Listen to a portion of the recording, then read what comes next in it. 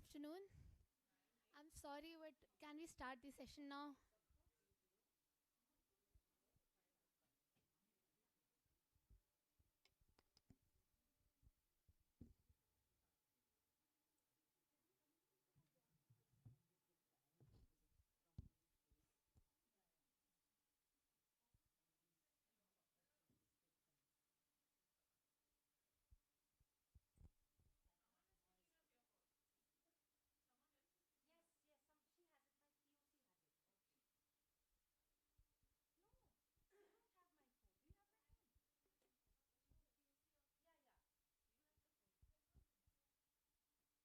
Good afternoon, everyone. Through her lens, the woman leads the way, building the base of literature, thought, opinions, will, and perception. This is the theme or the introduction of the session titled Women Protagonist Rethinking Indian Literature. Our speakers are Koril Dasgupta, acclaimed by India Today for her psychologically layered storytelling, is the author of multiple best-selling works across fiction and mythological retellings.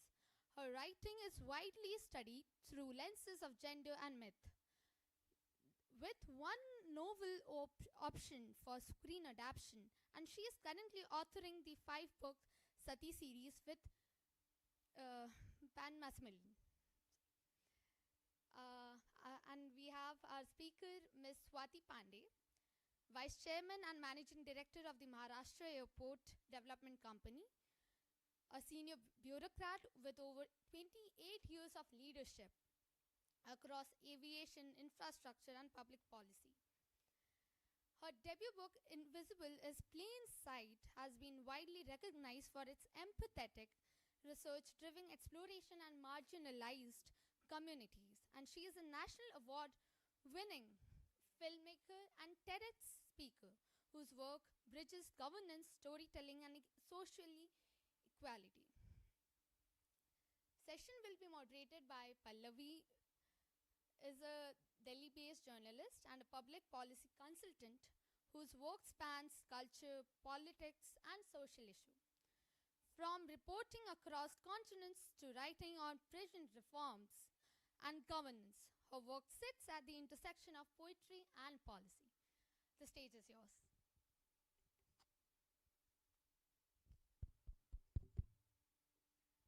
A very warm welcome to Swati ji, Koral ji, who are more Eastern than I am. I've been welcoming people to the state and welcoming people to Odisha as Odisha's daughter ever since I wrote Nandini Sadpathi's biography, but both of you belong here more than me. This is a wonderful topic. It looks at how women protagonists have evolved in Indian literature and the role of the woman protagonist. Now, when we say woman protagonist, we are basically talking about half of the population of the world.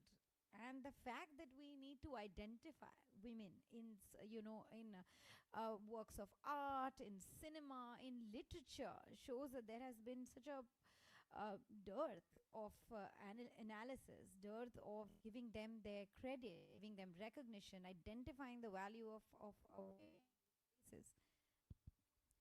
So both of you have done extensive work around this, and it's interesting that you come from diverse backgrounds. And I was having a chat with Swati about how her day goes in airports and construction and infra, and one thing that we talked about was that there are so many men in the room all the time in different fields. So a woman's voice might not be as heard in those spaces. And it is the duty of literature to bring, or art or cinema, to bring those voices, those women voices to the forefront, so that we can raise issues in our works of fiction, in our works of art, and ask those questions so that the real world has something to think about. So Swati, I'll first ask you, and then I'll move forward to Koral. As I was discussing with you, there's always the urge to build a perfect woman character. She's perfect, she's flawless, she's modern in her ambitions, she's works like she can be a corporate slave, and there are a lot of these things that are perhaps this is also the male gaze where we attribute all of these qualities as making her an efficient employee, making her work life balance, and all of these concepts that come into women's life. So building the urge to how do you resist that urge, and how do you show a woman with all her complexities, her uniqueness, which can be termed as, some people will call it flaws, but it's actually the reality of life. So when you're doing character building, how does it work? First of all my Shrotagan here, participants here in front, audience, apan samastanko moro namaskar.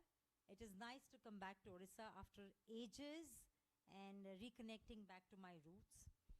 And the topic is very, very, I think, what do I say? Women protagonists. Why women? Because that's where the problem starts. You've already made a square box and you've kept women in the square box. And you have defined what shall be a woman.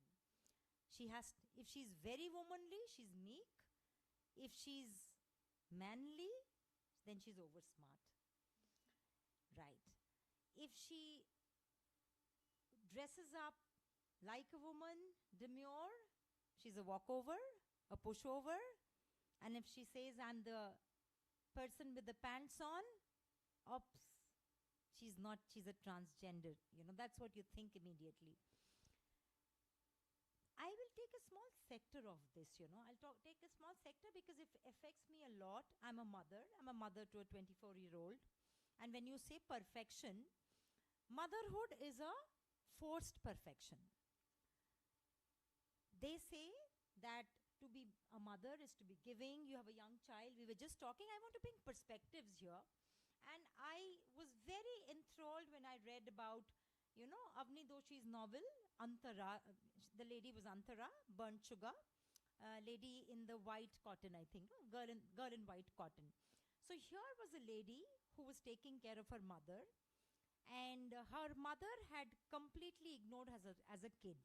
So a relationship between a mother and child, what is the square box telling you? It's a story of love, affection, giving, nurturing. Became a story of that I am forced to be a mother because it was biological. I may not have the time. I may not have the inclination. So look at the narrative and look at the reality is exactly what you're asking me. How does one break the urge? I think that comes with immense amount of patience and not wanting to fit. You don't fit in. And once you have decided that I am not going to fit it into the square box because I want to do osmosis. I'm a student of science. This is my favorite term, that I want to do osmosis and I want to diffuse out. I cannot be defined by the square box because you can't expect me to be a woman in a man's world. I am gender neutral because I work in an organization, I told before, with about 350 staff and only 2% of them are women. So mostly I'm handling men. If I think I'm a woman in a seat, I will be anti-men because I will bring my prejudices to the table. So I think how I handle this is being in my mind truly gender neutral when I'm in my workforce, that I am not a lady in a man's world, but I am just a person in the world. Coral, I'd like to ask you about the Sati series. Whether it is a woman like Kunti or Ahilya or Draupadi, we know these women because they were written about by men. We don't really know what Kunti really felt. We don't really know what Draupadi really felt or what Ahilya went through. For that matter, so many women in our mythological history, which has a lot of women and a diverse range of women, so many shades of sentiments that they're going through in those stories. So when you're analyzing these characters and writing about, because these characters already exist out there and there is a version of them that is quite mainstream as well. So when you're pulling them away from the mainstream, adding a nuance to their character or finding a certain layer within their mental framework, what is the challenge like, and what do you feel we have done? Do you feel we have done a disservice to these characters by mainstreaming them so much, like the way Draupadi is analyzed? You know, the way, like, we had a session in Hindi exactly on this subject yesterday, and there was a discussion on Draupadi and saying that, you know, we don't know the kind of pressures and the dilemmas that she may have gone through. Maybe, and you know, one really interesting thing that came out of that chat was that perhaps for centuries, our civilization has not found closure to Draupadi's problems, and we're searching for that closure, which is why it's coming back again and again. So, yeah. Thank you. Uh, you know, there are lots of agreements that I had with myself when I started writing the Sati series.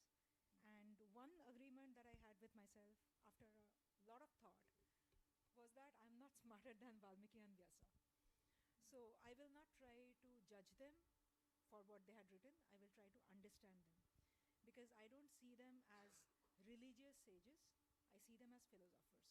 Well-learned philosophers who had acquired a lot of understanding of life, about the truth of life which will come back, and that is the reason why it is called mythology. So when you try reading the stories from that perspective, you know that everything is a metaphor. Every event, every person, every character, things happening to them, it is metaphorical. It is trying to propel you towards certain truth that is a part of your modern life, wherever you stand right now. So understanding that I am not smarter than Valmiki and Vyasa was the first thing that really helped me to look at the stories and interpret them in with a lot more open mind, even on things where I myself was very uncomfortable about. The second thing that came across to me while doing the series was the fact that patriarchy did not impact only women. Patriarchy impacted men too. Telling them that men don't cry, telling them that this is the kind of work that you do, telling them that you cannot do certain things. If they do, they're termed effeminate. Joru ka gulam, pata nahi kya kya.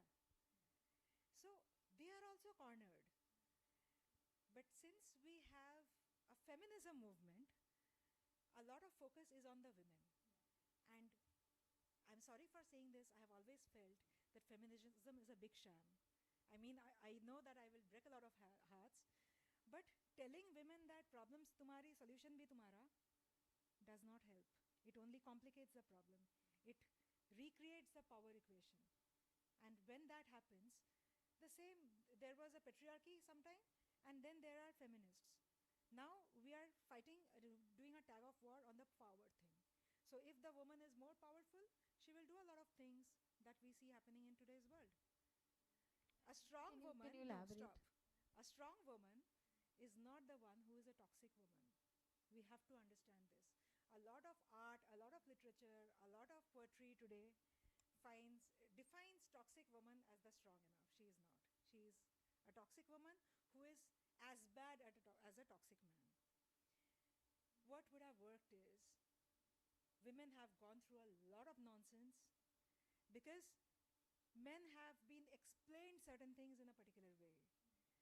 If the focus of attention was men, instead of telling the woman that I will bring you up as a man, if the men were told that grow up like a woman, take charge, feel for others, think good, have empathy, they would have had a different trajectory altogether. Indian mythology says, Om Devi Sarva Bhuteshu Shakti Rupenu Samstita. We all have heard that, right? They don't say Om Devi Sarva they say Om Devi Sarva Bhuteshu, means everybody, every kind of life form has the Devi present in the form of Shakti. We haven't taught men to understand, The Devi go within back them. to that Shakti. They think Shakti is domination. You know, this is a Shakti very is interesting point that you've made, that actually the Devi, and this is perhaps the first time I'm hearing this perspective, that the Devi is also inside the man. So you know, sort of channeling, because it's always the other way around, where we are building a strong woman character, we're modeling it on the modern man, that she has to be ambitious like the man, or she has to go into warfare like the man, or she has to work like the man, or think practically like the man, or, you know, all of those traits that we celebrate are manly traits, you know, of existence and the, you know, surviving in a workforce and all of that, and more so today than earlier. But the fact that there is a Devi in men as well, and that they need to encourage embrace their empathetic side to just become better citizens is very interesting perspective. Moreover, mythology treats gender as energy, not with their sexuality. Sexuality is very personal. I am a woman. I will Can you treat give some myself as examples a that woman when I am probably in love, one, or two, when I have to give birth to a child. Otherwise, whether I'm a man or woman doesn't matter, right? It doesn't matter. So here in mythology, it says the masculine energy and the feminine energy. And very interestingly, whenever the masculine and feminine are separated, there is Tandav. When Shiva is separated from Sati, there is Tandav. When Kali goes on killing, Shiva has to lie prostrate beneath her feet. Otherwise, there is destruction. You see again and again that there are so many events where you separate the masculine and the feminine, they start existing separately. There is complete, destruction of the entire system. So my next question is to you, Swati. So like a lot of times when writers are, they pick up these women protagonists, you're trying to find heroic moments and trying to turn the woman into a hero and woman into the, central character of her story. How do you find these heroic moments within the mundane? Does she have to be on a grand mission, or is there any, life choice that she makes which is heroic enough? Like how do you, identify like her bravery, her strength, and what are the factors that that comprise a strong woman in a character that you build? See, this question for me is very, dependent on the timelines. Earlier, you used to have women protagonists who were born out of struggle. A classic example, not a protagonist, but for me, she was possibly the strongest woman of Indian literature, is Munshi Premchand in Godhan, the Dhanya character. Anybody's, I'm not sure how many people have read Premchand, because Master Teller, she was not the protagonist, but she was stronger than the protagonist, right? She was stronger than her husband.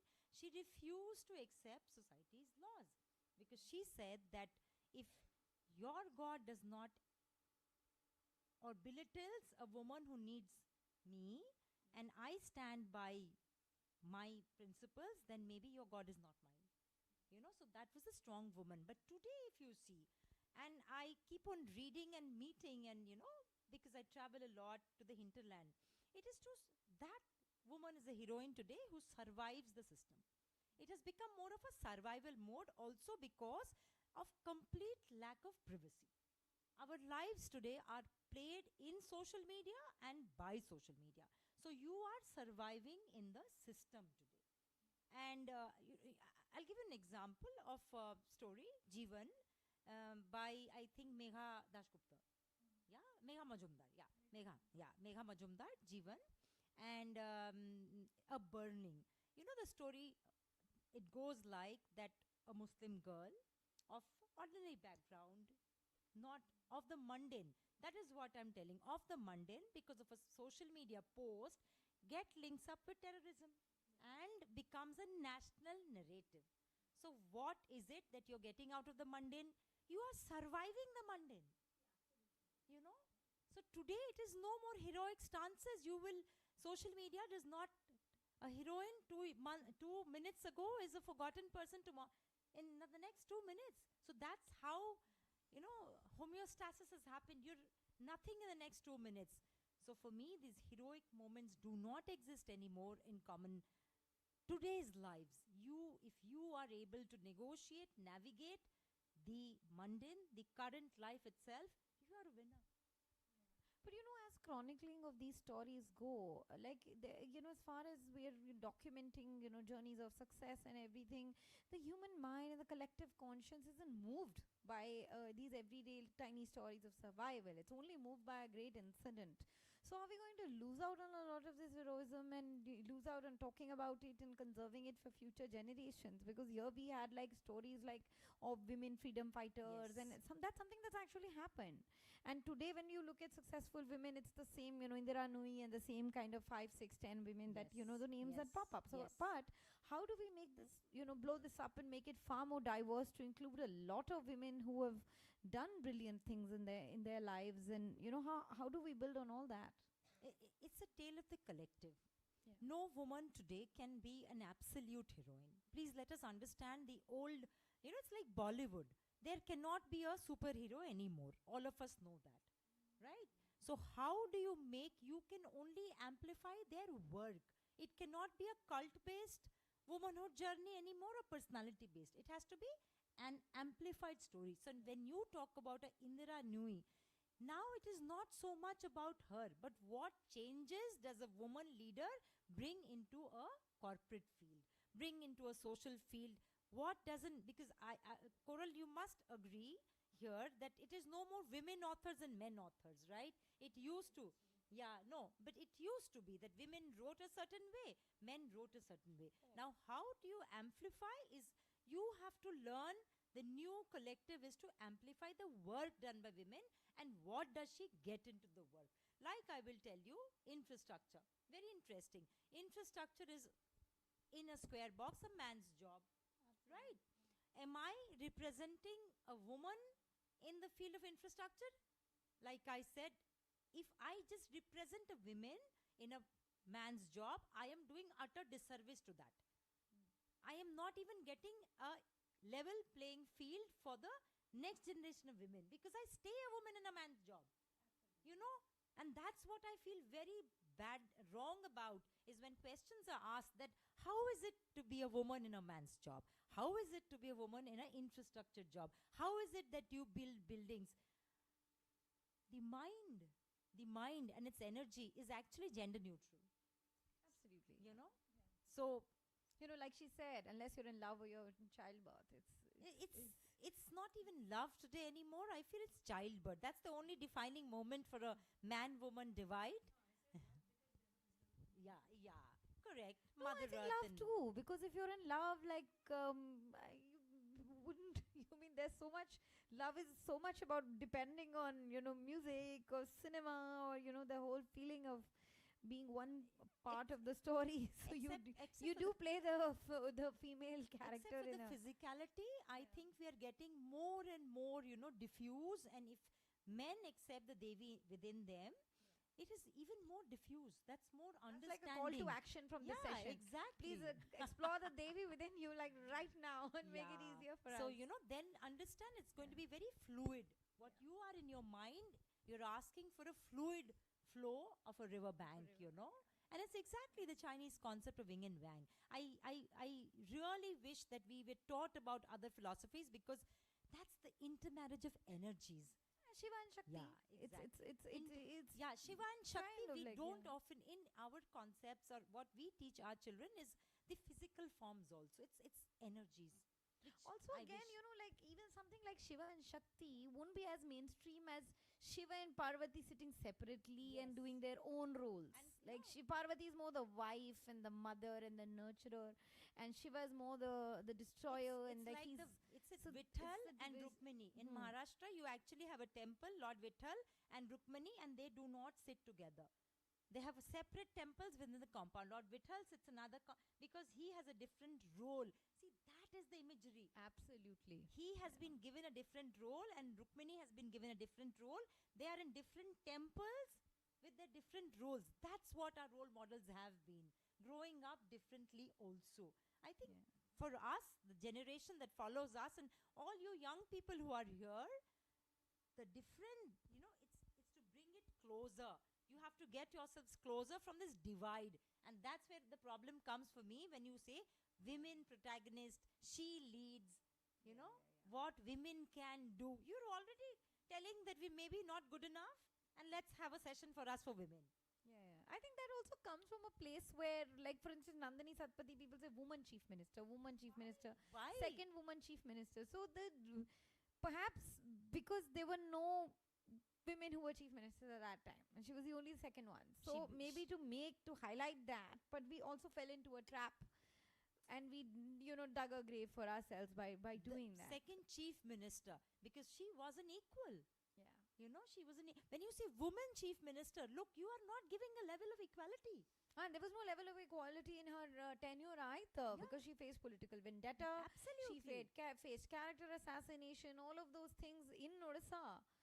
So and leading a state right from the helm of being at the helm of things, being a pal to the strongest prime minister of the time.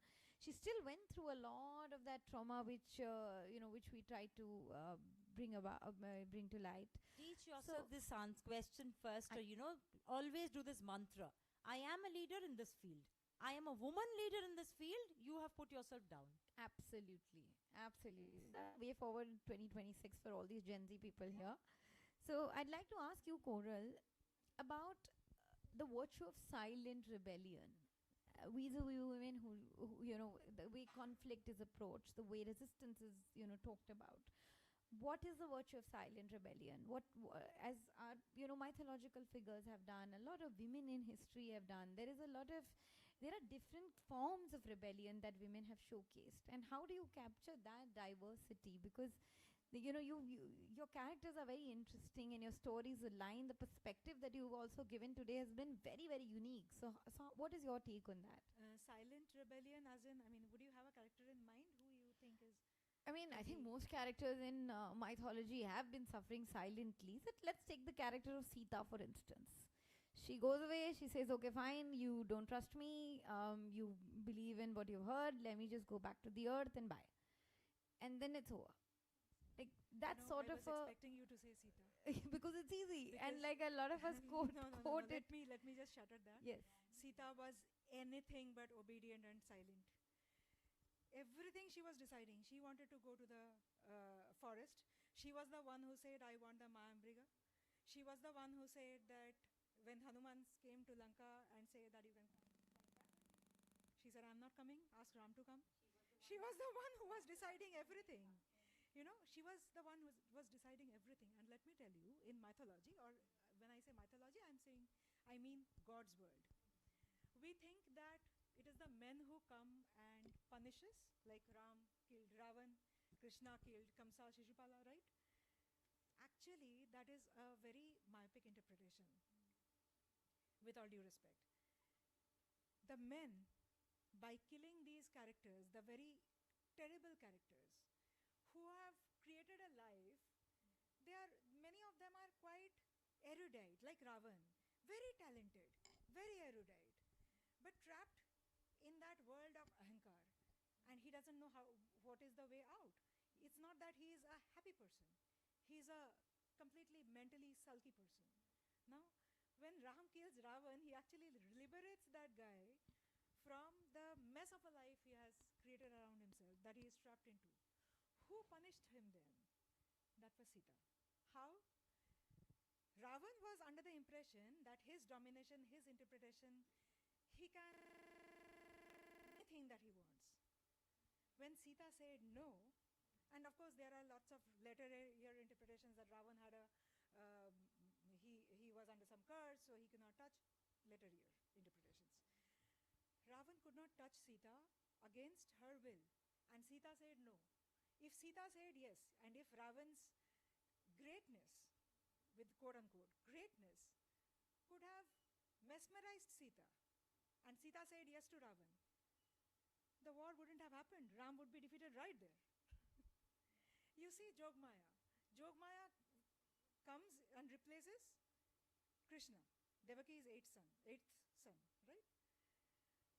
Kamsa gets hold of her and tries to smash. She slips out. She goes out of the window, right? Window se nikalte waqt she says that whoever is born to kill you is there in Gokul. Kya zarurat thi ye bolne ki? She could have slipped out, na? Nikal rahi thi, nikal jao. What story together to give him the cue? She infected that fear inside Kamsa that you are not safe, boss. You will die, and whoever is meant to kill you is there.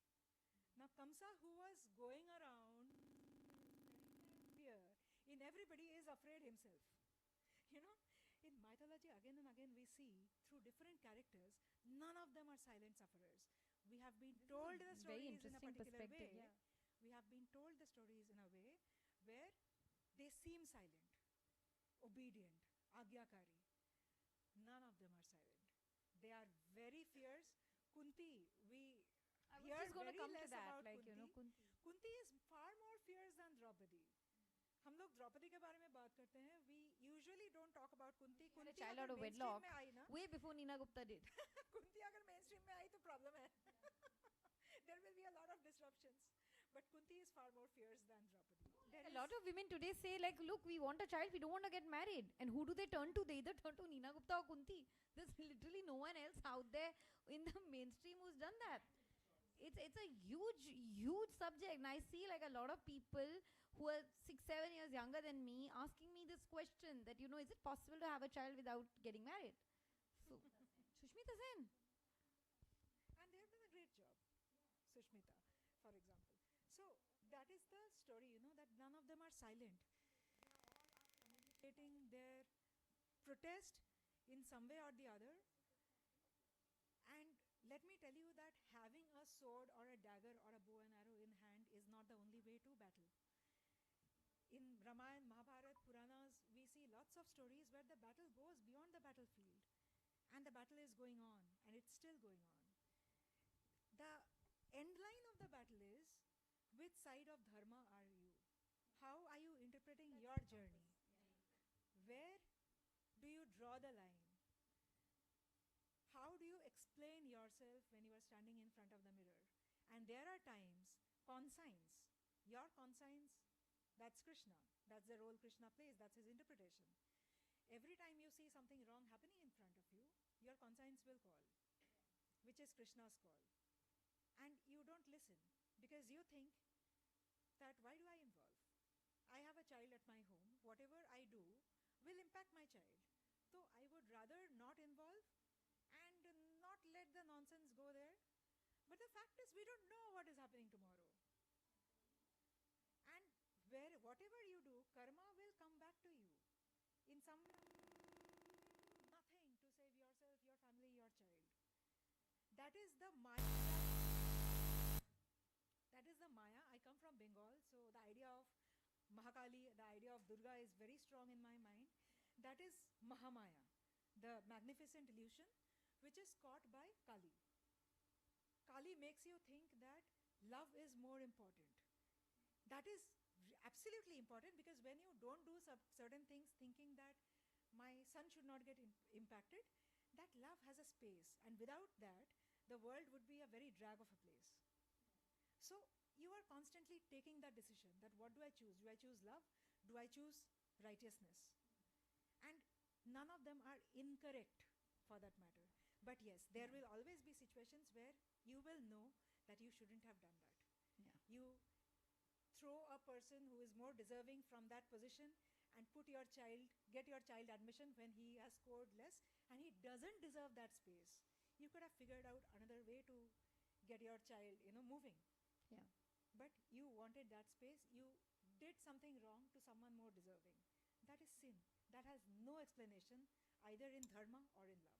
After you.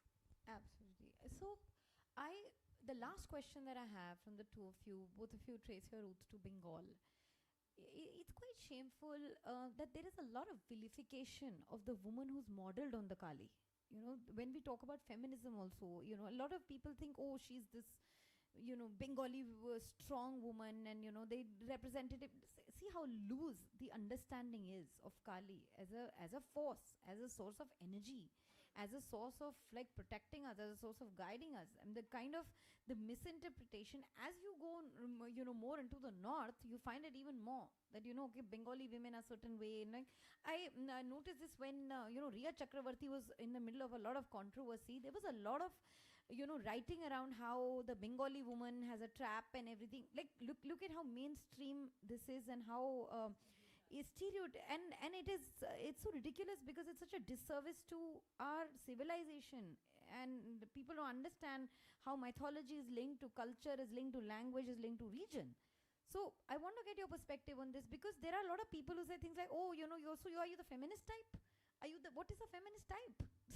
So it's, and the younger generation today needs far more education, understand that there is no feminist type. This is not some radical fringe out there. They're just telling you that you need an equal society because you're suffering, because the society is not equal, and you're the one who's going to ultimately suffer the consequences of a system like that. So I quickly want both of you to reflect on this, and then we wind up the session. Bengali women, are you asking us for the stereotype? Because I actually will bring a parallel. You know what are Bengali women beyond Kali thought of by people in other places? I think she's the quintessential Binodini of Chokher Bali. Oh my God, that she is an that's attractive, exactly how it is. Exactly. Yeah. That's the stereotype. When and cinema has also done a disservice. Exactly. So, when I got married to somebody from Bihar, my mother-in-law's first question was, how did you trap my son?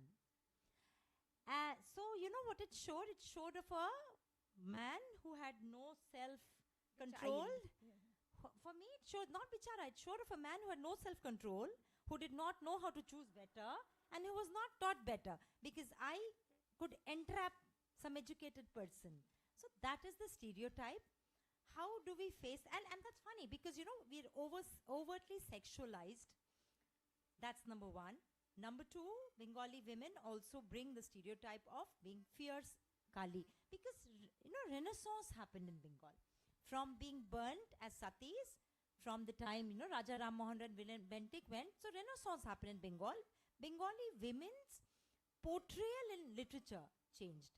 So you had, Bankim Chandra writing about his brave women. You had Noti Binodini, a woman who was from the, a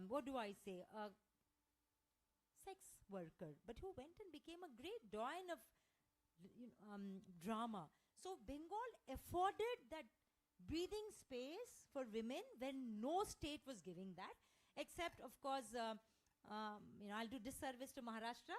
There was a Jyotiba Phule movement, and there was, so I think these two, but of course the Maharashtrian women do not have that stereotype. So the moment you speak against something, you are stereotyped. So it is this stereotype that hurts Bengali women as a stereotype. I don't think she'll agree. And do you not agree that you just take it as a pat on the back? I take it as a pat on the back. So when I'm told you're aggressive, it means I have a voice. When you're told you trapped somebody, thank you, I'm very seductive. So I think we have encompassed this, and we enjoy the limelight, boss. I will once again just, since you asked this, let me just very quickly interpret Kali. We have a lot of misunderstanding. Really enjoying your interpretation. We could go on and on. Yeah. Kali is said to be the naked goddess, not because she was meant to be erotic. The idea of nakedness is she has nothing to hide. When you have nothing to hide, you will become very true to yourself. You don't need to correct your nose, you don't need to put on kajal, and you don't need to talk diplomatically. You don't need to hide any part of your personality, your truth. So that is Kali. Second is Kali's fierceness, which models her as someone who is very much battlegroundish, ready to kill. Kali's fierceness is about her morality. You have to be absolutely moral, whatever be the situation. Don't think about tomorrow. You cannot save your family and loved ones and friends. Even if you want to, it's not in your hand.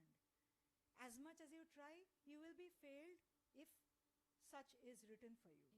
So the only option that you have is fierce morality, and Kali represents that. I don't know how many of you know about Chinnamasta. Do you? Chinnamasta? Chinnamasta is a version of Kali where it says that she decapitates herself. Apna sar kaat leti She's hai. one of the Dasamahavidyas. Yes. Yeah. She cuts her head, and that blood feeds others. And the idea of Chinnamasta is that you are that kind of, you can cut that ego. Now, of course, when you hear that kind, you feel that, oh God, this is very tantric. this is very self-decapitating. It comes to you in a very scary way. Now, last time when I went to Calcutta, I met this lady. She came to cook to our house, and we started talking. And she came, she changed, she cooked, she went. I started talking to her. She says that her properties are more than ours.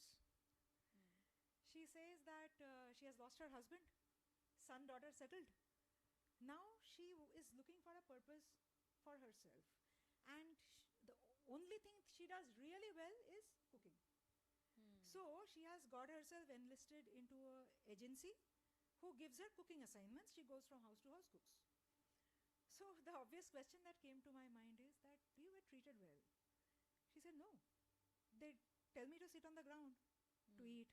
If they want to give me something, there's a different cup kept for me from which I should have. I should not touch other things. There are lots of things which are very, now she can keep 10 cooks at her home, but still she has let go of that ego which might stop her from pursuing that purpose. Chinnavasta. That's all that I have to say. My Rest God. my case. What a wonderfully informative session this was, and so charged in so many ways, and there are so many interesting takeaways from this. And I really hope the young crowd, the young volunteers of KLF are also listening, and that they also have a lot of takeaways, because ultimately it's this generation that needs to make a change and embrace. They need to live the change, correct. They need to live the change, absolutely. Thank you so much, KLF, for giving us this platform to have this. Can we please have a huge round of applause for the two of them? Is there a question, ma'am? I think we can take one question.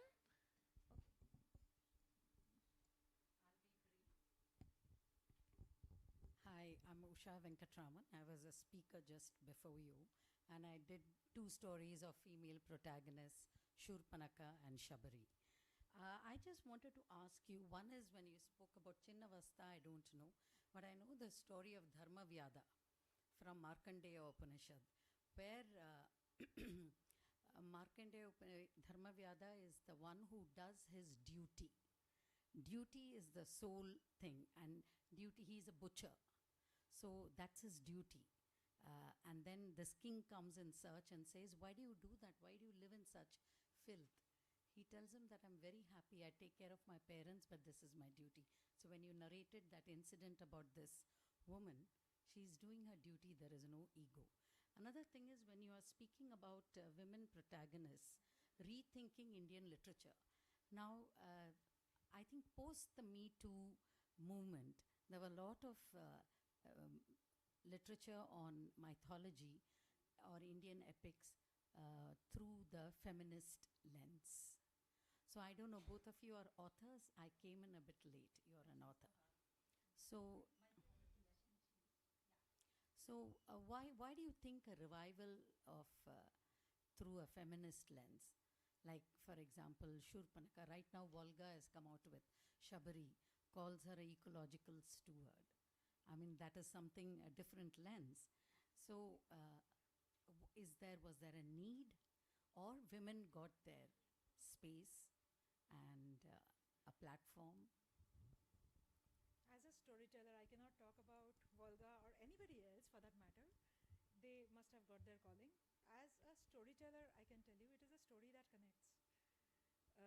When I write a story, I had just said my first answer was maybe quite displeasing for a lot of people, but but every character is subject to interpretation, and what we see in each character is a lot more than what exists. Maybe that part of that character has never been explored. When I was writing Kunti, I found Pandu to be one of the most wonderful characters who had not been spoken about. I mean, we didn't ever think of that guy, one man who was born into royalty and grew up knowing that his mother was forced. Now, how do you think a man would grow up who knows that he was born because his mother was forced? If he is the thick-bodied Kshatriya, he would grow up in a different way. What if he is sensitive? Probably that is what we see in Pandu. Now, you might say that what was the requirement?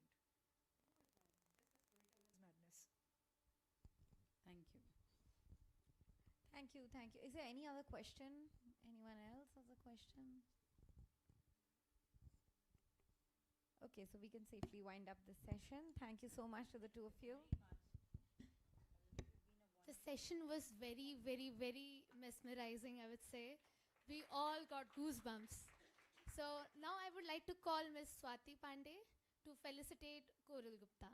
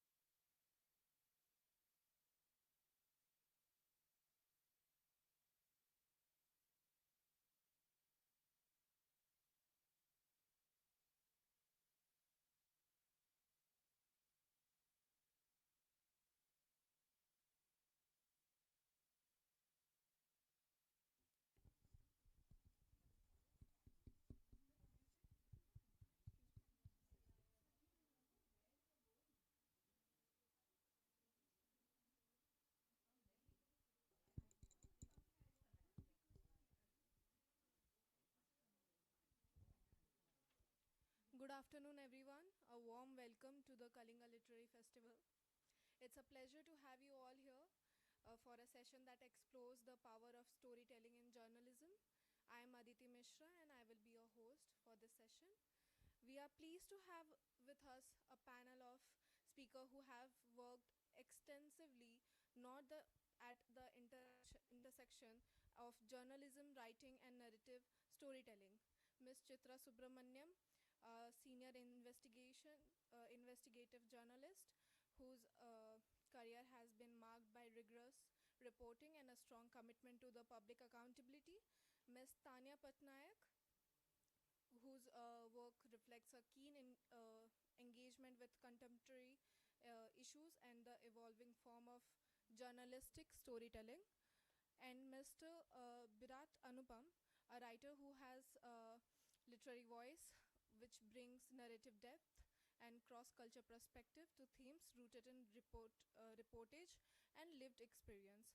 Guiding this conversation is our moderator, Ms. Priya Kanungo, who brings experience in journalism and public dialogue. With any further delay, let's us begin engaging discussion on this journey from newsroom to narratives. Thank you.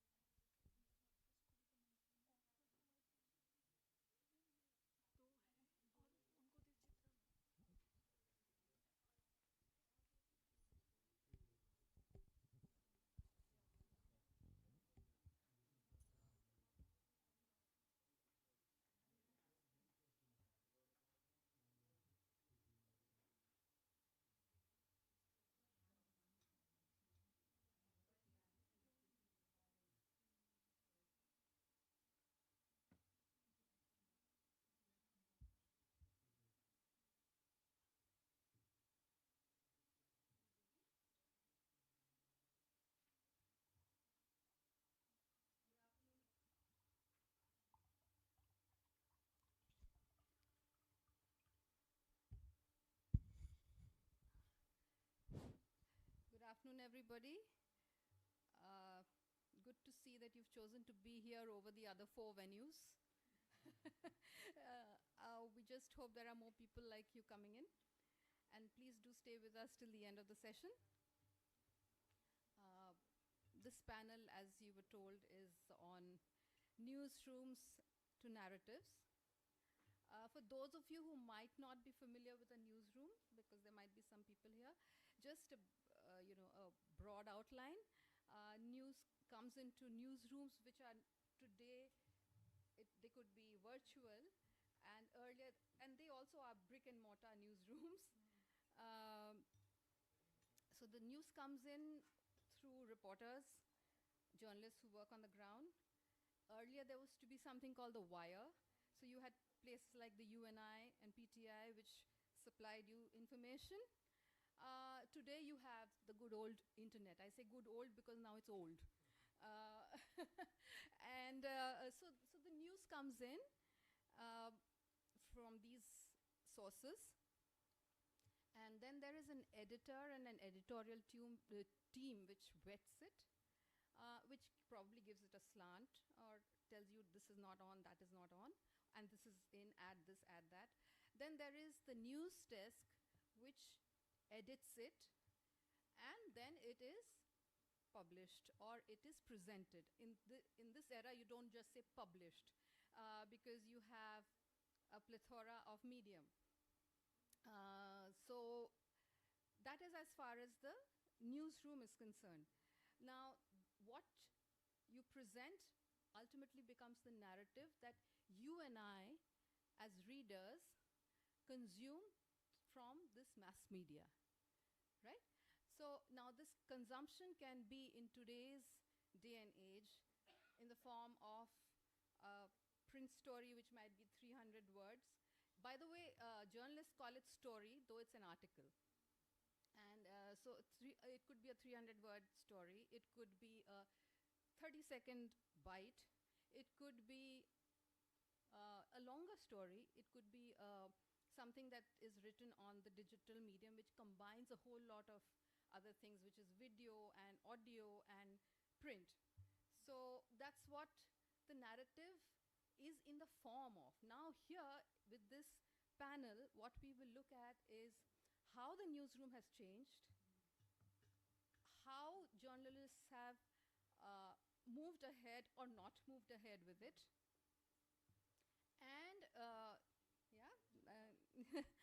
and then we talk about how the narrative also is impacted sometimes. Okay, so now to this esteemed panel, my first question is, do you think anyone with a smartphone is a prospective breaking news journalist? I will first ask Chitra Subramaniam, ace investigative reporter, who's inspired generations with her grit and courage in unearthing the Bofors case, and has rocked the Rajiv Gandhi government with it. So, Chitra, you've seen it all. And I'm sure you have the good and bad worked out in your head. Please give them a perspective. Seen it all, but thank you so much for your kind words. Seen it all, but I was talking to a journalist this morning, and even today for me, when I meet a source, the thrill of meeting a source is like how it was for first time. It's never, it's just exhilarating when someone gives you good news, good information, not news. So to come back to your question, which is what, how things have changed? No, my question is, how smartphone. do you... Is a smartphone person. See, I'll give you an example. This was about the Jayalalitha verdict. I don't know if there was a verdict, there was the politician in Karnataka called Jayalalitha. Sorry, yeah. And there was a verdict, there was a guilty or not guilty verdict. And people had smartphone, everybody was breaking the story. But the good journalist would say, I need to see the judgment. You see? So to answer your question, depending upon the media that you are with, or the newsroom that you worked for, or the editor you work for, just a smartphone is not a story. And have seen it all. For example, I have co-founded a digital media platform in Bangalore called the News Minute. Yeah. So we are a team of 40 people, and we are really kick-ass. And nobody in the newsroom agrees with anybody. So to answer your question, just having a mobile phone doesn't help. I mean, it helps, but it's not enough. Good to know that. Tanaya Patnaik, Executive Editor Sambad, you are in the business of media house, running a media house across 4 platforms. No? That is print, digital, television, and radio, right? So what's your take on this? It depends what is your definition of breaking news. Yeah. For real news with real facts, which is going to create an impact on the long term, a smartphone is definitely not enough. I mean, even without any camera, you can write a very impactful story. It depends upon how you're going about it. But yes, everybody has access to a smartphone now. Things like somebody going on the road, an accident happening, if that is big breaking news for you, then yes, somebody can give you that news first and fast. But like Chitra said, a smartphone is not enough, definitely. Now talking about print TV, radio, digital radio, we don't do news, we're on FM radio, but print TV, digital. We're undergoing a huge transformation now, where we're trying to integrate and bring everything together, and it's very, very challenging, I would say. I'm a big fan of the News Minute, and I think you and I think Dhanya, so good, right? Like, I think you complete Southern India news, it's news minute for me. And it's been like that for the last like 6-7 years at least. So, Thank you. This is Dhania is Rajendran is my editor-in-chief, and she's outstanding. So we cover the South, all the 5 states. So thank you. so like when we talk about narratives, Right. newsrooms, now newspapers, it's a very challenging time for newspapers because newspapers are not breaking news anymore. Absolutely. Everything is on TV, everything is on digital. I think the big change now which we are realizing is earlier we would share stories that we want to share, like the reporter or the media house or whatever your editorial strategy or policy is. But I think we've realized that now we have to share stories that the people want to hear. It's all about survival now. And it's all about the business of news as well, like you said. It's all about viability. Now, who is reading your news? Are they paying for it? That's very, very important. We'll come For- to that. We'll come to that part. So, you Yeah. know, I think it's a lot of experimentation is happening. Everyone is fighting for survival, and we're still looking for the magic mantra. I mean, I feel that it's a little bit of a hot pot now. Right. So, like I was discussing with somebody earlier, it used to be a day-to-day affair where people read newspapers, and you used to put a newspaper to bed. Huh? And today, it's a minute-to-minute affair. And in this hurly-burly world of journalism where there is high stress and low salaries, it's just the adrenaline rush that probably gets you through. So Birat, Anupam, you've been writing in Nepal for many years. And why I chose this topic was actually because of you, which is that in your country, in September, the Gen Z created this complete, it was a complete takeover, literally. And then the world saw that a prime minister was voted or chosen on social media. Now, could you talk about that? And now would you talk about, the smartphone and how the social media has impacted society? Very good questions, and this is the questions I've been asked time and again. So actually, the September 8 and 9, there was Gen Z movement, and what we call it was the movement generated by the citizen journalist, because the government blocked the social media, the Chinese app, WeChat, American apps, almost all from the Silicon Valley except Viber, Russian app that is BK. So almost all the popular social media apps were banned, and youngsters were very angry because most of them they had their business via social media. They had their digital personality, so they had made a kind of personality through the social media. So when this was banned, there was angry on the youngster. Actually, they were already angry, so that was a triggering point. That was the trigger. Yeah. So it was amplified by the people with the smartphone. Right. It was not reported by the mainstream journalist, right? We cannot say all of them were citizen journalists, but we can say that most of them had the journalistic elements. And I was reading somewhere that you had written there was several bits of information that were going on which weren't true. And you mentioned them, I think 6 or 7 of them you had mentioned that I was Yeah. reading. And it's so true because much of it is unverified. And just because you see some hazy images doesn't mean it makes a story. Yeah?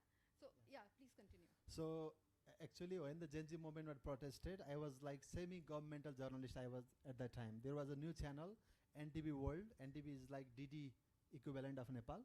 So I was selected for the editor for the NTV World, and there was a training like thing, and we were surrounded by the protester inside the NTV World office.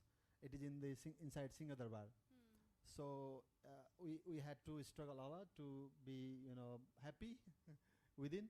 So when there was a protest, and I found a lot of misinformation. Right. Actually, I could figure out the misinformation because I had extended networks of my friends, because I am involved in literature. I have the literary links. I started my journalism as a local reporter, then the provincial, then the national. So sometime international also, because I worked for the diplomat also. Right. So I had the networks of people, and there would be a viral of the video, like somebody would say that finance minister is badly beaten on the street, and it was reported from the India, from the Korea, and from the Yeah. Arab world. Yeah. So and I called to the finance minister, and he was okay. So I could not verify. Before their phone was snatched by the army, they could talk to us. Mm-hmm. So another there was a person beaten as a Gagan Thapa, the very influential Congress leaders, and I talked to the people close to him, and he said there is nothing like this. So the interesting thing is that this is very sad from Nepali point of view. The driver of the misinformation were from the India, not from the South India, luckily. That's why when I read the English language newspaper from India, I basically I trust the medias from the South. And we in Nepal have that kind of attitude, except Times of India. So they were the drivers of the misinformation. So all the global misinformation that was about Nepal's Gen Z was the product of the Indian media. Actually, they picked from the Nepal social media. You also mentioned BBC. Yeah. And Yeah. they picked from the Indian media. And so here, so coming back to the point, is that so the smartphone is not the only one to be blamed. Yeah. Here you have proper media houses putting out information which is not correct. Yeah. Yeah, exactly. They picked the information from the Yes, social please, media. please, The she mainstream wants- Indian media, they carried the story, and the old media, they picked the same story. Chitra, please use the mic. Can you hear me? Yeah. As we speak, something is happening in Iran, and I have been following this story for the last 3-4 days from an Indian perspective. And I'm old enough to remember the Shah and what happened and how that regime fell and the Khomeini came and all that. And there is so much misinformation coming from the West. They do not understand what's happening in 100 cities in Iran, and they're calling for blood. And they're calling for the old regime, the Shah's son, who is now gone to the US with Donald Trump and saying namaste. So, we have to be very careful that just because you have an instrument, you don't have sources, you were able to call your people by the phone and said, no, I am alive, I'm not dead. So it's important to have sources and constantly win their trust, and your phone is an instrument. Right. To sum this up, it's that the instrument might be the instrument might be there, but look at the fact that there are so many of these big media houses which are also putting out information which is not authenticated and not correct. Okay, so now the next point that I want to raise is about pure journalism, which is that do you think writing elegantly, or rather, do you think more than writing elegantly, a journalist needs to have a nose for news? To me, And so a nose for news and a thick skin. Huh? I think Yeah, okay. To you, if I were to ask, you write for several publications. Now you also need to pitch your stories in these publications. So this nose for news and the ability to pitch the stories, I think somewhere you need to have a thick skin also sometimes. So can you just talk about that, and then I will ask Chitra and Tanaya. so. Nose for news Yeah? for the local media or international media. Any? Okay, so basically, as a local journalist, and again the journalist pitching for the international outlet, so it can be a part of narrative. So the first of all, I basically look after the narrative from myself. For example, basically I try to write on the things that people have interest on Nepal, but still they don't have the good picture about the story. For example, when I read the Indian media and the Western media, they picture communist as the Chinese byproduct and the Democrats of Nepal as the Indian byproduct, but that is not the case. If you look at the Nepal's communist history, they were made communist by the communist of India, not communist by China. They read the Communist Manifesto not in English but in Hindi, so that was the case. So when you look at the Nepal's foreign policy, it was the Congress party that supported the establishment of relations with China. But how they picture that it is the communist who started to have better relations with China. So when there was a, Virat, I'm just coming back to the point, Okay. which is that for a journalist, I'm talking about journalism in general. For a journalist, do you think it is more important to have a sense of news and spot a story, or is it? I mean, you need to write it out, of course, but don't you think it's most important to spot a story, because there's so many things happening? Why would you pick one? you should have the nose for news, because I'm in a leave and still I'm writing on some of the issues. Because journalism is not profession. Journalism is like, the meditation for me. Because you have to think a lot, you have to concentrate, you have to pick something. Right. So this is, if you believe journalism as a profession, it's okay for hand-to-mouth issue. But someone who have the nose for the news, journalism is beyond the profession. It is like passion and meditation. Okay. Chitra, you were 29, you were pregnant, you were in a foreign country when the Bofo story broke. And it took you, I'm sure it took you a while to get into the story. But then, do you think you could smell the fact that it was something really big? And how could you just talk about that process?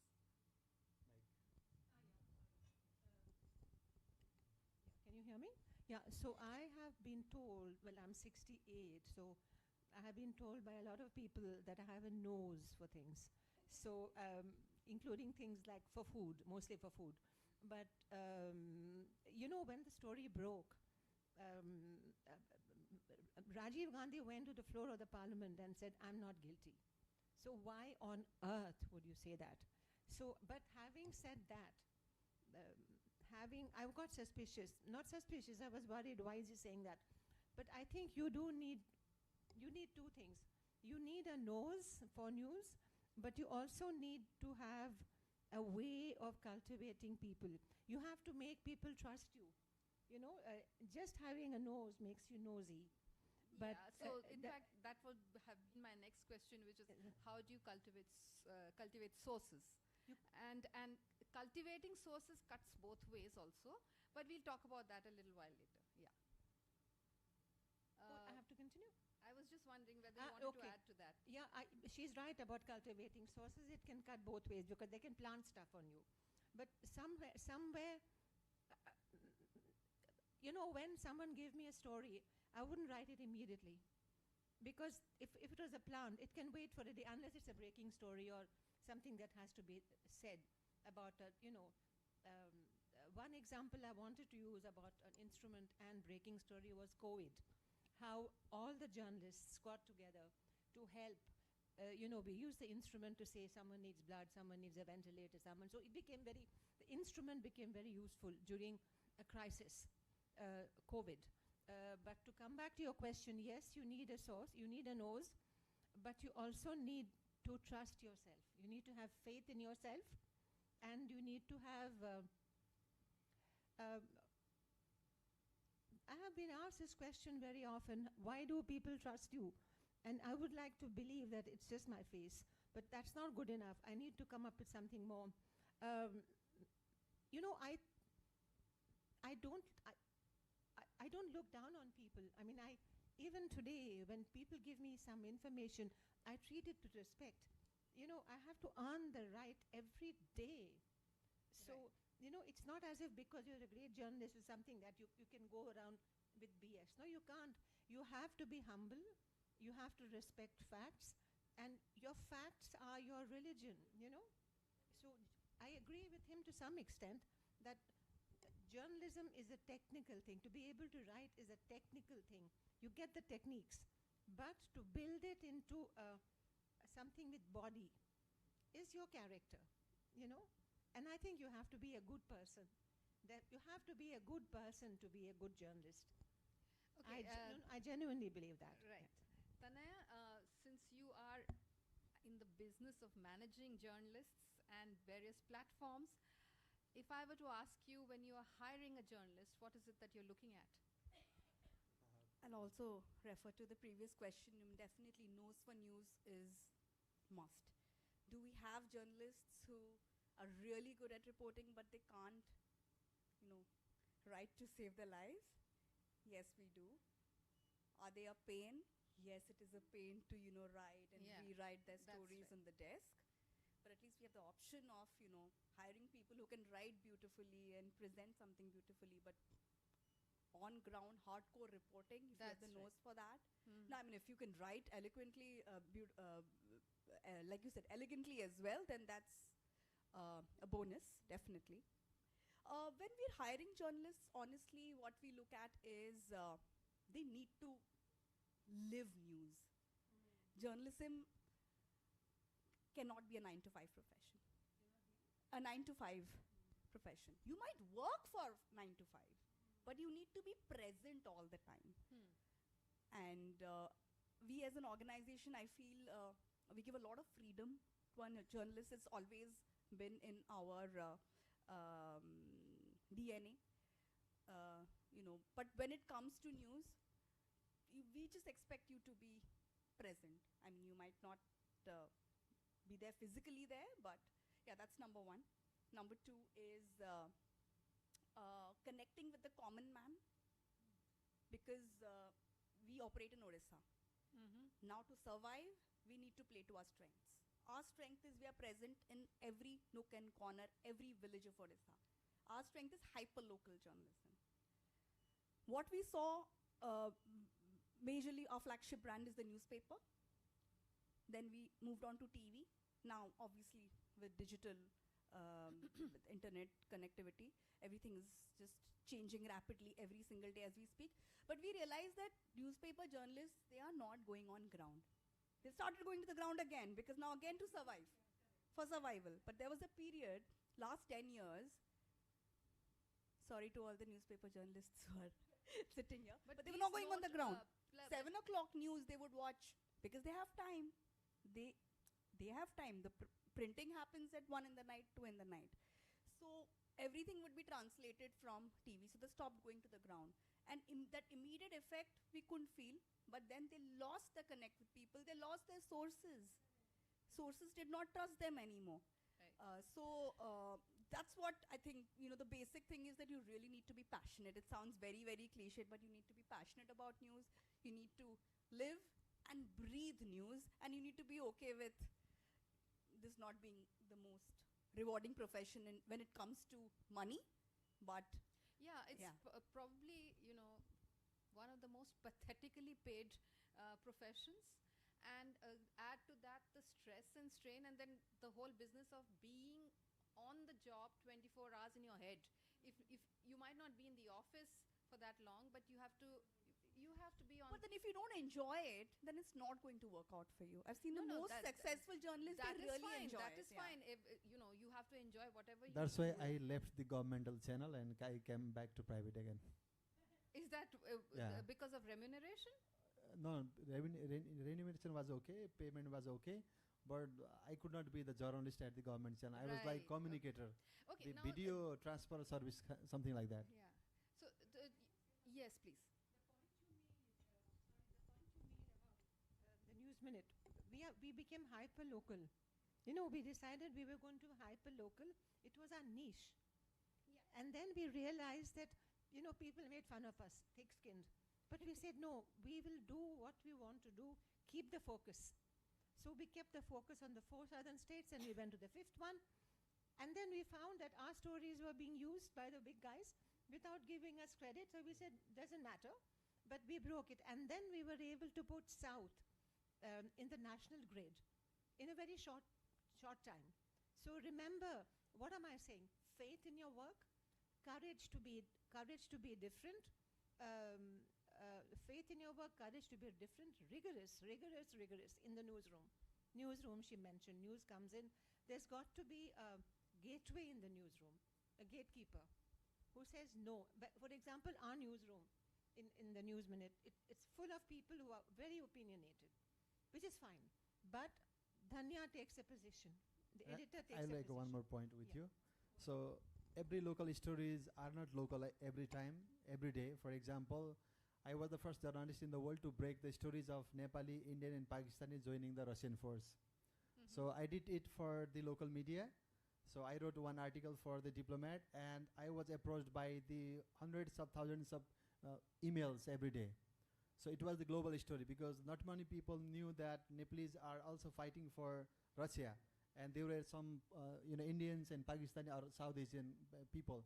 So it was the global story. So I have been featured in so many documentaries after that story. Actually, it was the local story at that time. So when it was picturized in the global context, it was the global news. So working for the local media doesn't mean that you are local journalist. So context and content make you local or global. Right. Now, something linked to this is the fact that, funding for getting stories. This is my observation, and you can always counter me on it. I find that in most television programs, you have these people propounding their, presenting their opinion. So here you get the views behind the news. So you have a bunch of people who come to the studio, these talking heads who come to the studio, or sometimes they don't even need to come to your studio. They can give their opinion from wherever they are. And they're happy, their ego is getting massaged, they're on television. And the news house, the media house is also happy because they don't have to spend that much money. And for instance, an Al Jazeera sends people to Gaza, they send people to Afghanistan. I don't see any of our national television networks sending people to such places, because it costs money. It costs money, and the way out is this, that they take news from somewhere and they have these bunch of people giving their opinions about it. So your comments on it. Chitra, please, first. Not everybody, she's right. I mean, it costs money. Can we have silence in the room, please? Excuse me, can you please keep quiet? Can we please have silence at the back as well? Yeah. Piche mein baat mat kariye, please. Thank you. So good journalism is expensive. For example, the business model. Our business model is we don't take money from anybody, corporates or governments, which means there's a price to pay for that. Yeah. But when you mention that, nobody is sending people on the ground, or Al Jazeera and all that. But it's not easy to do that. It costs money. That's what I said. Yeah. So you have to figure out, again, who do you trust? Do you collaborate with Al Jazeera? And I think what is happening now with, we use this, we work with News Laundry, or, we collaborate, we are building communities of journalists, saying that, okay, this is too big for me, this I can't afford, this you can afford. So, we build a group of people we trust. And this is helping us move forward, dealing with absence of resources or absence of money. Right, yeah. Right, okay. Tana? Yeah, I think collaboration is the most important thing. Be it in any field, I think, today. And it's just become so much easier with connectivity and internet and networking. I remember I was in Bhutan. My phone was switched off because I was trekking the entire day. We went to the Tiger Hill Monastery, and then when I switched on my phone, there was a message from Sky News London saying that, we need visuals of the train accident, the triple train accident that happened at Bahanaga. And I had no idea an accident has happened, and I was like, Sky News London is messaging me, a small channel in Bhubaneswar, something must have happened.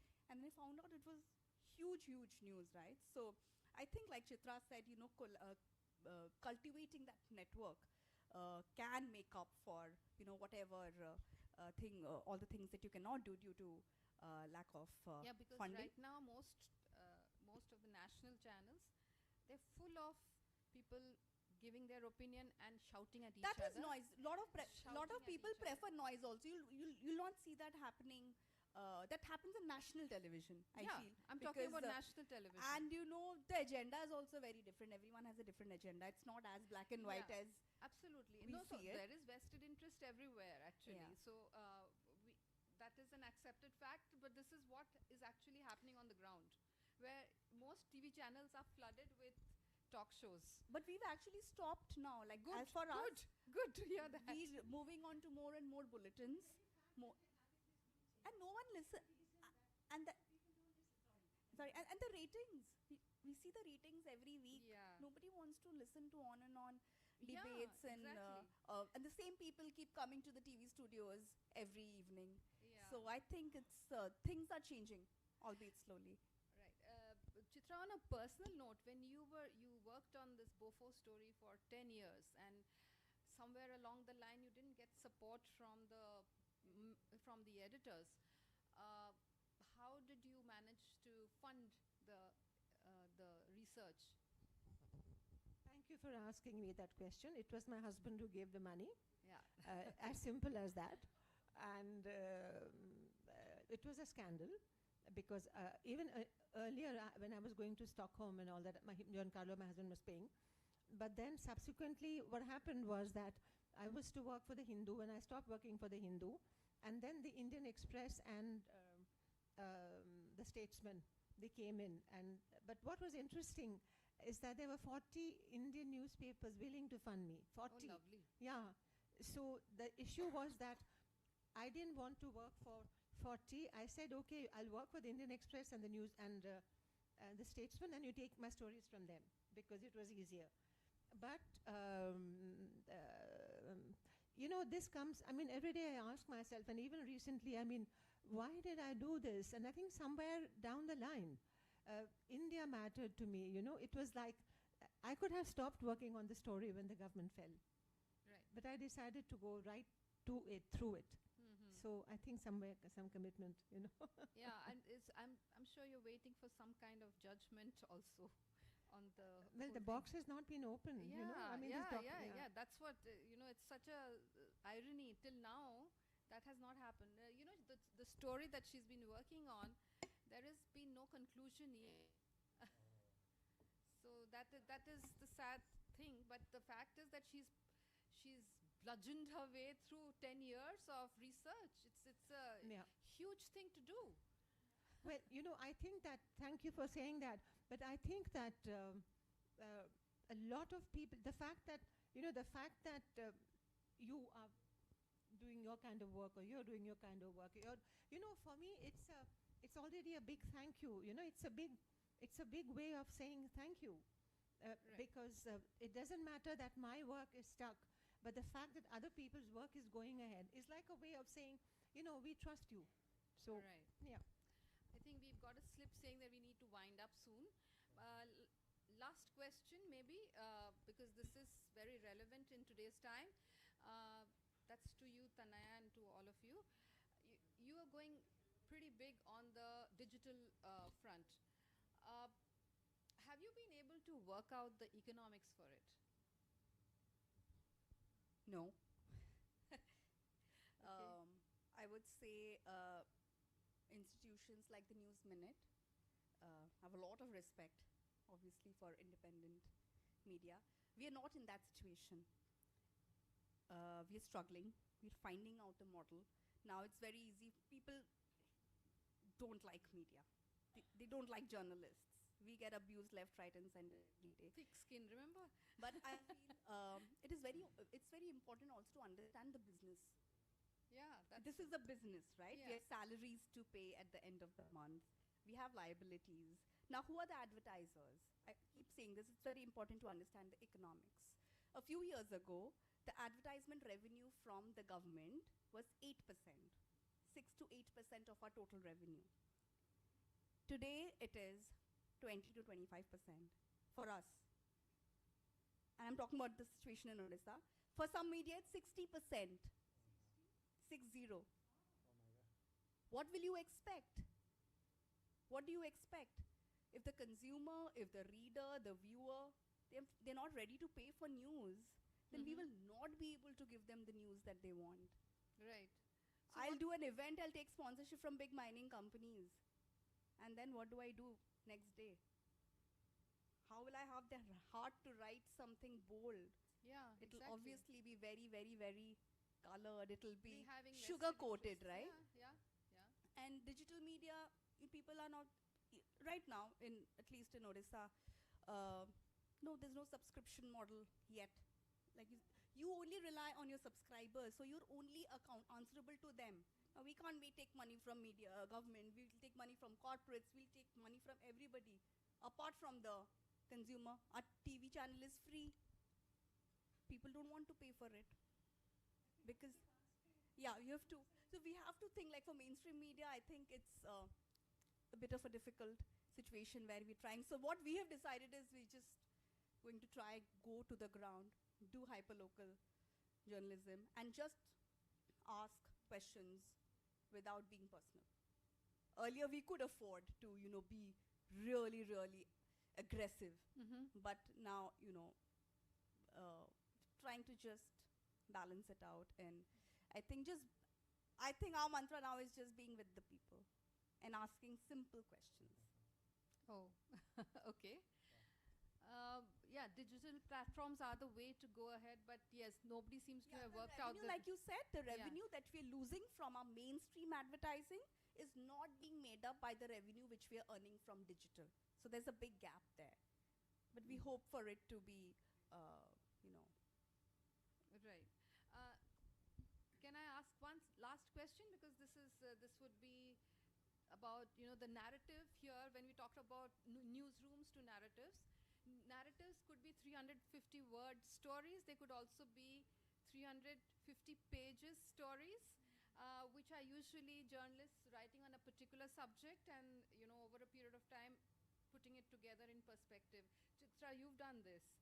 You've written several books. So is there any change in perspective or attitude when you write a story for a book versus an article? Humility. I would say humility, more humility. And I feel the more work I do and the more I read and the more things I listen to, I feel the need to be more and more humble, because my audience is that person on the ground, that I really want respect from. I want that last person on the ground to respect my work. No, just in terms of the craft of writing. When you write a story for a newspaper versus when you write your book. Different. Yeah. Definitely. So could you just a couple of lines on that and then we close. Yeah, very different when you're writing for a newspaper. It's like 600 words or 1,200 words or 500 words. A book gives you, I've written both. And a book gives you much more time to express your thoughts. A book is a luxurious thing to do. Yeah. It gives you a lot of luxury, which a newspaper article cannot give you. So luxury. Yeah. Okay. Okay. Thank you. Any questions from the audience, or you want to just throw us out now? Huh? Any questions from the younger lot who might be curious about journalism and now daunted? Anybody? Yes?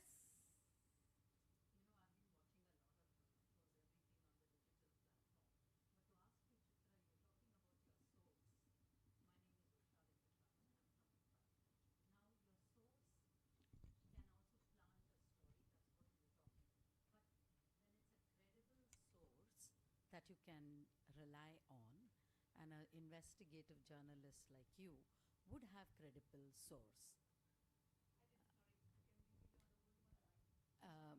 Sorry, okay. No, I wanted to ask you about the source that actually the moderator raised questions about the credibility. You would have a credible source that you can fully depend on, who are not planting stories. So you do cultivate, when you spoke about cultivating your source, so you cultivate a credible source over a period of time that you can depend on to give you the right news. Yes. No, so is that true? I'm just asking for an affirmation, a credible source. Yeah, so the way I work forward, the way I would have worked, I would not go by a single source. If there was a piece given to me, like an investigative piece, I would look for two sources. because there's a good chance that the one source who gave it to you will deny it the next when they see it in print. I didn't say that. I meant that. I was misquoted. She didn't understand me. So, two independent sources who don't know each other, that's a luxury. So, my source made me run around. You know, I'm talking about it tomorrow at the session. Please come. This is tooting my source. Because you see, my source, it didn't make it easy for me at all. Pregnant, not pregnant, independent woman shivering in Sweden. No, because he also wanted to know how good or bad or indifferent I was. So a source who's giving you a good source will not give anything to you easily, as opposed to somebody who's planting things on you. You know, mere paas file hai, tere paas file hai, I'll give you a file. That is not journalism. Journalism is that how difficult is it for everybody in it, including the source. Because how can the source trust you that you don't write rubbish? What does a good source want? That you don't manipulate. That you publish the information correctly and you don't manipulate, and then you make a deal. I'll publish it tomorrow, I'll publish it day after. So the source also has expectations. And it's a question of understanding. Respect for the source and the source respecting you. It's a question of respect. Did I answer your question? Yeah, somewhat. No, again I come back to, you will have a credible source. Yeah. On whom or which you can fully depend on, because you've cultivated that source. You will never second guess. That will That's what I'm saying. So okay. over time, then a source gives you that piece of evidence or news. You will take it. That's what I'm asking for a journalist like you. Have you developed a Yes, credible like source? my principal source was the High Chief of Police called Sten Lindstrom. We spoke, yes, everything he told me, I trusted, but that trust took time to come. You know, it took him time to trust me, it took me time to trust him, and once we established that relationship, yes, he would pick up the phone and say this, I would pick up the phone and say this, and when people tried to plant stories on me, like the Amitabh Bachchan story, you know, I didn't run with it, at the risk of being called all kinds of things. But he said, no, don't trust it. But that is built over time. You know, like like you said, that you can call a source and say, you know, are you dead? No, I'm not dead. This is a story breaking. So, you know, that comes over time. You build your source over time only. Did I answer your question? Yes. Thank You you. did. Thank you.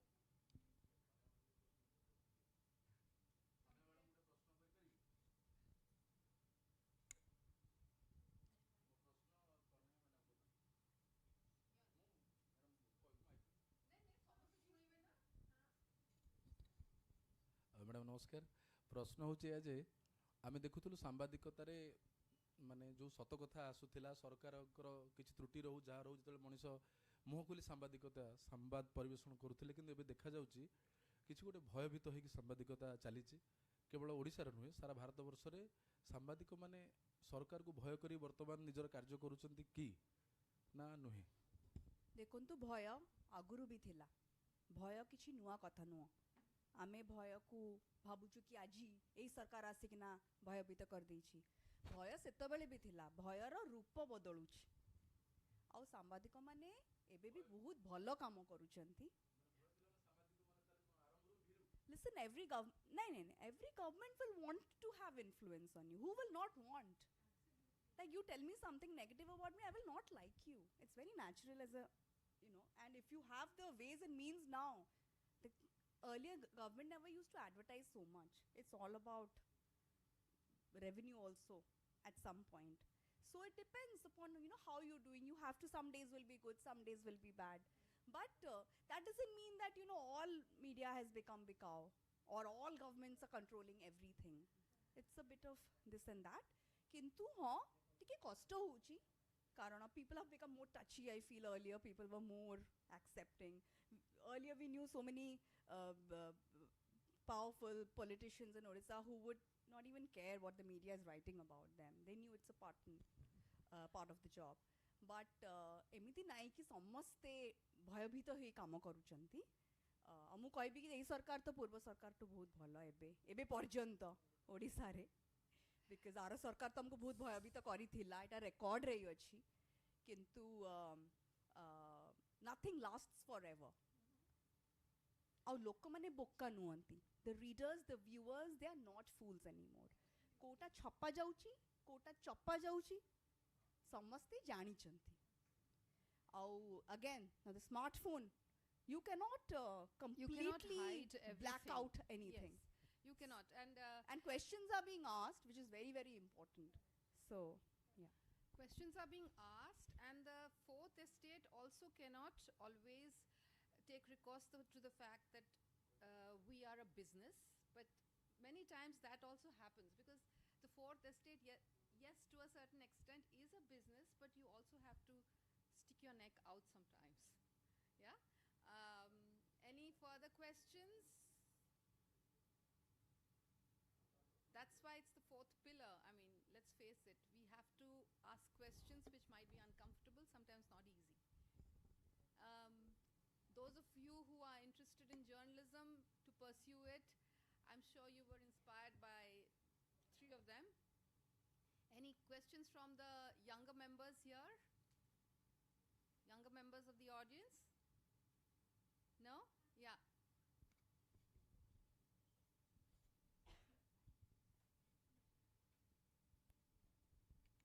Actually, I have a question to Chitra ma'am and Tanaya ma'am. In journalism, especially, we are females. So, how you to like overcome the personal biases happen in the field?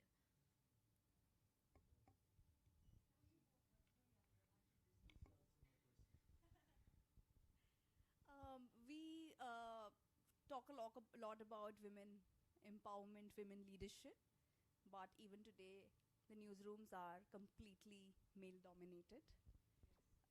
I am where I am because I'm privileged. So I have huge respect for Chitra ma'am, but I work with a family-run media house. I would not have been editor if I was not somebody's daughter, and that's the reality. But trying to make full use of the privilege that I enjoy and try to make some changes. But yeah, completely women.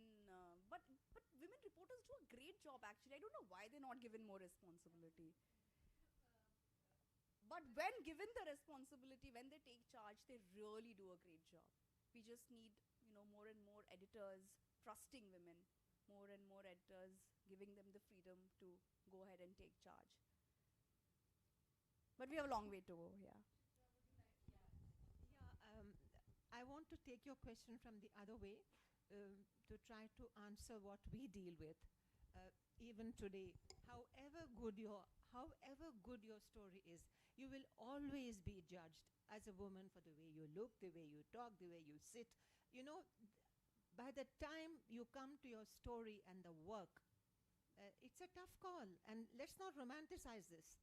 It's very, very difficult. And in my time, I was somewhere thankful that, no, why should I say I'm thankful?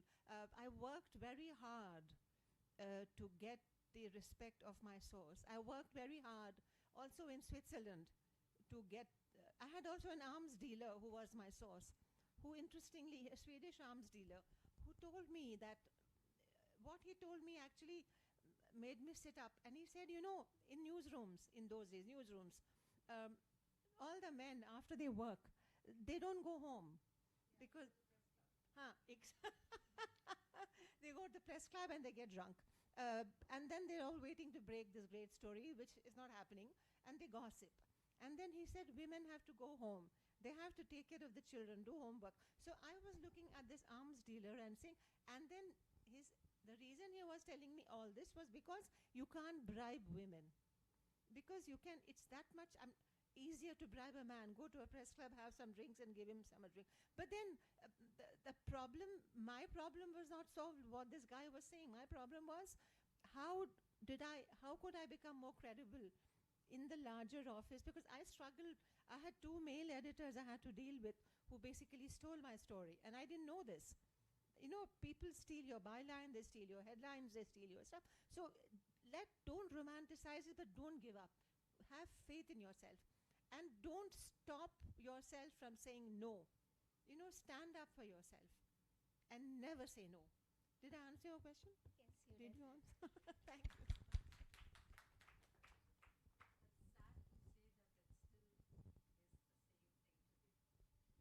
And the point that she made, women journalists have done enormously well in this country.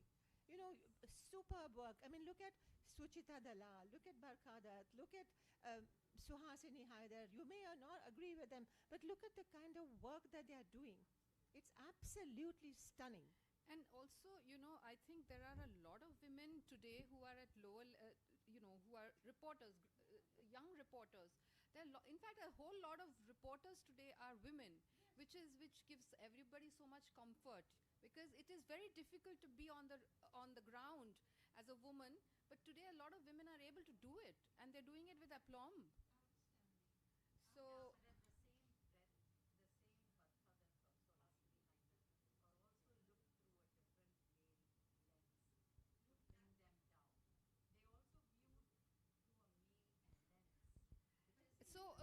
So the thing is, ultimately, you need to have a thick skin. Yeah.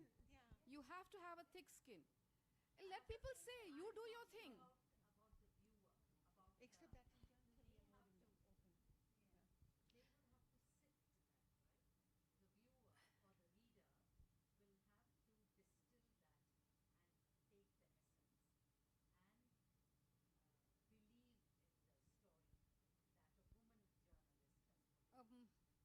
If a story is good, the reader is not a fool. Okay, I think now I've been told several times that we need to wrap up. Thank you so much, all three of you. Wonderful session, and we could just go on and on about the perils of being in journalism, but there are also several highs to it. Okay, thank you.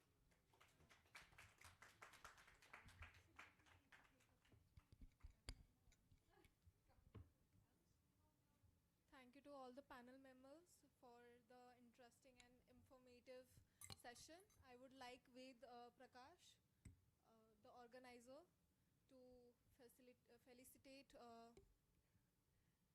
Chitra ma'am and Priya ma'am.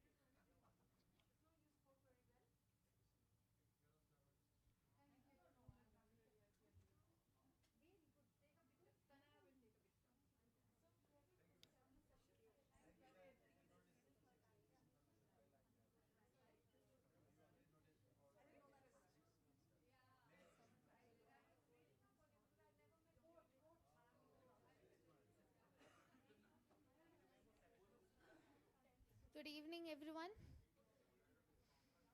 Now we will start our next session, multilingual poetry session. Poetries, shairis, or poems, or kavitaएं बहुत interesting है, isn't it? So now I will call my speakers, Ranjana Nirula, Mr. Ranjit, Agnivesh Mahapatra, Veda Prakash, Yatish Kumar, and our moderator, Neena Verma. Suman Barsha is not here. And Suman Barsha.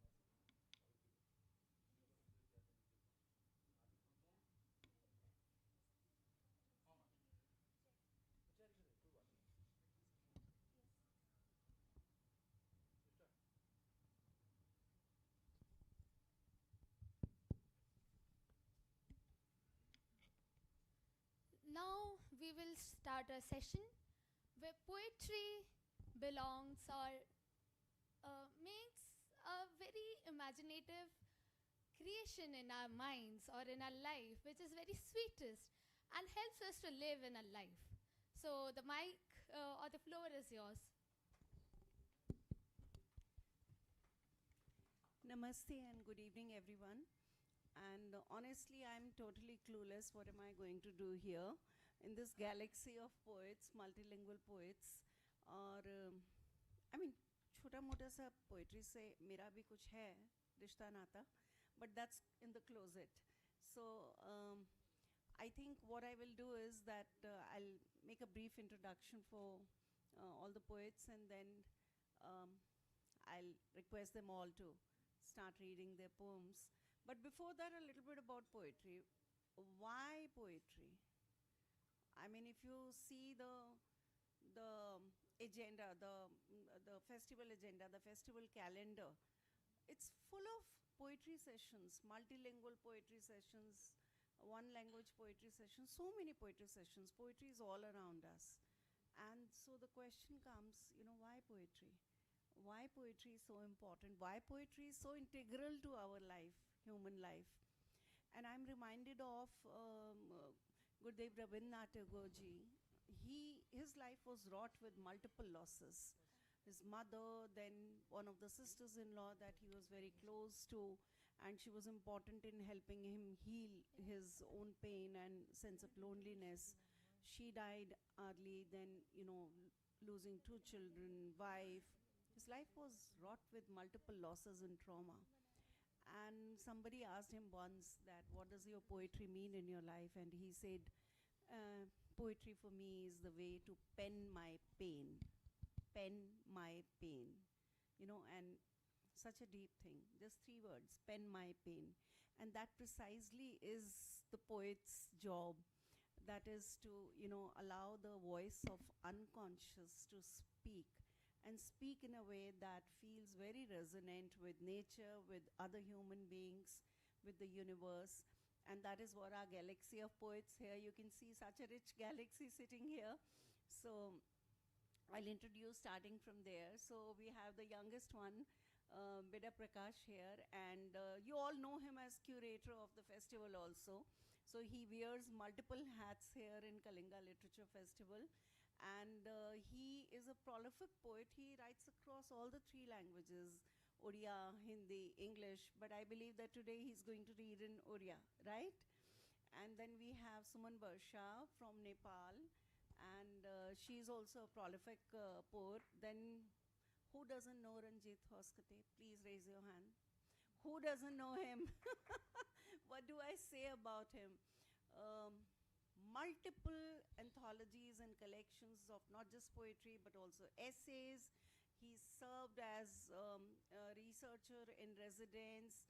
He served as a fellow at international institutions, and not just fellow but also been faculty there. Multiple awards. How many should I read? No. So he's feeling a little kind of odd. Okay. So I will stop there. But so Ranjit will be reading his poetry in English, I believe. Yeah. Then we have Yatish Kumarji. He is a serving bureaucrat from Indian Railway Engineering Services. And again, multiple awards, multiple books, memoir. And on top, he also has the distinction of excelling in leadership and management area. So he has the honor of being the youngest chairman and MD of an Indian PSU. Loud applause for him. And then we have Agnivesh, again a young poet who also wears multiple hats of therapist, counselor, coach, and what do I say? Just go for the depth of his poetry, then you will discover it all. Finally, to my left is the famous Ranjana Nirola from Nepal. She is also the director of Kalinga Festival in Nepal, and double masters and a PhD scholar in progress, and her poetry has also been earning multiple awards and honors all across. So a rich galaxy. Over to you. I believe Beda has to leave for an airport duty, so I would request you to please start. Hello, समस्तों को नमस्कार। आप सबको मेरा प्रणाम। मेरा सौभाग्य है कि मैं आप लोगों के बीच बैठा हूँ। मेरा गुस्ताखी भी है, मुझे माफ़ कर लीजिए। मेरा मदर टंग जो है उड़िया है। मैं पहले उड़िया में एक कविता आवृत्ति करता हूँ, उसके बाद उसको ट्रांसलेशन हिंदी में बोल देता हूँ। मो कवितार शीर्षक तू पारिबु तो। मु जदि सबु किछि भूली पुणी थरे तो हाथकु धरे, तू मो सह जीवन बाट चालिबु तो। पुणी थरे तते जदि मु लुचि लुचि झरका फांकरे देखे, तू आउ थरे लाजरे हसी देबु तो। सबुदिन मु जाउथिबा बाटकु चाहि चाहि तू व्यस्त होई तोर सुखी जाइथिबा लुगाकु आउ थरे सुखियाकु छात उपरकु आसिबु तो। मते देखि देई सबु खुशी पाइगला परी हसी देउ तो। तो हसकु चापी देई अभिमान ने मुह मोड़ी देबु तो। शीतुआ संजरे मो हाथकु जाबुड़ी धरिथिला बेले तो हाथ झाड़ेई गले, तू लाजरे हाथ छड़ेई नेबुनी तो। घर जाकर काम करी करी तू थकी गले, जदि केबे पाखकु डाके मो कोड़रे मथा रखी सोई पारिबु तो। बापांक औषध बोर रोसई, आपण के ताली मारना से भाभी गोटे भूल कविता पढ़ुछ। बापांक औषध बोर रोसई, गाई पाई घास देला परे निज पाई समय काढ़ी मो पाई चिठी खंडे लिखिबु तो। केबे जदि मु दूरकु जाए, केबे जदि मु दूरकु जाए तो लुह छल छल आखिरे ए आज न गले हबनी एतक कहबु तो। धन्यवाद। इसका हिंदी अनुवाद ये होता है। कविता का शीर्षक है क्या तुम। अगर मैं सब कुछ भूलकर एक बार फिर से तुम्हारे हाथ थाम लूं, क्या तुम मेरे साथ जिंदगी की राह पर चलोगी। अगर मैं तुम्हें फिर से खिड़की से चुपके से देख लूं, क्या तुम शर्म से मुस्कुराओगी। हर दिन जिस रास्ते पर मैं चलता हूं उसे देखकर क्या तुम थके हारे सूखे कपड़े को वापस सुखाने के लिए छत पर आओगी। मुझे देखकर ऐसे मुस्कुराओगी और जैसे तुम्हें सब कुछ मिल गया वही सोचते सोचते फिर से मुंह मोड़ लोगी।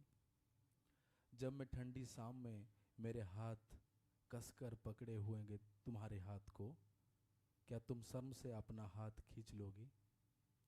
जब तुम घर का काम करके थके हारे मुझे ढूंढोगी, क्या मेरे गोद में सर रख के सो पाओगी? अगर मैं कभी तुमसे दूर जाऊं, तुम आंखों में पानी लिए, आंखों में आंसू लिए, काश तुम आज ना जाओ, इतना बोलोगी। धन्यवाद। So it's so hard to let you go after just one poem. I hope that you can stay here for more in the second round. So from love for the one that you are in a relationship with, to the love for life itself, may I now invite from that edge to this edge Ranjana Nerola to read her poem. Thank you. Good evening, everyone. My poem title is A Hangover Platform. What is that in my evening journey? I have a hangover, nostalgic, melancholy, unspoken, unknown, addicted to endless journeys and never-ending passions. I have no idea about it. The platform is composed of the crowd of the platform is crowded. I travel a lot too, from here and there and here. But this platform does not move, but keep the passenger running. Travel and platform. Maybe life is made of these. Keep moving even if you don't move. Keeps running even if you don't run. It's crowded. Fog visible in its big vicinity. Sun rising from his head. Engine taking the journey from generation to generation. Footstep of countless travelers should I go or sit. No different to the train. I will never come back again. No impact on platform. Many lost passengers, many first travelers. All of these make me intoxicated. Consideration to consider, heartful of emotion. I often think about this when I travel. Who will be the last passenger on this platform? It's not me.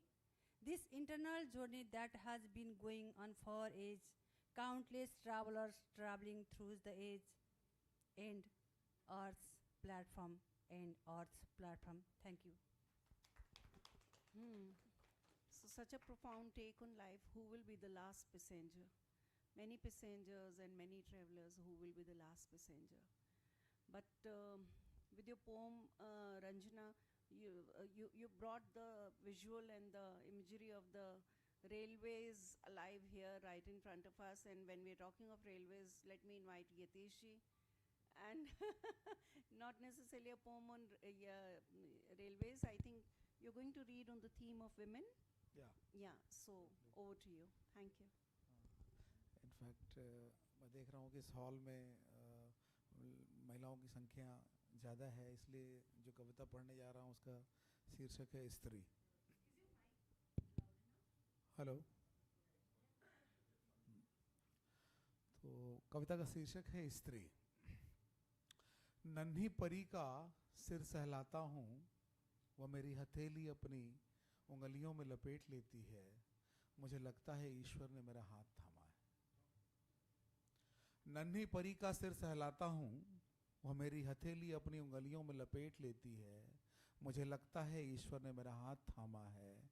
Nishank सोते देखता हूँ जब पत्नी को, तो पृथ्वी नीम नींद सी शांत लगती है, जबकि पलकों में उसके घर की सारी बलाएं कैद रहती हैं। इस समय ईश्वर नींद से गुजर रहा होता है। जब माँ को सोते हुए देखता हूँ तो लगता है ईश्वर नींद में भी सबके लिए उतना ही चिंतित है। जीवन में समस्त ऊर्जा स्रोत जिन जिन स्त्रियों से मिलता रहा, उनकी जागती सोती आंखों में मैंने प्रार्थनाओं से भरा स्वर्ग देखा है। जीवन में समस्त ऊर्जा स्रोत जिन जिन स्त्रियों से मिलता रहा, उनकी जागती सोती आंखों में मैंने प्रार्थनाओं से भरा स्वर्ग देखा है। ईश्वर मिथक नहीं सच है, ईश्वर मिथक नहीं सच है। और आपके इर्द गिर्द यकीन हाथ थामे, और आपके इर्द गिर्द हाथ थामे यकीन दिलाता है कि ईश्वर कोई पुरुष नहीं होता, कि ईश्वर कोई पुरुष नहीं होता।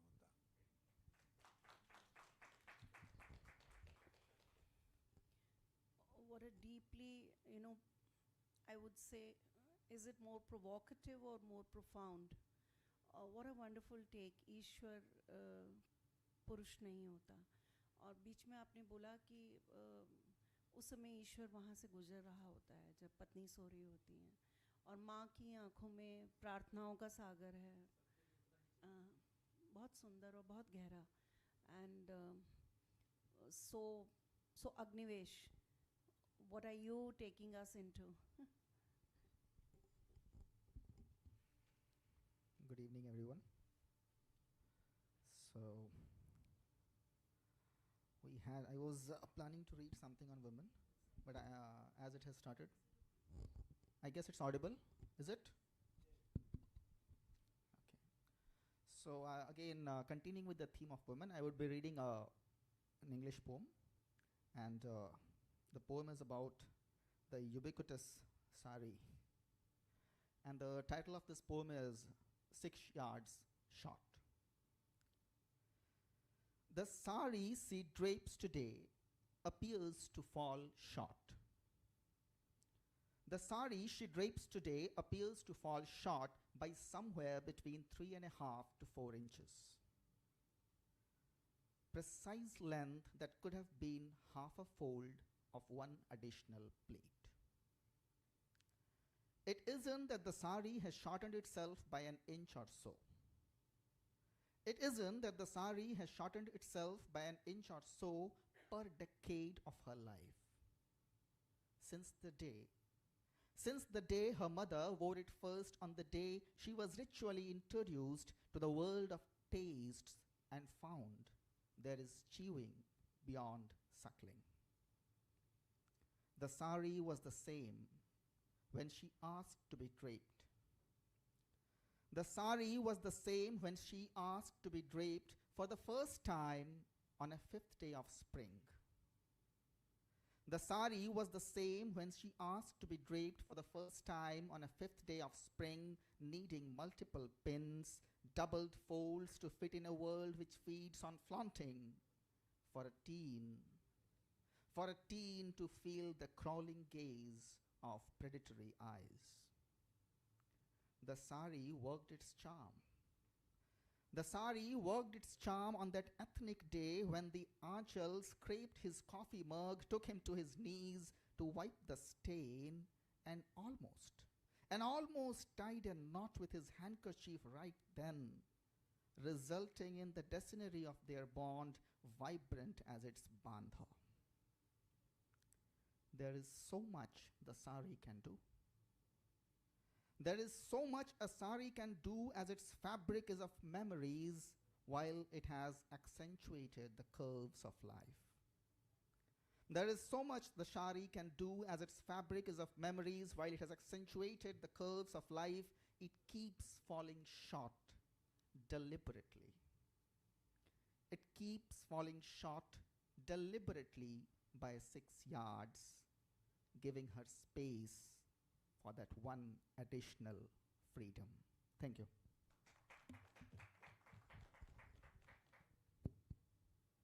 How do I react to this? One additional freedom.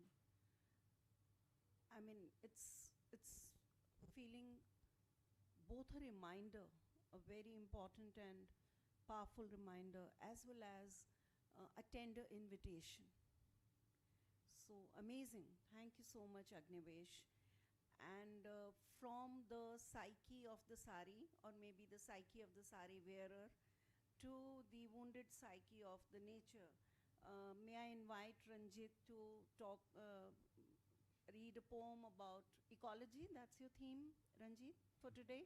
Or you decide, you decide. Thank you. When you're asked what your poetry is about, I think we probably all have the same problem.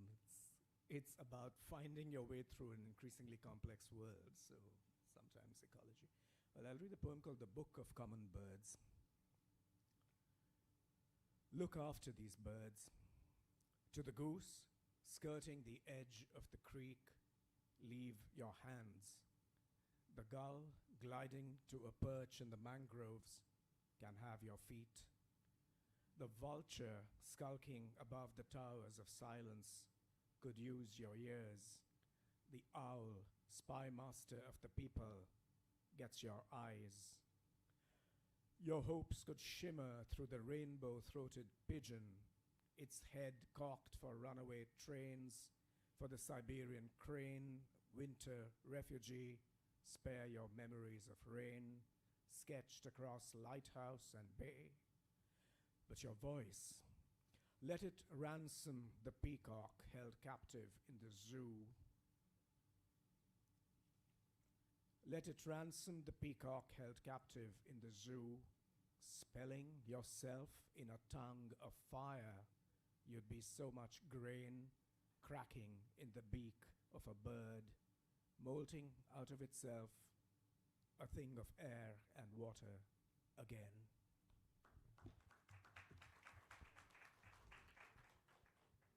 A thing of air and water again.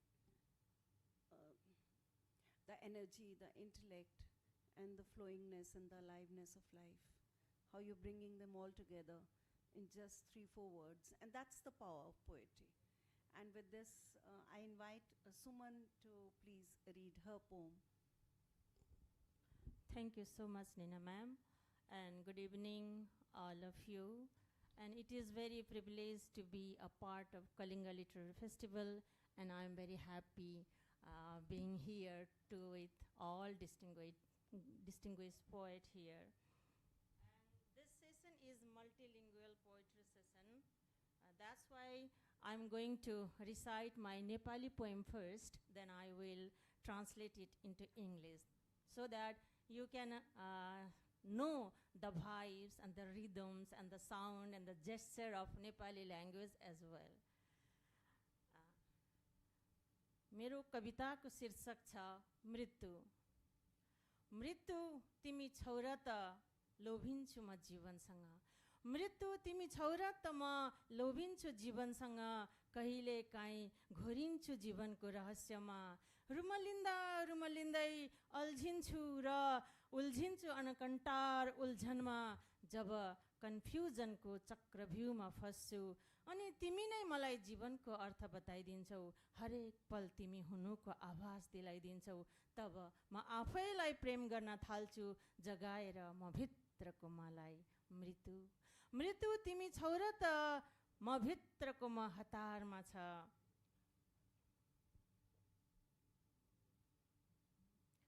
तिमी छौ र त यहाँ भागदौड छ, तछाड मछाड छ, परीक्षा छ, मानक छ, प्रेम छ, मानवता छ, धर्म छ, सत्य छ।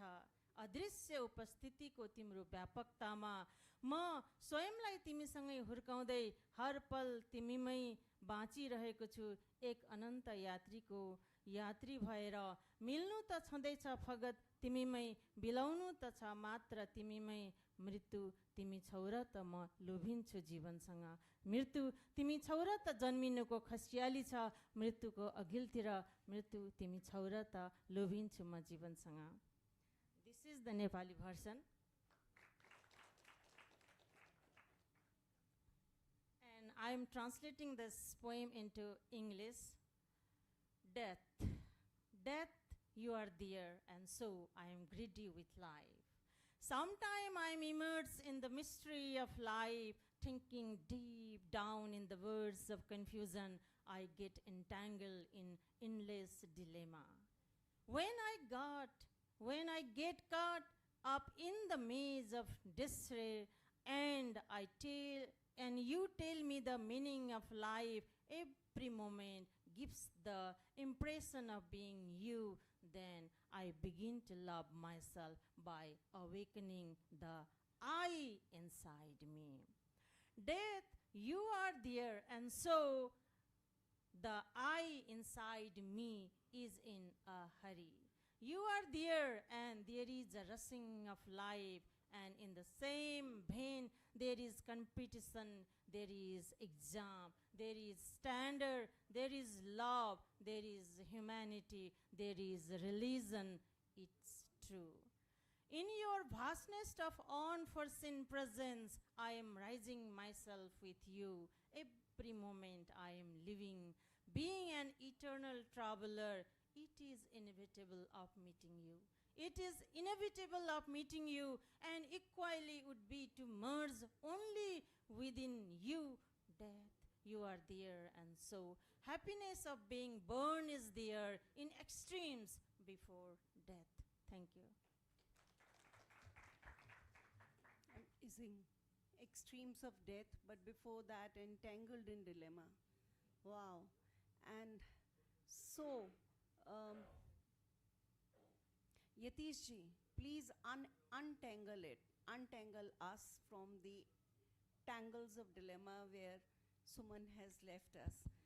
Another poem from you. सामने जब प्रिय कवि बैठे हों तो आपको आपकी कविता पाठ जो है वो थोड़ी और दुर्लभ हो जाती है आपके लिए। तो गीत आपको नमस्ते। ये कविता आपकी बेटी जो बॉम्बे है उसके लिए आपकी ओर से, ठीक है। और शीर्षक है सबसे प्यारी हंसी। कि जब तुम हंसती हो तो तुम्हारी ठुड्डी हौले से छू लेता हूँ, हथेली में हर श्रृंगार भर जाता है। जब तुम हंसती हो तो तुम्हारी ठुड्डी हौले से छू लेता हूँ, हथेली में हर श्रृंगार भर जाता है। जब तुम हंसती हो तो तुम्हारे घुंघराले बालों से हजारों जुगनों की भीड़ उड़ती है, जिंदगी रोशनी से भर जाती है। और जब तुम हंसती हो तो मकई की बालियों से मोती झांकने लगते हैं। और जब तुम हंसती हो तो लगता है सैकड़ों दाने कंसार में भुंजावन साथ साथ फोड़ रहे हो। और जब तुम हंसती हो तो फुनगियां भी डोलना भूल जाती है, पृथ्वी अपनी धुरी पे घूमना भूल जाती है। चांद चहलकदमी नहीं करता, टकटकी लगाकर ताकता है। और जब तुम हंसती हो तो हजारों कंचे एक साथ धरती का माथा चूमते हैं। और जब तुम हंसती हो तो पिता का सीना समंदर हो जाता है और बनती हुई तस्वीर मुकम्मल हो जाती है। बहुत बहुत शुक्रिया। क्या बात है, क्या बात है। I think every woman in the room must be envying the protagonist of your poem, and we all want, some man out there would write a poem like this for us. What a wonderful poem, what a wonderful poem. So tenderly beautiful. May I now request, once again, come back to you, Ranjana, and regale us with another poem of yours. Thank you ma'am. मैं अब एक Nepali poem आपको सुनाती हूँ, फिर एक Hindi poem सुनाती हूँ। तब बन्छ कविता। रात पुछेपछि फुलहरूका आँखा बिझाउने शीत, दिन डुबेपछि पन्छीले चिरबिराउने गीत, आँखाहरूले देखेपछि गुलाब फुल्ने हृदय, वैशाख र पुसका अनुभूतिले स्पन्दित धड्कन, सुस्केर हालेका भोगाई र खुसी रमाएका मुस्कानहरू जब भाव बनेर ओर्लन्छन् शब्दमा, तब बन्छ कविता। आप लोगों ने ये समझे नहीं होंगे मैं पोएट्री कैसे बर्न होती है, ये मैंने लिखा हूँ। तो अब मैं एक हिंदी में कविता ये करूँगी इसका।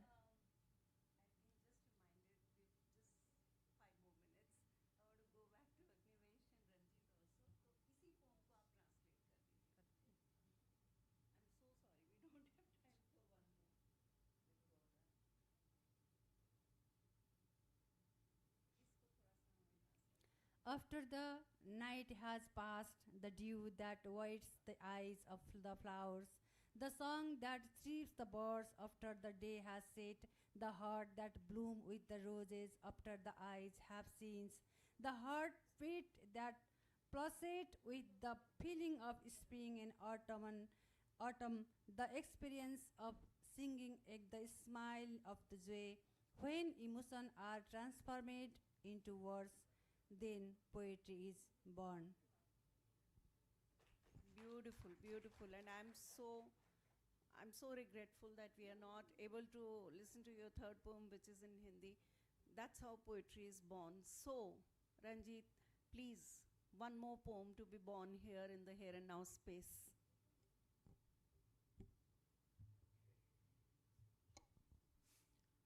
I've always been fascinated by how, particularly in Hindustani music, there's an ability to evoke times of day.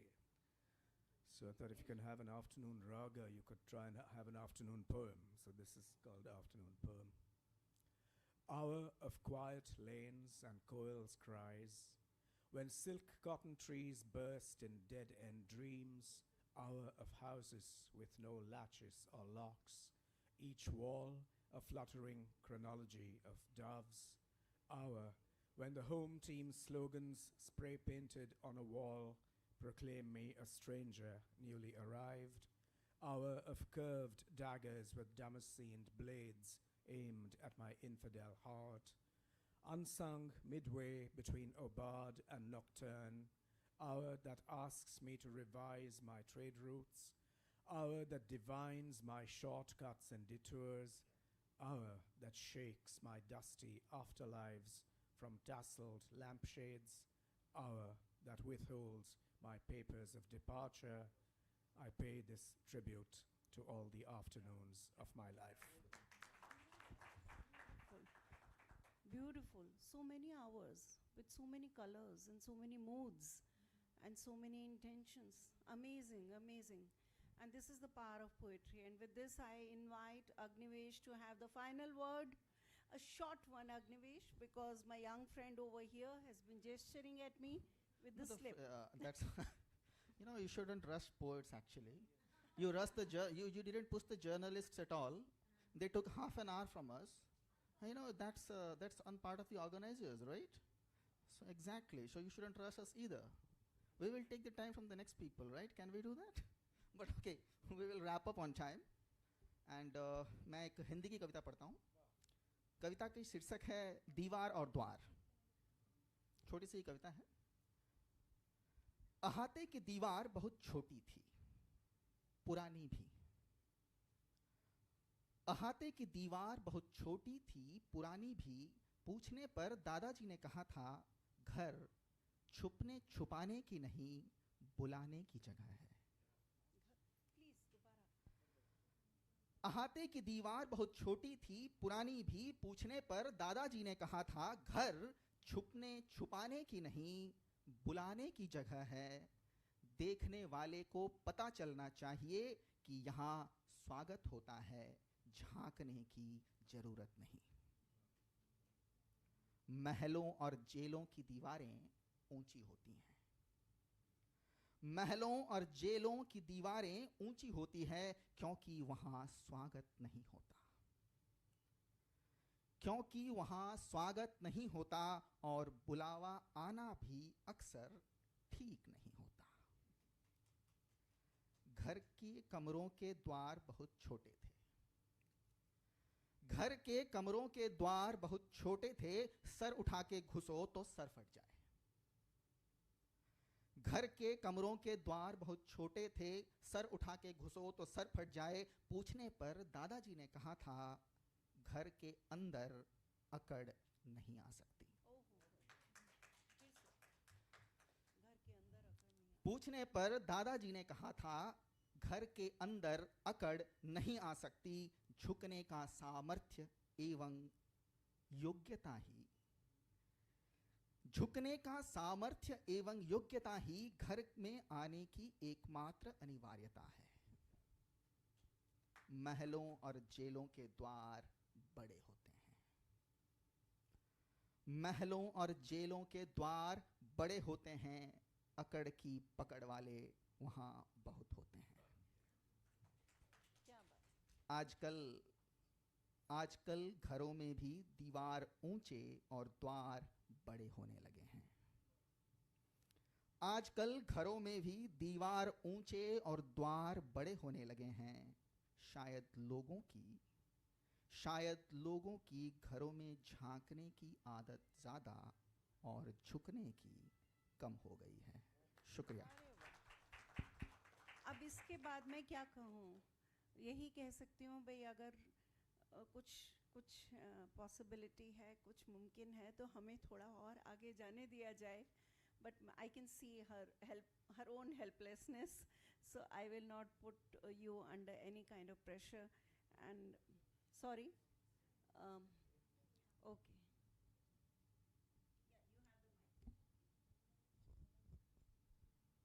Okay, I will recite my poem in Hindi. I don't know how do I sound my accent, my pronunciation if goes wrong, please don't mind. Please forgive me. मेरा कविता का शीर्षक है हाँ मैं नारी हूँ। हाँ मैं नारी हूँ, भोर में उठकर हर एक रिश्ते में दिन भर बुनती हूँ जीवन। रात भर हर कर्तव्य संग समझौता की संघर्ष में तुम्हारे अस्तित्व के बिस्तर पर मेरे सभ्यत्व को बिखर कर एक सपना समेटती हूँ। सुबह की शंख घोष के संग सिंदूरी पूर्व की लालिमा आधे धरती आकाश के अबलाएं अब हाथ में मसाल थामे सबलाओं के आयम जगाएगी। हाँ मैं नारी हूँ। अपनी हर चाह दबाकर औरों की खुशी में ढूंढती हूँ अपनी खुशी। दायित्व की पर्वत ढूंढते हुए देती हूँ नया जीवन। मैं ममता की सार किसी की ख्वामियों में भोगी जाती हूँ। पल पल मर्यादा की खोल ओढ़ के जीवन का अर्थ जाने बिना अपने होने का सार्थक भुलाकर आत्मविश्वास के चेतना से एक जोड़ बत्ती के प्रकाश में कोरती हूँ एक अट्टहास चित्र। इतिहास के वीरंगना नारी, वर्तमान की कुल दीपक, भविष्य की योद्धा का चित्र, मुस्कुराता कैनवस। हाँ मैं नारी हूँ। क्षितिज के पार उड़ती हूँ कल्पना में, खुश होती हूँ परिधियों में। जब देती है तिरस्कृत अपने घरों में, मरती हूँ पल पल अपने गोत्र रख के बंधक। जीती हूँ औरों के अस्तित्व को, परिश्रम से निर्मित साहस से जलाती हूँ दीप आशाओं के। चढ़ती हूँ भविष्य के उभारों पर, जहाँ धरती आकाश पवन के कोमल गर्भ पे फैला देती है संगीत। हाँ नारी शक्ति का पर्याय, नारी पर्याय है ज्ञान का, नारी पर्याय है सृष्टि का। शंख घोष और उद्घोष गुंजेगी चारों ओर। हाँ मैं नारी हूँ। हाँ मैं नारी हूँ। Amazing. What an empowering and affirmative assertion of the womanhood. And what could be a better note to end this session on? And I must thank you all from the core of my heart. And I was asked by the organizers that in the end I should also read a poem of mine, but there's no time. So not a full poem, but just the 4 lines from a very long poetry I will read. Just 4 lines. I'm a night sky person, not exactly night owl, but night sky person. So it's about that. The midnight stars are slowly falling asleep, gathering their shimmering dust in a quiet heap. Immersed in my own darkness, I still sit by myself with aching heart, yearning long and deep. So, thank you so much. I wish I could read the whole one, but this is what it is. No, it's okay. It's okay. Thank you. We'll not hold you up. Thank you. And thank you so much for being such a discerning audience, such an engaged audience, appreciative audience. And that's where, thank you so much. And that's the gift of poetry. That's the gift of poetry. It connects the heart to heart, and it brings us all together on the same page. And enjoy more poetry sessions. I think there are a couple more left in the festival. And Hannah, have a great evening. Thank you. Bye-bye.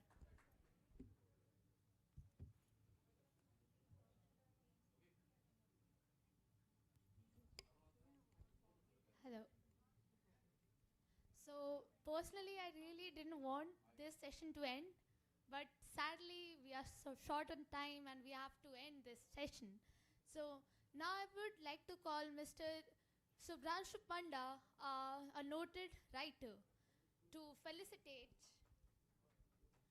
Ms. Ranjana Nirula, Mr. Agnivesh Mahapatra,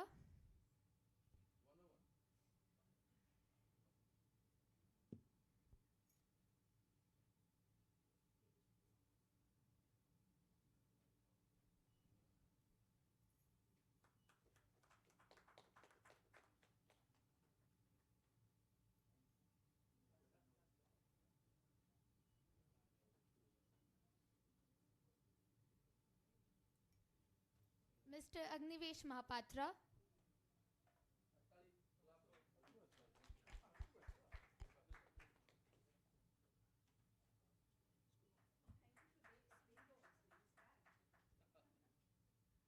Miss Neena Verma.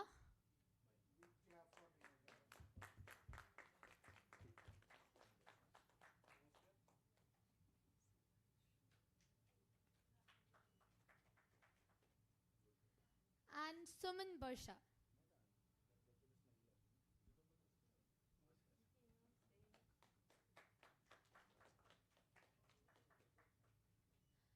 Sorry for my mistake. Last but not the least, Mr. Veda Prakash Mishra.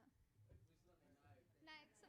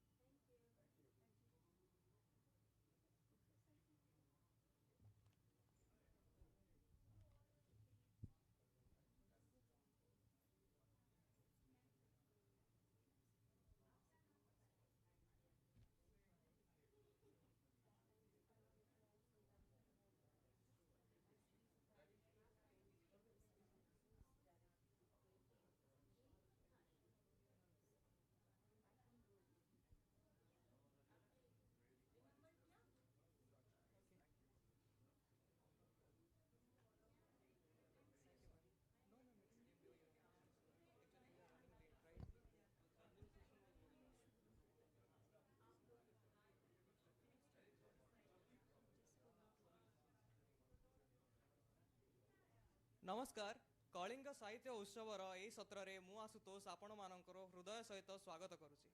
आज ये आलोचना ओडिया गद्य आ नवनिर्माण विषय रे आधारित। ओडिया गद्य समय साहित्य आ परिवर्तन अच्छी नुआ भावना नुआ शैली एवं नुआ भावना अधिभक्त करने आज आमर मंच रे आमर अतिथि रूपे अच्छा श्री रमाकांत सामंतराय सर, श्री क्षीरोद विश्वाल सर, श्री संजय पंडा सर आज सत्र रे आमर मॉडरेटर अच्छा श्री मियोग रंजन पात्र सर।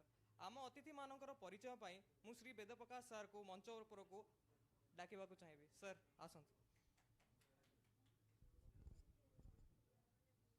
नमस्कार।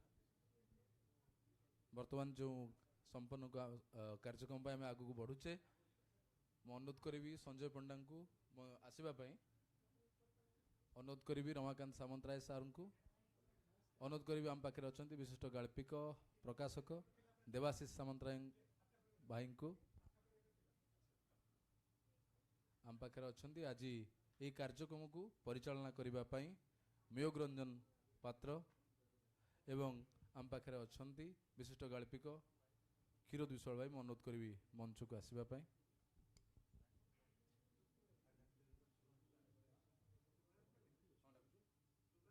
आम पाखे अच्छा विशिष्ट गाल्पिक शुभ्रांशु पंडा महोदय मु अनुरोध करी आसवाई मंच को। आपण मान सम्मुख में जो मैंने बसी ओडिया साहित्यर गप को से हृदयंगम कर गप को पहुँचे जनमानस पाखे आम पाखे अच्छा देवाशीष सामंतराय जे केवल गप लेखती ना गप छापती ଏବଂ ଗପରେ ନିଜ ଜୀବନକୁ ବଞ୍ଚନ୍ତି। ଆମ ପାଖରେ ଅଛନ୍ତି ରମାକାନ୍ତ ସାମନ୍ତରାୟ, ଯିଏ ଗପ ତୁଳିରେ ବି ଲେଖନ୍ତି, ଚମତ୍କାର ଚିତ୍ରଶିଳ୍ପୀ, ଚମତ୍କାର ଗାଳ୍ପିକ, କେତେବେଳେ ଗଳ୍ପରେ ସେ ଫେରିବାଲା କରିଦେଇ ପାରନ୍ତି ଆପଣଙ୍କୁ। ତେଣୁ ତାଙ୍କ ଗପ ସବୁବେଳେ ହୃଦୟକୁ ଛୁଏଁ। ତାଙ୍କ ପାଖରେ ଅଛନ୍ତି ବିଶିଷ୍ଟ କଥାକାର, ଯୁବ ସ୍ୱର ମୟୋଗ ରଞ୍ଜନ, ଭଲ ଗପ ଲେଖିବା ସହିତ ଭଲ ବକ୍ତା ଭାବରେ ତାଙ୍କର ପରିଚୟ ଅଛି। ଆମ ପାଖରେ ଅଛନ୍ତି କ୍ଷୀରୋଦ ବିଶ୍ୱାଳ, ଯିଏକି ତାଙ୍କର ପ୍ରତିଟି ଗପ ଆପଣଙ୍କ ହୃଦୟକୁ ନିଶ୍ଚିତ ରୂପରେ ଛୁଇଁବ, ଏତେ ସୁନ୍ଦର ଭାବରେ ସେ ଗପ ଲେଖନ୍ତି। ତା ସହିତ ଜଣେ ସଂଗଠକ ମଧ୍ୟ ଆମ ପାଖରେ ଅଛନ୍ତି ଶୁଭ୍ରାଂଶୁ ପଣ୍ଡା ମହୋଦୟ, ଯିଏ ଚମତ୍କାର ଗଳ୍ପ ଲେଖନ୍ତି ଏବଂ ପ୍ରତିଟି ଯୁବକମାନଙ୍କର ଗଳ୍ପ ହେଉ କବିତା ହେଉ ତାକୁ ନେଇକି ତାଙ୍କ ଭିତରେ ସବୁବେଳେ ଆଗ୍ରହ ରହିଥାଏ ଯେ କିପରି ଗୋଟିଏ ଲେଖକ ଗୋଟିଏ କବି କେମିତି ଆଗକୁ ଆସିବ। ତା ପାଇଁ ତାଙ୍କର ଯେଉଁ ସଂସ୍ଥା ଅଛି ସେଥିରେ ସେ ଅନେକ ସମସ୍ତଙ୍କର କବିତା ଗଳ୍ପ ଏସବୁକୁ ନେଇକି ସେ ଛାପନ୍ତି ଏବଂ ସମସ୍ତଙ୍କୁ ପ୍ରୋତ୍ସାହନ ଦିଅନ୍ତି ଆଗକୁ ବଢ଼ିବା ପାଇଁ। ଆମ ପାଖରେ ଅଛନ୍ତି ସଞ୍ଜୟ ପଣ୍ଡା, ତାଙ୍କର ପରିଚୟ, ସେ ଚମତ୍କାର ଗଳ୍ପ ଲେଖନ୍ତି, ଜଣେ ଶିକ୍ଷକ ଏବଂ ସେ ସାହିତ୍ୟ ଏକାଡେମୀ ଦ୍ୱାରା ପୁରସ୍କୃତ ଯୁବ ଗାଳ୍ପିକ ମଧ୍ୟ। ତେଣୁ ଆସନ୍ତୁ ଆଜିର ଏହି କାର୍ଯ୍ୟକ୍ରମକୁ ଆମେ ଆରମ୍ଭ କରିବା। ମୁଁ ଏ କାର୍ଯ୍ୟକ୍ରମର ସମସ୍ତ ଭାର ଏବେ ମୟୋଗ ରଞ୍ଜନଙ୍କ ହାତରେ ପ୍ରଦାନ କରୁଛି। ନମସ୍କାର। ନମସ୍କାର ସମସ୍ତଙ୍କୁ। ମୋତେ ଏ ଦାୟିତ୍ୱ ଅଚାନକ ମିଳିଛି, 15 ମିନିଟ୍ ପୂର୍ବରୁ ଏ ଦାୟିତ୍ୱ ମିଳିଛି କି ଏଇ କାର୍ଯ୍ୟକ୍ରମଟିକୁ ଆଜିର ଏଇ ଯେଉଁ ସମ୍ପାନଟିକୁ ମଡରେଟ୍ କରିବା ପାଇଁ। ତ ମୁଁ ଭାବୁଛି ମାନେ ଗୋଟେ ମଡରେଟ୍ କରିବା ଅପେକ୍ଷା ଆମେ ଗୋଟେ ଡିବେଟ୍ ବା ଚର୍ଚ୍ଚା ଭଳି କିଛି କଥୋପକଥନ ସହିତ ଯଦି ଆମେ ଆଗକୁ ବଢ଼ିବା ତାହେଲେ ଆଉ ଟିକେ ଭଲ ଭାବରେ ଏଇ ଜିନିଷଟାକୁ ଆମେ ସମ୍ଭାଳି ପାରିବା। ତ ସେମିତି ଆନୁଷ୍ଠାନିକ ଭାବରେ କିଛି କହିବିନି, କିନ୍ତୁ ଯେହେତୁ ମୋ ପାଖରେ ଅଛନ୍ତି ରମାକାନ୍ତ ସାମନ୍ତରାୟ, ତ ଏଇ ଜିନିଷ ଉପରେ ବୋଧହୁଏ ଆପଣ ବେଶୀ କିଛି ଚର୍ଚ୍ଚା କରିନଥିବେ କିମ୍ବା ବହୁତ କମ୍ ଜାଗାରେ ଏଇ ବିଷୟରେ ଚର୍ଚ୍ଚା ହେବାର ଶୁଣିଥିବେ। ସେ ଜଣେ ଯେହେତୁ ଜଣେ ଆର୍ଟିଷ୍ଟ ଆଉ ଜଣେ ଗାଳ୍ପିକ, ତ ଗୋଟିଏ ଷ୍ଟୋରି ଟେଲିଂ ଆଉ ଗୋଟେ ବ୍ୟୁଟି ଆଉ ଏସ୍ଥେଟିକ୍ସର ଗୋଟେ କଥା ଆସେ। ତ ଯେତେବେଳେ ଗୋଟେ ଗପ ଲେଖା ହୁଏ ସେତେବେଳେ କାହାଣୀ ସହିତ ତାର ବ୍ୟୁଟି ଏସ୍ଥେଟିକ୍ସ, ଗୋଟେ ଚିତ୍ରକୁ ଆମେ ଗୋଟେ ଚରିତ୍ରକୁ ଆମେ କେମିତି ଚିତ୍ରଣ କରିବା, ତାର ଗୋଟିଏ ଫିଜିକାଲ୍ ସେପ୍ ଅଛି ନା ନାହିଁ, ତାର ଗୋଟେ ମେଣ୍ଟାଲ୍ ସେପ୍ ଅଛି ନାହିଁ, ତାକୁ ଆମେ କଳ୍ପନା କରିବା ନା ଗୋଟିଏ ବାସ୍ତବର କୌଣସି ଚରିତ୍ରରୁ ଆଣିକି ଗୋଟେ ଆମେ ନୂଆ ଚରିତ୍ର ତିଆରି କରିବା, ବାସ୍ତବର ଗୋଟେ ଚରିତ୍ରକୁ ଆଣିକି ଆମେ ନିଜ ନିଜ ଗପରେ ଥୋଉ। ତ ମୁଁ ତାଙ୍କଠୁ ଫାଷ୍ଟ ପ୍ରଥମରେ ଜାଣିବାକୁ ଚାହିଁବି ସେ କେମିତି ସେଇ ଚରିତ୍ରଟାକୁ ତିଆରି କରନ୍ତି। ଧନ୍ୟବାଦ ମୟୋଗ। ଯେତେବେଳେ ଗପ ଲେଖିଲା ବେଳେ ଚିତ୍ର କଲା ବେଳେ ମୋର ବହୁତ ସମୟ ଅସୁବିଧା ହୁଏ, ବହୁତ ବର୍ଷ ଧରି, ଯେ ଦୁଇଟା ଅଲଗା ରାସ୍ତାରେ ଯାଉଥିଲା। ମୋର ଚିତ୍ର ଅଲଗା ରାସ୍ତାରେ ଯାଉଥିଲା, ଗପ ଅଲଗା ରାସ୍ତାରେ ଯାଉଥିଲା। ମୁଁ ତାକୁ ଗୋଟେ ସମୟରେ ପୁଣି ଏକାଠି ଆଣିବାକୁ ଚେଷ୍ଟା କଲି। ମୋର ଲାଷ୍ଟ 5 ଇୟର୍ସ ହେଲା ଯେଉଁ ଚିତ୍ର ଗୁଡ଼ା ଦେଖିଲେ ତା ଦେହରେ ମୁଁ ବହୁତ ଗୁଡ଼ାକ ଟେକ୍ସଟ ଆଣିଲି, କାହାଣୀ ଆଣିଲି, ମନେକର ଚିତ୍ର ଭିତରେ ଲେଖିଲି, ଚିତ୍ର ସାଙ୍ଗରେ କି ଡ୍ରଇଂ ସାଙ୍ଗରେ। ସେଇଟା ମୋର ପର୍ସନାଲ୍ କଥା, ଅଲଗା କଥା। କିନ୍ତୁ ଯେଉଁଟା ପଚାରିଲେ ଯେ ଗଳ୍ପଟା କେତେବେଳେ କେମିତି ହୁଏ, ତାର ଭିଜୁଆଲ୍ ପାର୍ଟଟା, ମୋର ଏଥିରେ ଗୋଟେ କଥା କହିବାର ଅଛି। ଆମର ବହୁତ ଓଡ଼ିଆ ଗଳ୍ପରେ ଭିଜୁଆଲ୍ ପାର୍ଟଟାରେ ଆମେ ବହୁତ ଦୁର୍ବଳ, ମାନେ ନାଁ ନେଉନି, ଆପଣ ଆଉ ଥରେ ପଢ଼ିବେ, ବଡ଼ ବଡ଼ ଲେଖକ ଆମର ଅଛନ୍ତି, ତା ଦେହରେ ଭିଜୁଆଲ୍ ପାର୍ଟଟା ଅସୁବିଧା ଅଛି। ମନେକର କେମିତି ନା କେଉଁଠି କେଉଁ କ୍ୟାରେକ୍ଟର ଅଛି, ସେ ସମୟଟା କ'ଣ, ସେ ଯେଉଁ ଯୁକ୍ତିଟା ଯେଉଁ ଥାଏ ଗୋଟେ ଫିଲ୍ମରେ ଯେଉଁ ଗୋଟେ ଥାଏ ଯୁକ୍ତିଟା ଥାଏ, ସେ ଯୁକ୍ତିଟା ବହୁତ ସମୟ ଅଭାବ ଥାଏ। ଯେଉଁଟା ଯଦି ଫିଲ୍ମ ଗୋଟେ ଗପଟାକୁ ଯଦି ଆପଣ ଫିଲ୍ମ କରିବାକୁ ଚାହିଁବେ, ତାର ଲେଖିବେ, ସ୍କ୍ରିନ୍ ପ୍ଲେ ଲେଖିବେ, ଜାଣିବେ ଯେ ସେ ଗପରେ ଅସୁବିଧାଟା କ'ଣ ଅଛି। ଥରେ ମୋର ଗୋଟେ ଉପନ୍ୟାସରେ ସେ ଉପନ୍ୟାସ 4 ମାସ ଖଣ୍ଡେ ମୋ ପାଖରେ ରହିଲା। ଖାଲି ଗୋଟେ ଭୁଲ ଥିଲା, ମୋର ଗୋଟେ ଥିଲା ବର୍ଣ୍ଣନା ଥିଲା ପୁରୀ ସମୁଦ୍ର କୂଳରେ ମୁଁ ଲେଖିଦେଇଥିଲି ସନ୍ଧ୍ୟାର ଦୃଶ୍ୟ, ସେଥିରେ ଗୋଟେ ଫିଲ୍ମ ସୁଟିଂ ହେଉଛି। ସେ ଥିଲା ମାନେ ସିରିଏଲର ବ୍ୟାକ୍ଡ୍ରପ୍ ଯେଉଁ ତାରି ଉପରେ ସେ ଉପନ୍ୟାସଟି। ହିରୋ ହିରୋଇନ୍ ଯାଉଛନ୍ତି, ଏକାଠି ହେଉଛନ୍ତି, ପଛରେ ସୂର୍ଯ୍ୟାସ୍ତ ହେଉଛି, ପୁରୀରେ ଲୋକେସନରେ ସୁଟିଂ ହେଉଛି। ମୋ ମୁଣ୍ଡରେ ହଠାତ୍ ବାହାରିଲା, ଜଷ୍ଟ ପଠେଇବା ପ୍ରିଣ୍ଟ କରି ପଠେଇବା ପୂର୍ବରୁ ପତ୍ରିକାକୁ, ଯେ ପୁରୀରେ ତ ପୁରୀଟା ହେଉଛି ପୂର୍ବପଟ ସମୁଦ୍ରରେ, ସେଠି ସୂର୍ଯ୍ୟ ଉଦୟ ହୁଏ, ଅସ୍ତଟା କେମିତି ହେବ? ମୁଁ ତ ଭୁଲ ଲେଖିଦେଲି ବୋଧେ। କ'ଣ କରିବି କେମିତି ଚେଞ୍ଜ କରିବି, ଯଦି ଚେଞ୍ଜ କରିବି ପୁରା ସିକ୍ୱେନ୍ସ ଚେଞ୍ଜ କରିବାକୁ ପଡ଼ିବ, ଏମିତି ରହିକି 2-3 ମାସ ପାଖାପାଖି ମୋର ଉପନ୍ୟାସ ଥିଲା ଏବଂ ପୁରୀ ମୋତେ ହଠାତ୍ ଯିବାକୁ ପଡ଼ିଲା, ଗୋଟେ କାରଣ କ'ଣ ଯାଇଥିଲି ଏବଂ ସେ ପର୍ଯ୍ୟନ୍ତ ପୁରୀରେ ସୂର୍ଯ୍ୟାସ୍ତ ଦେଖିନଥିଲି, ସୂର୍ଯ୍ୟୋଦୟ ଦେଖିଥିଲି, ଅସ୍ତ ଦେଖିନଥିଲି। ମୁଁ ଦେଖିଲି ଯେ ପୁରୀ ସମୁଦ୍ରକୂଳ ସୂର୍ଯ୍ୟାସ୍ତ ମଧ୍ୟ ହେଉଛି। ମୁଁ କହିଲି ତାହା ଠିକ୍ ଅଛି, ମୋର ସେ ଲେଖା ଭୁଲ ନୁହେଁ, ତେଣୁ ମୁଁ ଏଇଟା ପ୍ରିଣ୍ଟ ପାଇଁ ପଠେଇଲି। ତେଣୁ ଆମର ସେଇ ଯେଉଁ ଅସୁବିଧାଟା ଅଛି ବହୁତ ସମୟରେ ଗଳ୍ପରେ, ମୁଁ ଚାହେଁ ଯେ ଯାହା ହେଇଛି କିଛି। ଆଚ୍ଛା, ଫକୀର ମୋହନଙ୍କ ବି ଗପ ଭିତରେ ଆପଣ କେବେ ବି ଗୋଟେ ଭିଜୁଆଲ ମାନେ ଅସୁବିଧା ଗୋଟେ ପାଇବେ ନାହିଁ, ସବୁ ଯାକ ପରଫେକ୍ଟ। ଗୋପୀ ମହାନ୍ତିଙ୍କ ମଧ୍ୟ ଗପରେ ସେୟା ଦେଖିଛି, ଉପନ୍ୟାସ ଦେଖିଛି, ଭିଜୁଆଲ ପାର୍ଟ ବହୁତ ଷ୍ଟ୍ରଙ୍ଗ। ଆଉ କିଛି ଲେଖକ ଅଛନ୍ତି ଯେଉଁମାନେ ଭିଜୁଆଲଟା ବହୁତ ଅସୁବିଧା ଅଛି। ତେଣୁ ଆମକୁ ସେ ବିଷୟରେ ସଚେତନ ହେବାକୁ ପଡ଼ିବ ଏବଂ ଆମେ ଯେତେବେଳେ ଗପ ଲେଖୁଛୁ କି ଉପନ୍ୟାସ ଲେଖୁଛୁ ସେତେବେଳେ ତାକୁ କେମିତି ଆମେ ଦେଖୁଛୁ ଆଉ ତାକୁ ଠିକ୍ ଭାବରେ ଉପସ୍ଥାପନ କରୁଛୁ ଯୁକ୍ତି ସହିତ, ଭିଜୁଆଲ ଯେଉଁ ନାରେସନ୍ ଯେଉଁଟା ପାର୍ଟଟା ଅଛି ସେଇଟା ଉପରେ ଆମେ ଦୃଷ୍ଟି ଦେବାକୁ ପଡ଼ିବ ଏବଂ ସେଇ ଦୃଷ୍ଟିରେ ଭାବୁଛି ଦେଲେ ଆମ ଗପଟା ଆଉ ଟିକେ ଉନ୍ନତି ହୁଅନ୍ତା କି ଭଲ ହୁଅନ୍ତା, ମାନେ ଅସୁବିଧା ଲାଗନ୍ତା। ଆପଣ ଭାବନ୍ତି କି ମାନେ ଗୋଟେ ଜିନିଷ ପାଇଁ ଟୁ ମଚ୍ ଟେକ୍ନିକାଲ ହେଲେ ତାର କ୍ରିଏଟିଭିଟି ଉପରେ କିଛି ଇମ୍ପାକ୍ଟ ପଡ଼େ? ଟେକ୍ନିକାଲ ପାର୍ଟ ମୁଁ କହୁନାହିଁ, ମୁଁ କହୁଛି ସିମ୍ପଲ୍ କଥା କହୁଛି। ମନେକର ଗୋଟେ ଉଦାହରଣ ଦେଇ, ମନୋଜ ଦାସଙ୍କ ଗୋଟେ ଗପ ଅଛି, ସେଥିରେ ସେ ବଢ଼ିଆ ଲାଗିବ ଗପଟା ପଢ଼ିଲା ପରେ, କିନ୍ତୁ ତାର ଅସୁବିଧା ହେଉଛି କ'ଣ, ସେ ଯେଉଁ ଗୋଟେ ଲୋକେସନ୍ ଶେଷ ବସନ୍ତର ନା ମନେ ପଡ଼ୁଛି, ଯେଉଁ ଛୋଟ ଝିଅଟେ ଥିବ, ଲକ୍ଷ୍ମୀର ବିସ୍ତାର ବୋଧେ, ନା ଶେଷ ବସନ୍ତର ଚିଠି ବୋଧେ, ଯେଉଁଥିରେ କି ଲାଷ୍ଟକୁ ଲେଟରଟା ମାନେ ହଁ ଛୋଟ ଝିଅଟେ ଥିବ, ଏପଟେ ଆଉ ଜଣେ ଥିବେ ଲୋକ ଥିବେ, ତାଙ୍କ ଲୋକେସନ୍ ଭାବନ୍ତୁ ଆପଣ ଗୋଟେ ସହରର ବାହାର ଜାଗାର ଦୁଇଟା ବଙ୍ଗଲୋ, ସେମାନେ କଥା କେମିତି ହେଉଛନ୍ତି, ତା ଭିତରେ ଡିଷ୍ଟାନ୍ସଟା ବହୁତ ଥିବ ନା, ରାସ୍ତାଟା ଥିବ, ରାସ୍ତା ପରେ ବଙ୍ଗଲୋ ଅଛି ମାନେ ତା ଆଗରେ ଲନ୍ ଥିବ, ଦୁଇଟା ଘରର ସେ ଡିଷ୍ଟାନ୍ସ ଅନୁସାରେ ଭିତରେ ସେ ଛୋଟ ପିଲା ଏମାନେ କଥା ହେବା ସମ୍ଭବ ନୁହେଁ। ଏମିତି ଆହୁରି ବହୁତ ଗୁଡ଼ାକ ଅଛି, ବହୁତ ବିଭିନ୍ନ ଗପରେ ଅଛି, ମୁଁ କହୁନି। ଆଉ ଜଣେ ବଡ଼ ଲେଖକଙ୍କର ଦେଖିଛି ମୁଁ, ସେ ଗପ ଆରମ୍ଭ କରୁଛନ୍ତି, ଯେତେବେଳେ କ୍ୟାରେକ୍ଟର ବସି ଲେଖୁଛି, ଝରକା ସେପଟେ ଟଗର ଗଛ, ନାଇଁ ଝରକା ପାଖରେ ବସି ଲେଖୁଛନ୍ତି, କିଛି ସମୟ ପରେ ସେ କହୁଛନ୍ତି, ପ୍ରଥମରୁ କହୁଛନ୍ତି ଯେ ତୃତୀୟ ମହଲାରେ ଅଛି ଗାଳ୍ପିକ ଲେଖୁଛନ୍ତି, କିନ୍ତୁ କିଛି ସମୟ ପରେ କହୁଛନ୍ତି ଟଗର ଗଛ ଦେଖୁଛନ୍ତି, ସେ ଟଗର ଫୁଲ ଦେଖୁଛନ୍ତି ଝରକା ପଟରେ। Is it possible? 3 ମହଲା ପର୍ଯ୍ୟନ୍ତ ଟଗର ଗଛ ଏତେ ଉଞ୍ଚା ବଢ଼ିବ କେମିତି କ'ଣ? ଏମିତି ଛୋଟ ଛୋଟ ବହୁତ ଜିନିଷ ଥାଏ, ଆଉ ବଡ଼ କଥା ବି ଅଛି। ତେଣୁ ସେ ବିଷୟରେ ଆମେ ସଚେତନ ହେବା, ସେ ଭୁଲଟା ହେବ ନାହିଁ। ମୁଁ ଗୋଟେ ଜିନିଷ ଖାଲି ଯୋଡ଼ିବାକୁ ଚାହୁଁଛି, ପ୍ରଥମରୁ କହି ରଖେ ଯେ ମୁଁ ମଧ୍ୟ ଅପ୍ରତ୍ୟାଶିତ ଭାବରେ ଏଠି ଅତିଥି ହେଲି, ଯଦିଓ ଏଇ ସେସନରେ ମୋ ନାଁ ନଥିଲା, ହଠାତ୍ ଆୟୋଜକ କଲେ ନାଇଁ ଆପଣ ବସନ୍ତୁ ବୋଲି। ପ୍ରକୃତରେ ପ୍ରତି ଲେଖକ ତାର ନିଜର ଗୋଟେ ପୃଥିବୀ ବି ଗଢ଼େ, ମାନେ ଆପଣ ଯେଉଁ ପରିଚିତ ପୃଥିବୀ ବା ଯେଉଁ ରିଅଲିଟି କଥା କହୁଛନ୍ତି, ସିଏ ରିଅଲିଟି ବାହାରେ ଗୋଟେ ପୃଥିବୀ ନିଜେ ଲେଖକ ମଧ୍ୟ ଗଢ଼େ। ସେ ଲେଖକର ପୃଥିବୀରେ ସବୁ ସମ୍ଭବ, ସେ ଲେଖକର ପୃଥିବୀରେ ପୂର୍ବ ଦିଗରେ ମଧ୍ୟ ସୂର୍ଯ୍ୟ ଅସ୍ତ ହୋଇପାରେ, ସେ ଲେଖକର ପୃଥିବୀରେ 3 ମହଲାରେ ମଧ୍ୟ ଟଗର ଫୁଲ ଫୁଟିପାରେ, ସେ ଲେଖକର ପୃଥିବୀରେ ଗୋଟେ ମାଛ ଯାହାକୁ ଆଣିକି ସେ ରଖିଲା ପୂଜକ ଯେଉଁ ଗୋଟେ ପାତ୍ର ଭିତରେ, ସେ ହଠାତ୍ ବଡ଼ ହେଇଯାଉଛି, ତାକୁ ନେଇକି ସମୁଦ୍ର ଭିତରକୁ ତଥାପି ବଡ଼ ହେଇଯାଉଛି, ସେ ଅବତାର ହେଉଛି ପରେ। କାହାଣୀରେ ମୁଁ ଭାବେ ଯେ କାହାଣୀ ଯେ ଲେଖେ ସେ ସିନେମା କରିବ ଭାବି କାହାଣୀ ଲେଖେ ନାହିଁ।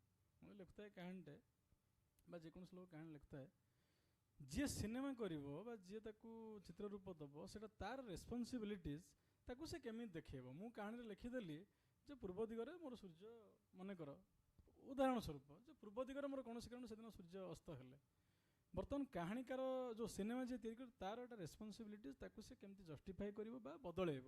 ଅନେକ ସମୟରେ ଆପଣ ଦେଖୁଥିବେ ସିନେମା କଲାବେଳେ, ଏଇ ଯେଉଁ ମନୋଜ ଦାସଙ୍କ କଥା କହୁଛନ୍ତି, ମନୋଜ ଦାସ ନିଜେ କହିଛନ୍ତି ଯେ ତାଙ୍କର ଆରଣ୍ୟକ ସିନେମାକୁ ନେଇକି ସେ ନିଜେ ସନ୍ତୁଷ୍ଟ ନୁହନ୍ତି, କାରଣ ସିଏ ଯାହା ଲେଖିଥିଲେ ବା ଯାହା ଚାହିଁଥିଲେ ସେଇଟା ସିନେମାରେ ହେଇନାହିଁ। କିନ୍ତୁ ଯେମିତି ଲେଖକର ଗୋଟେ ଲିବର୍ଟି ଅଛି, ଲେଖକର ଗୋଟେ ନିଜ ପୃଥିବୀ ଅଛି, ସିନେମାକାରର ମଧ୍ୟ ସେମିତି ଗୋଟେ ନିଜ ପୃଥିବୀ ଅଛି, ସିଏ ମଧ୍ୟ ତା ବାଗରେ ତାର ସିନେମା ତିଆରି କରିବ। ଗୋଟେ ଛୋଟିଆ ମାନେ କଥା କହିକି ମୋର ବକ୍ତବ୍ୟ ଦେବି, ଅନ୍ୟ ଅତିଥିମାନଙ୍କୁ ଦେବି କହିବା ପାଇଁ।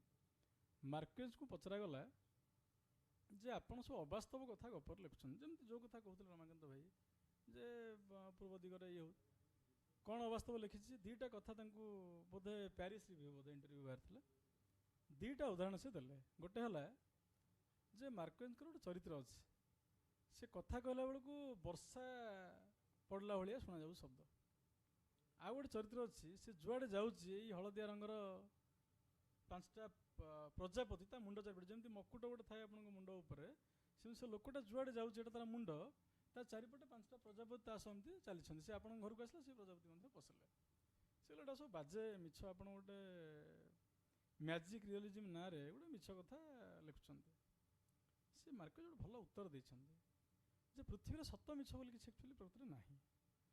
ଯେଉଁଟା ମୋର ସତ୍ୟ, ଗୋଟେ ଲେଖକର ସତ୍ୟ, ତା ପାଇଁ ସେଇଟା ତା ସତ୍ୟ, ସେଇଟା ଆପଣଙ୍କ ପାଇଁ ମିଛ ହେଇପାରେ। ଆପଣଙ୍କର ସତ୍ୟ ଆଉ ମୋ ସତ୍ୟ ଭିତରେ ବହୁତ ଫରକ ଅଛି। ସେ ହେଲେ ଆପଣ ମୋ ଗାଁକୁ ଆସନ୍ତୁ, ମୋ ଦୁନିଆକୁ ଆସନ୍ତୁ, ଯେଉଁଟା ଆପଣଙ୍କୁ ମିଛ ଲାଗୁଛି ସେଇଟା ଆପଣ ସତ ଦେଖିବେ। କହିଲେ ଆମାଜନ୍ ଫରେଷ୍ଟ ଭିତରେ ଏବେ ବି ଗୋଟେ ଟ୍ରାଇବ୍ ଅଛି। ସେ ଟ୍ରାଇବ୍ କଥା କହିଲା ବେଳେ କିଛି ଶବ୍ଦ ଶୁଣାଯାଏନି, ଖାଲି ଲାଗେ ଯେ ବର୍ଷା ହେଉଛି। ଆପଣ ଆଖି ବୁଜିବେ, ଆପଣଙ୍କୁ ଲାଗିବ ଗୋଟେ ବର୍ଷା ଚାଲିଛି। ତାଠୁ ମୁଁ ଆଣିଛି, ସେ ମୋ କାହାଣୀର ଚରିତ୍ର ମୁଁ ତାଠୁ ଆଣିଛି। ମୋ ମାଆ ପିଲାବେଳେ ଗୋଟେ କାର୍ପେଣ୍ଟରକୁ ଡାକେ ଘରକୁ ସଜାଇବା ପାଇଁ, ଯେଉଁ କାଠ କାମ କ'ଣ ଅସୁବିଧା ହେଲେ। ମୁଁ ଦେଖିଛି ସେ ଯେବେ ଆସେ ତା ପଛେ ପଛେ ଗୋଟେ ହଳଦିଆ ପ୍ରଜାପତି ଆମ ଘରେ ପଶେ। ମୁଁ ସେଇଠୁ ଆଣିଛି ସେ ଚରିତ୍ରଟାକୁ।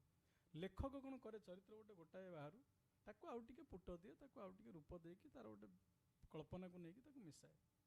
ମୋତେ ଲାଗେ ଯେ କାହାଣୀ ସତ୍ୟ, କେବଳ ସତ୍ୟ ଉପରେ ଆଧାରିତ ହେଲେ କାହାଣୀ ହେବ ନାହିଁ। ସତ୍ୟ ତ ପ୍ରବନ୍ଧରେ ବି ରହୁଛି, ସତ୍ୟ ତ ଆମେ ଦର୍ପଣ ବି ଆମକୁ ଅର୍ଦ୍ଧ ସତ୍ୟ ବା କିଛି ସତ୍ୟ ଦେଖାଉଛି। କାହାଣୀ ହେଉଛି କଳ୍ପନା ଆଉ ବାସ୍ତବତାର ଗୋଟେ ଫେଣ୍ଟା ଫେଣ୍ଟି, ଗୋଟେ ମିଶାମିଶି ଜିନିଷ ବୋଲି ମୋର ବ୍ୟକ୍ତିଗତ ମତ। ଦେବାଶିଷ ସାମନ୍ତରାୟଙ୍କୁ ମୁଁ ପଚାରିବି, এই কল্পনা ও বাস্তবতার কল্পনার পরিমাণ কেতে আর বাস্তবতার পরিমাণ কেতে, আমি এবে যা চর্চা কলু আপনার মতামতটা কোণ?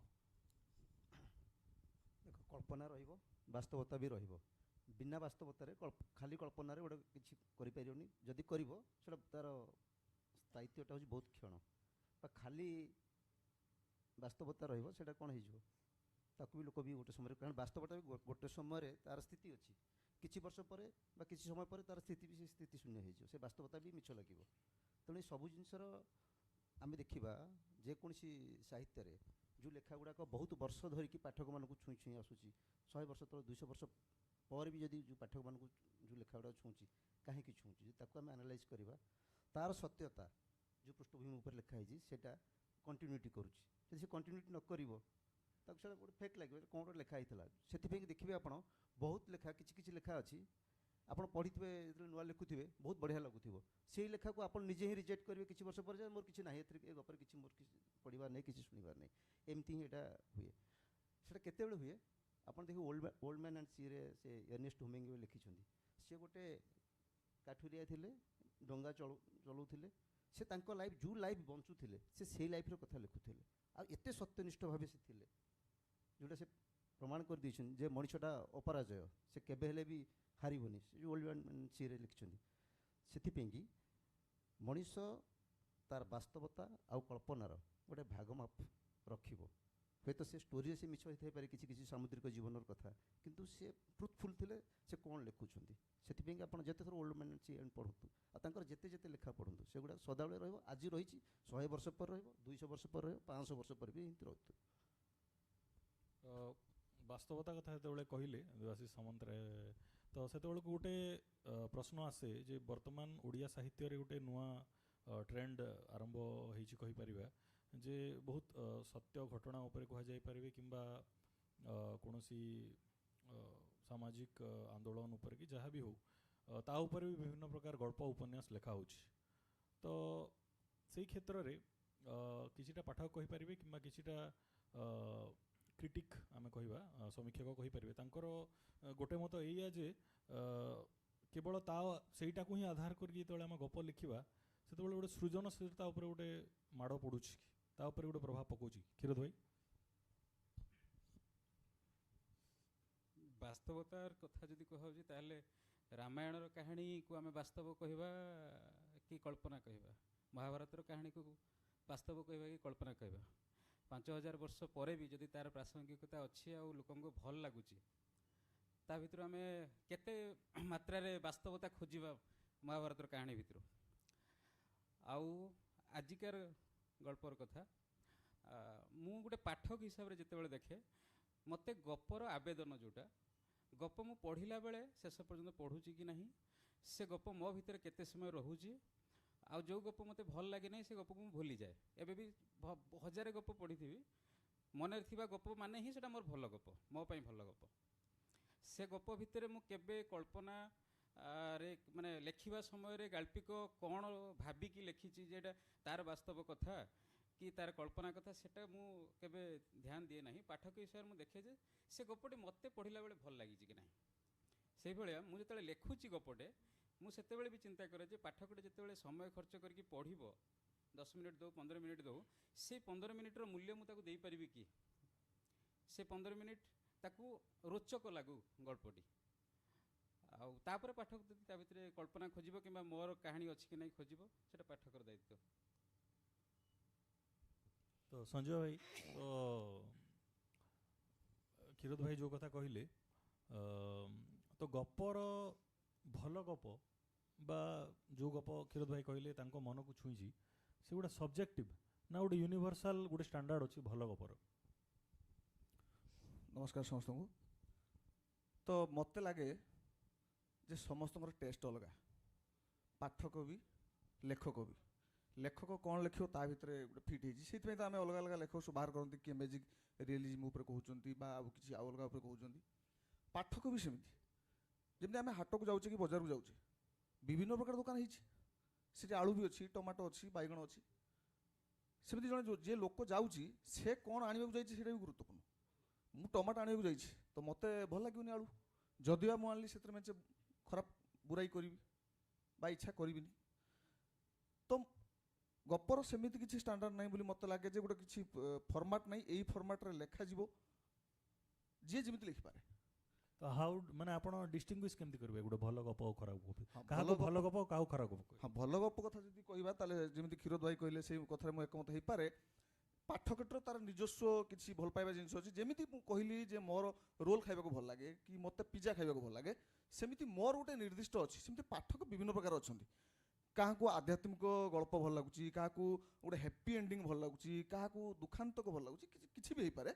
तो जदि मते पचरा जीवो व्यक्तिगत भाव मते केमती गप भल लागे जेमती क्षीरोद भाई कहले मु से समान कथा कहबी जदि से गपटी आपण पाराग्राफ गोटे कि दुईटा पाराग्राफ पढ़ला परे आपण को छाड़ुनी टाणी धरुची टाणी टाणी भितर को नहीं जाऊँ खाली सेतिक नुह राति रे आपण शोइतला बेले जदि परिश्रा करिया भी उठुचंती जदि सेतबेले भी मुंड भितर आपणकर से गप खंडिका मारुची एई चरित्र एइट थिला आपण मुह दउचंती मने पड़ जाउची मत लागे से भल गप हेई पारे मने रहबा बोली गप पुनी भल गप तो समस्त में अलग अलग हेई पारे।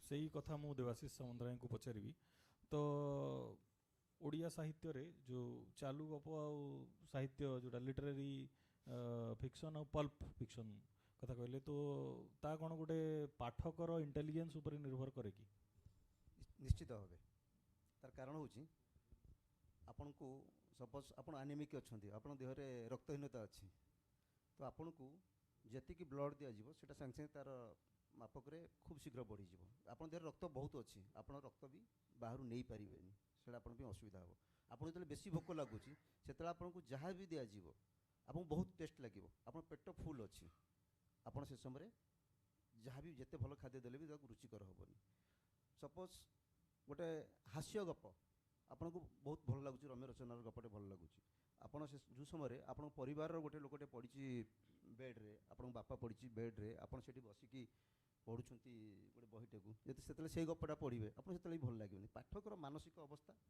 लेखार किसी केते गुड़ी जमी आम कहूँ गोटे झीटे बहुत सुंदरी तार तो गोटे साधारण गोटे फ्रेम अफ रेफरेन्स आम नौचे तो हाँ ये झीटा सुंदरी सेमती किसी निर्दिष्ट माप ना तार नाकटा एतिक हाइट एतिक थी तार केश केते थी तार पतला थी कि मोटा थी सेमती क्या दृष्टि किसी नहीं सेमती नौले पृथ्वी में बहुत काली झील बहुत असुंदरी झील आमको लगुच भी बहुत बड़ प्रेमिक भी अच्छी बहुत स्वामीटे अच्छी परिवार अच्छी माँ अच्छी छुआ अच्छी सब अच्छी तो समस्ते समस्त को समय अनुसार भल पाए जमी कौन खाद्य अखाद्य नुह क्या मलटा भी गोटे पोक भी खाद्य हो पाए तो सब सबुथ पाठक अच्छा सब प्रकार बही तो आम प्रकाशक हिसाब से सब प्रकार बही बिकुचु जोटा आम भावुँ जे बहीटा बहुत माने चलबनी देखल से बहीटा बेसी चलुची आ जोटा भावुँ बहुत क्लासिकाल जिनस अच्छी से बड़ा कहीं पढ़ुना ओडिशा रे बुक फेयर सरीला आ भितर आम देखीचु जो मानकर आम भावुँ यही बहीगुड़ा बहुत भल चलो बड़ बड़ राइटर आम पढ़ी लेखा लेखि कर बिल्कुल चलुनी तार खंडे भी बिका बहुत कष्ट है शुभ्रांशु कह राजी हम से एमती भी अवस्था आसिक पहुँची यही कंटेक्स्ट रे से विषय कहबेनी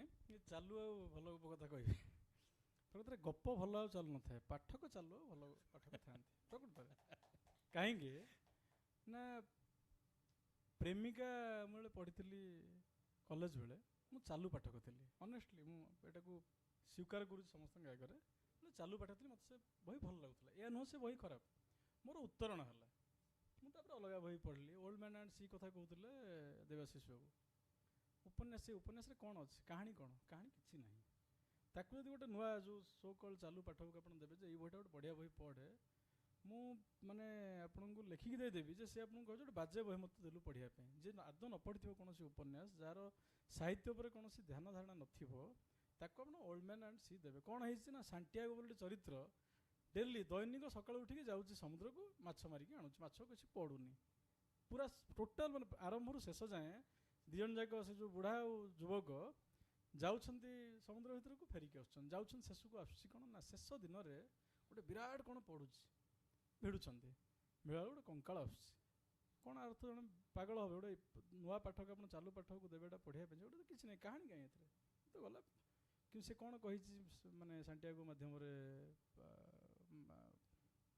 ହେମିଙ୍ଗୱେ ଯେ ୱାର୍ଲଡ ୱାର୍ ହେଲା, ଏତେ ଲୋକଙ୍କୁ ମାରିଲ, କ'ଣ ପଡ଼ିଲା, ସେ କଙ୍କାଳଟି ପାଇଲ ତମେ, ଏତିକି ସେ କହିବା ପାଇଁ ସେ ଗୋଟେ ବିରାଟ କାହାଣୀର ଆଧାର ଭାବେ ତାକୁ ନେଇଛି। ପ୍ରକୃତରେ କାହାଣୀ କିଛି ଚାଲୁ ନଥାଏ। ଆଉ ମୋତେ ଲାଗେ ଯେ ପଲ୍ପ ଲେଖା ହେଉ ବା କ୍ଲାସିକ୍ ସୋ କଲ୍ଡ କ୍ଲାସିକ୍ ହେଉ, ସବୁ ଲେଖା ଆମ ପାଇଁ ଦରକାର, କାରଣ ଆମେ ଆରମ୍ଭ କରିବୁ ପଲ୍ପରୁ ଆରମ୍ଭ କରିବୁ, ଆମର ଉତ୍ତରଣ ହେବ, ଆମ ଉତ୍ତରଣ ଅନୁଯାୟୀ ଆମେ ଆମର ପାଠକୀୟ ସ୍ୱାଦ, ଆମର ପଢ଼ିବାର ସ୍ୱାଦ ବଦଳିବ, ଆମେ ସେଇ ଅନୁଯାୟୀ ବହି ପଢ଼ିବୁ।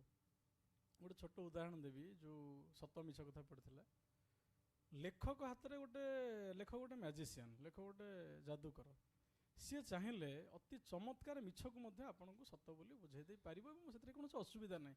ଏ ଯେଉଁ କଥା କହୁଥିଲେ ରାମାୟଣ ମହାଭାରତ କଥା, ଯେ 5,000 ବର୍ଷ ହେଲା ଆମେ ତାକୁ ଆଜି ବି ପଢ଼ୁଛେ, ଭଲ ପାଉଛେ, ବିଶ୍ୱାସ କରୁଛେ। ସେଥିରେ ବହୁତ କଥା ଲେଖା ହେଇଛି, ମୁଁ କହିଲେ ତାକୁ ରେକର୍ଡ଼ କରିକି ରଶ୍ମି ବାବୁ ବଜେଇ ଦେବେ ତାଙ୍କ ଚ୍ୟାନେଲରେ, ଲୋକ ମୋତେ ବାଡ଼େଇବେ, କିନ୍ତୁ ମୁଁ ତଥାପି କହୁଛି। କ'ଣ ହେଇଥିବ, ଜ୍ଞାନୀ ଯାଇଛି, ତା କ'ଣ ସ୍ତ୍ରୀ ପଠେଇଲେ ମ୍ୟାଡ଼ାମ୍ ଯେ ଯାଅ କ'ଣ ବଜାରକୁ ହାଣିବ ବୋଲି ପରିବା, ଜ୍ଞାନୀ ପରିବା ପାଇଁ ଗଲେ, ସେ କହିଛନ୍ତି ପରିବା ନେଇ ଆସିବ। ଜ୍ଞାନୀ ଭୋଳ କବି ଲୋକ, ମନେ ନାହିଁ କ'ଣ ପରିବା କହିଥିଲେ ମ୍ୟାଡ଼ାମ୍, ସିଏ କ'ଣ କଲା, ଯାହା ଅଛି ବଜାରରେ ହାଟକୁ ଗଲେ ସବୁ ଦେଇଦେ, ଯାହା ମିଞ୍ଚାଏ ଦେଇଦେ, ଦୁଇଟା ବଡ଼ ବ୍ୟାଗ୍ ପୁରା ଓଜନଦାର, ଟେକି ପାରୁନି, ସେ ଚାଲିକି ଜ୍ଞାନୀ ଆଣିକି ଆସୁଛନ୍ତି। ମୁଁ ତାଙ୍କ ପଡ଼ୋଶୀ ଠିଆ ହେଇ ଛାତ ଉପରେ, ମୁଁ କହିଲି କ'ଣ ଜ୍ଞାନୀ ବାବୁ ପୁରା ମାର୍କେଟ ଉଠେଇ ଆଣିଲ, ଏଇଆ ମୁଁ କହିଲି। ସେଇଠି କବି ବସିଥିଲେ କ୍ଷୀରୋଦ ବାବୁ, ଇଏ ସାଙ୍ଗେ ସାଙ୍ଗେ ଲେଖି ପକାଇଲେ ଯେ ଜ୍ଞାନୀ ବୋଲି ଜଣେ ଲୋକ ଥିଲେ, ସେ ଗଲେ ତାଙ୍କ ସ୍ତ୍ରୀ ପଠେଇଲେ, ସେ ମାର୍କେଟଟାକୁ ଉଠେଇ ଆଣିଲେ। ସେଇଠି ଚିତ୍ରକର ଶୁଣିଲେ ସେଟାକୁ, ପରେ ଆଉ 10 ଦିନ ପରେ କିଏ ରମାକାନ୍ତ ଭାଇ, ସେ ଗୋଟେ ଜ୍ଞାନୀକି ତିଆରି କଲେନି ଧରିକି, ହାତରେ ମାର୍କେଟ ତିଆରି କରିଦେଲେ, ଜ୍ଞାନୀ ଆସୁଛନ୍ତି ମାର୍କେଟକୁ ଧରିକି। ଏହା ହିଁ ହେଇଛି, ମୁଁ କହୁନି, ଆପଣ ବୁଝିଯାଉଥିବେ କ'ଣ ହେଇଛି। ଜଣଙ୍କୁ ପଠାଗଲା, ତୁ ଯା ଗଛ ମେଞ୍ଚେ ଆଣିକି ଆ, ସେ ଗଛ ଚିହ୍ନି ପାରିଲାନି, ମେଞ୍ଚାଏ ଗଛ ନେଇ ଆସିଲା, ତାକୁ ଚିତ୍ରକର ଦେଖାଇଦେଲା ଯେ ଗୋଟେ ଯେ ସେ ପାହାଡ଼ ଉଠେଇ ଆଣିଲେ ବୋଲି। ଏଇଭଳିଆ ଇମାଜିନେସନ୍ ଗୁଡ଼ାକ ଏଇଭଳିଆ ବଦଳେ, ଏଇଭଳିଆ ଲେଖା ହେଇଛି।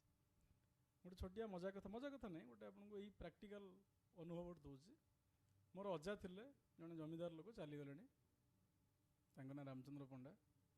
ତାଙ୍କ ପାଖକୁ ଯିଏ ଆସନ୍ତି, ସିଏ ଭାରି ଯଦିଓ ବ୍ରାହ୍ମଣ, ଯେଉଁ ସୋ କଲ୍ ତଥାକଥିତ ବ୍ରାହ୍ମଣ, ସେ କିନ୍ତୁ ଜାତିବାଦର ଟିକେ ବିରୋଧୀ ଥିଲେ। ଗାଁରେ ରାମଲୀଳା କରନ୍ତି, ଇଏ ଦିଅନ୍ତି। ସେ ସବୁବେଳେ ଭାଗବତର ଗୋଟେ 2 ଧାଡ଼ି କୋଟ୍ କରନ୍ତି, ଯିଏ ଆସେ ସବୁବେଳେ କହନ୍ତି। ମୁଁ ସେଟା ଲେଖିଥିଲି କେଉଁଠି ଗୋଟେ ସୋସିଆଲ ମିଡ଼ିଆରେ। ସେ ଧାଡ଼ିଟା ହେଉଛି, ନାରୀ ପୁରୁଷ 2 ଜାତି, ବ୍ରାହ୍ମଣ ଖଟୁଛନ୍ତି ଗୋତି। ଜାତି ଫାତି ଆଉ କିଛି ନାହିଁ, ଜାତ 2ଟା, ଆଉ ବ୍ରାହ୍ମଣ, ଏ ଯେଉଁ ନାରୀ ଆଉ ପୁରୁଷ, ବ୍ରାହ୍ମଣ ତ ଗୋତି ଖଟିଲେଣି, ତମେ କ'ଣ ଆସିକି କଥା କହୁଛ, ଏଇଟା ସବୁବେଳେ କହନ୍ତି। ଅଜା ଚାଲିଗଲେଣି ଉପରକୁ, ମୁଁ ବହୁ ବର୍ଷ ପରେ ଜାଣିଲି ଏଭଳି କୌଣସି ଧାଡ଼ି ଭାଗବତରେ ନାହିଁ। ସେ ନିଜରୁ ଭାବିକି କହିଛନ୍ତି। ଲେଖକର କାମ ହେଉଛି ଏଇଆ, ଯେ ଆପଣଙ୍କୁ ସତ୍ୟକୁ ଆଣିକି ଗୋଟେ ମିଥ୍ୟା ଭିତରେ ପୂରେଇକି ବିଶ୍ୱାସ କରିବେ ଯେ ଏହା ହେଉଛି ସତ୍ୟ। ଲେଖକ ତାହା ହିଁ ନିରନ୍ତର କରିଥାଏ, ତା କାହାଣୀ ମାଧ୍ୟମରେ, ତା ଲେଖା ମାଧ୍ୟମରେ ଗୋଟେ ମିଛ କଥାକୁ, ଯେଉଁ ସୁଗାର କୋଟେଡ୍ ପିଲ୍ ଭଳି, ଆପଣଙ୍କୁ ଗୋଟେ ସତ କଥାକୁ ଗୋଟେ ମିଛର ଆବରଣ ଦେଇକି, ମିଛର କଭର ଦେଇକି ଆପଣଙ୍କୁ ଦିଏ। ଲେଖକ ଏହା ହିଁ ନିରନ୍ତର କରିଥାଏ ବୋଲି ମୋର ବିଶ୍ୱାସ। ଏଇ କଣ୍ଟେକ୍ସଟରେ ଆପଣ ଆମ ଓଡ଼ିଆ ପାଠକମାନଙ୍କୁ କେଉଁ ଭଳି ଭାବରେ ଦେଖନ୍ତି? ଯେଉଁ କଥାଟା କହିଲେ ଯେ ବିଭିନ୍ନ ପ୍ରକାର ସିରିୟସ୍ ପାଠକ, ପଲ୍ପ, ଯାହା ବି କବିତା, କେଉଁ ହିସାବରେ ଆପଣ ଦେଖନ୍ତି? ମୋତେ ଲାଗେ ଲେଖକ ଯେଉଁ ଲେଖୁଛନ୍ତି, ବିଭିନ୍ନ ପ୍ରକାର ଲେଖା ଲେଖନ୍ତି, ସେମାନେ ସିଡ଼ିର ଗୋଟେ ଲେଖା ଫଳି। ମୁଁ ଯେତେବେଳେ ସିଡ଼ି ଉପରକୁ ଚଢ଼ିବି, ପ୍ରଥମେ ପାଦ ଦେଇ ପ୍ରଥମରେ, ସେକେଣ୍ଡରେ ଚଢ଼ି ଉପରକୁ ଯିବି, ଆଉ ସେଇଟା କେତେ ଉପରକୁ ଯାଇଛି ତାର କିଛି ମାନେ ଇନଫିନିଟ୍, ଯେତେ ଉପରକୁ ଯାଇପାରିବେ। ତେଣୁ ମୁଁ ଯେତେବେଳେ ପ୍ରଥମେ କାହାଣୀ ପଢ଼ିନଥିଲି, ସେତେବେଳେ ମୋର ବୁଢ଼ାବାପା ବୁଢ଼ୀମା ଠାରୁ କାହାଣୀ ଶୁଣୁଥିଲି। କେଉଁ ଗପ ନା ରାଜାରାଣୀ ଗପ, ଭୂତ ଗପ, ଟୁଆଁ ଟୁଇଁ ଗପ ହେଲା, କି ବାଘ ଫାଗର କଥା ହେଲା, ସେଗୁଡ଼ା ଶୁଣୁଥିଲି। ମୁଁ ପିଲାଦିନେ ପରୀ ଗପ ପ୍ରବଳ ଶୁଣିଥିଲି ଏବଂ ବହୁତ ଛୋଟବେଳେ ମୋ ମାମୁଁ ଘରେ ଥିଲା ଗୋଟେ ଫୁଲ ଗଛ ଲାଗିଥିଲା, ସବୁ ରଙ୍ଗିଣୀ ଫୁଲ ସବୁ ଫୁଟିଥାଏ, ସେ ଯେଉଁ ନଖ ପଚା ଫୁଲ।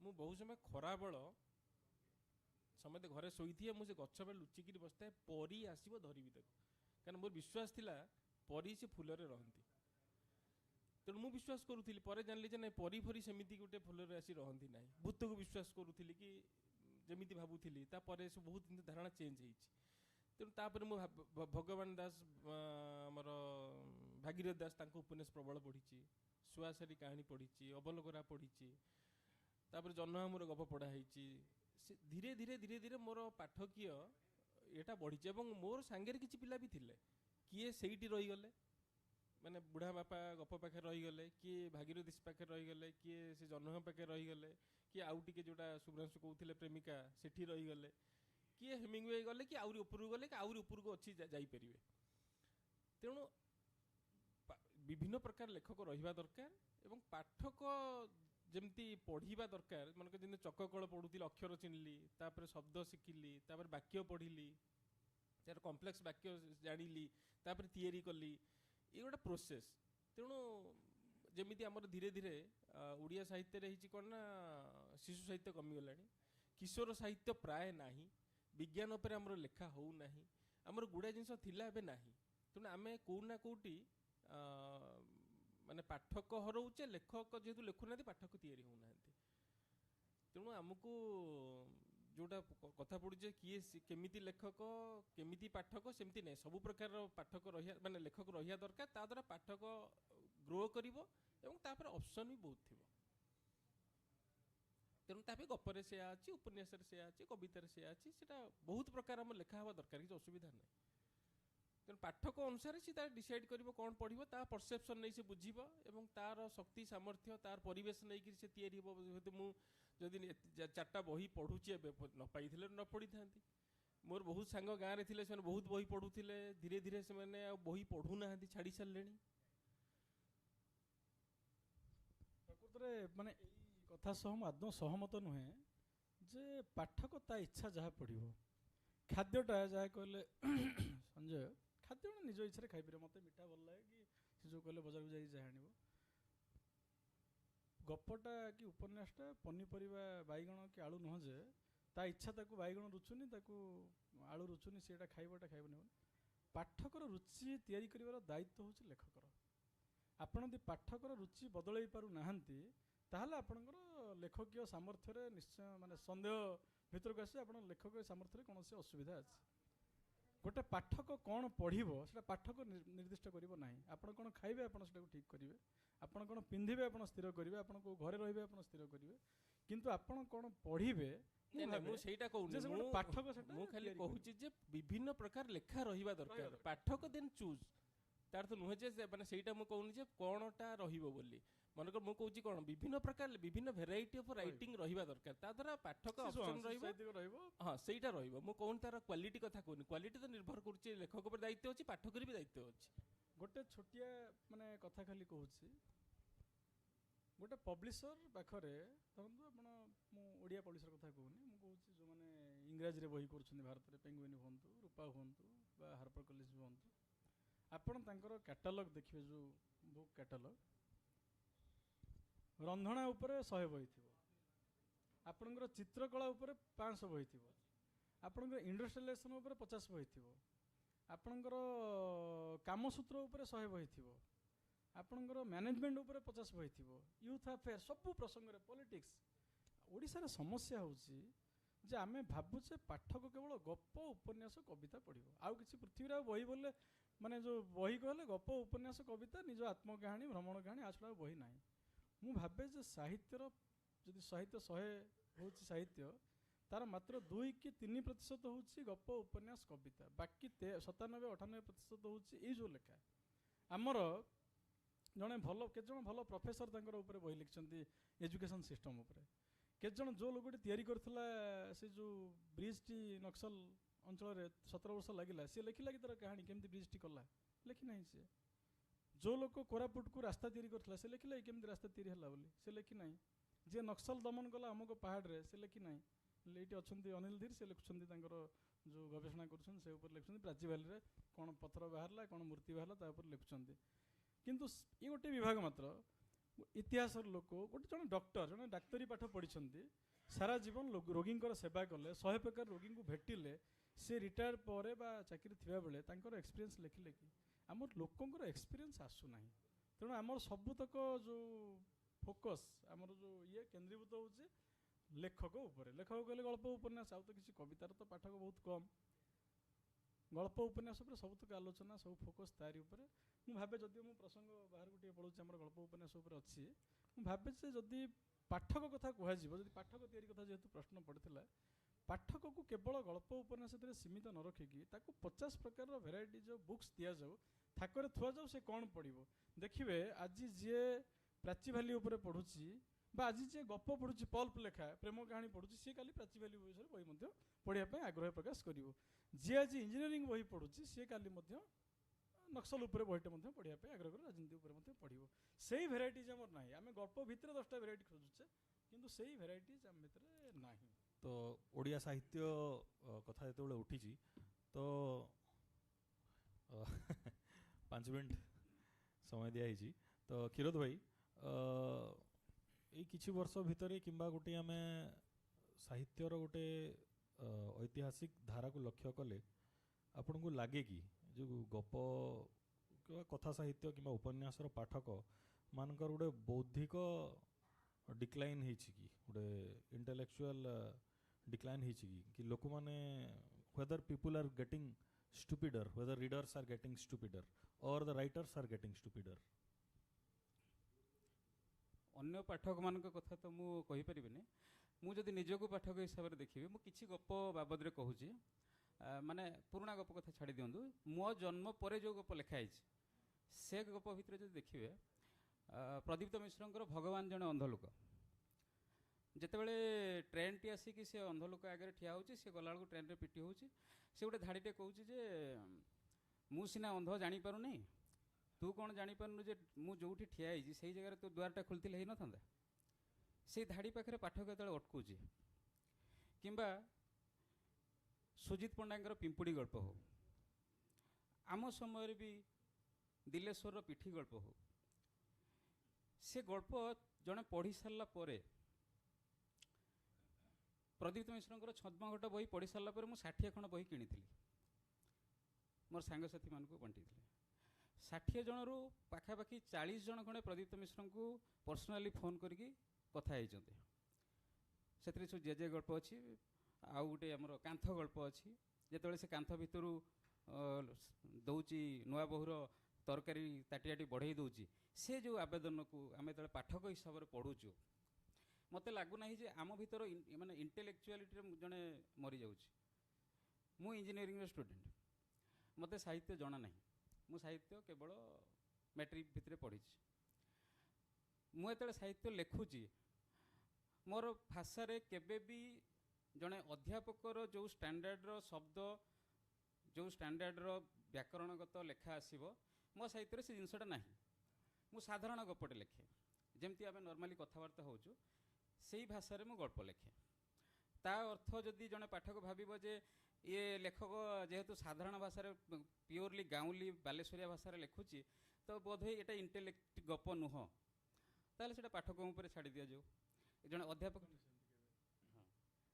तेणु इंटेलेक्टर अर्थ कौन मुझे पर्यंत भी बुझी ना मतलब कहानी कहवाई भल लगे आई भाई कहानी पढ़ाई भी भल लगे पाठक हिसाब से संजय भाई गोटे लास्ट गोटे मत चाहिए मतटा एग्री कि डिसएग्री देवाशीष सामंतराय कहे सेशन को एंड करवा जस्ट वेरी क्विकली तो आपण पर्सनल लेवल व्यक्तिगत भाव में गोटे राइटर हिसाब से ऑडियंस को इंटेलेक्चुअल करिवार गोटे दायबद्धता अनुभव करती कि आ सामूहिक भाव में लेखक मान तरफ से दायबद्धता अच्छी ना लेखक लिखिब ऑडियंस पाठक तार पढ़ो कौन कर डिपेंड्स मत लगे करवा दरकार जो गोटे विश्वर गोटे ट्रेंड जमी चली से ट्रेंड को फॉलो करवा दरकार जो साहित्य से समय कथा कहे ता आगू को जाई कहीपर कहीं पुराना कथा तो बहुत लेखा सर तेणु आग कथा कहीहब फ्यूचरिस्टिक गल्प लिखी हम एआई को लेकिन एआई माध्यम कौन चरित्र तैयारी आम कथा होलु से विषय करहब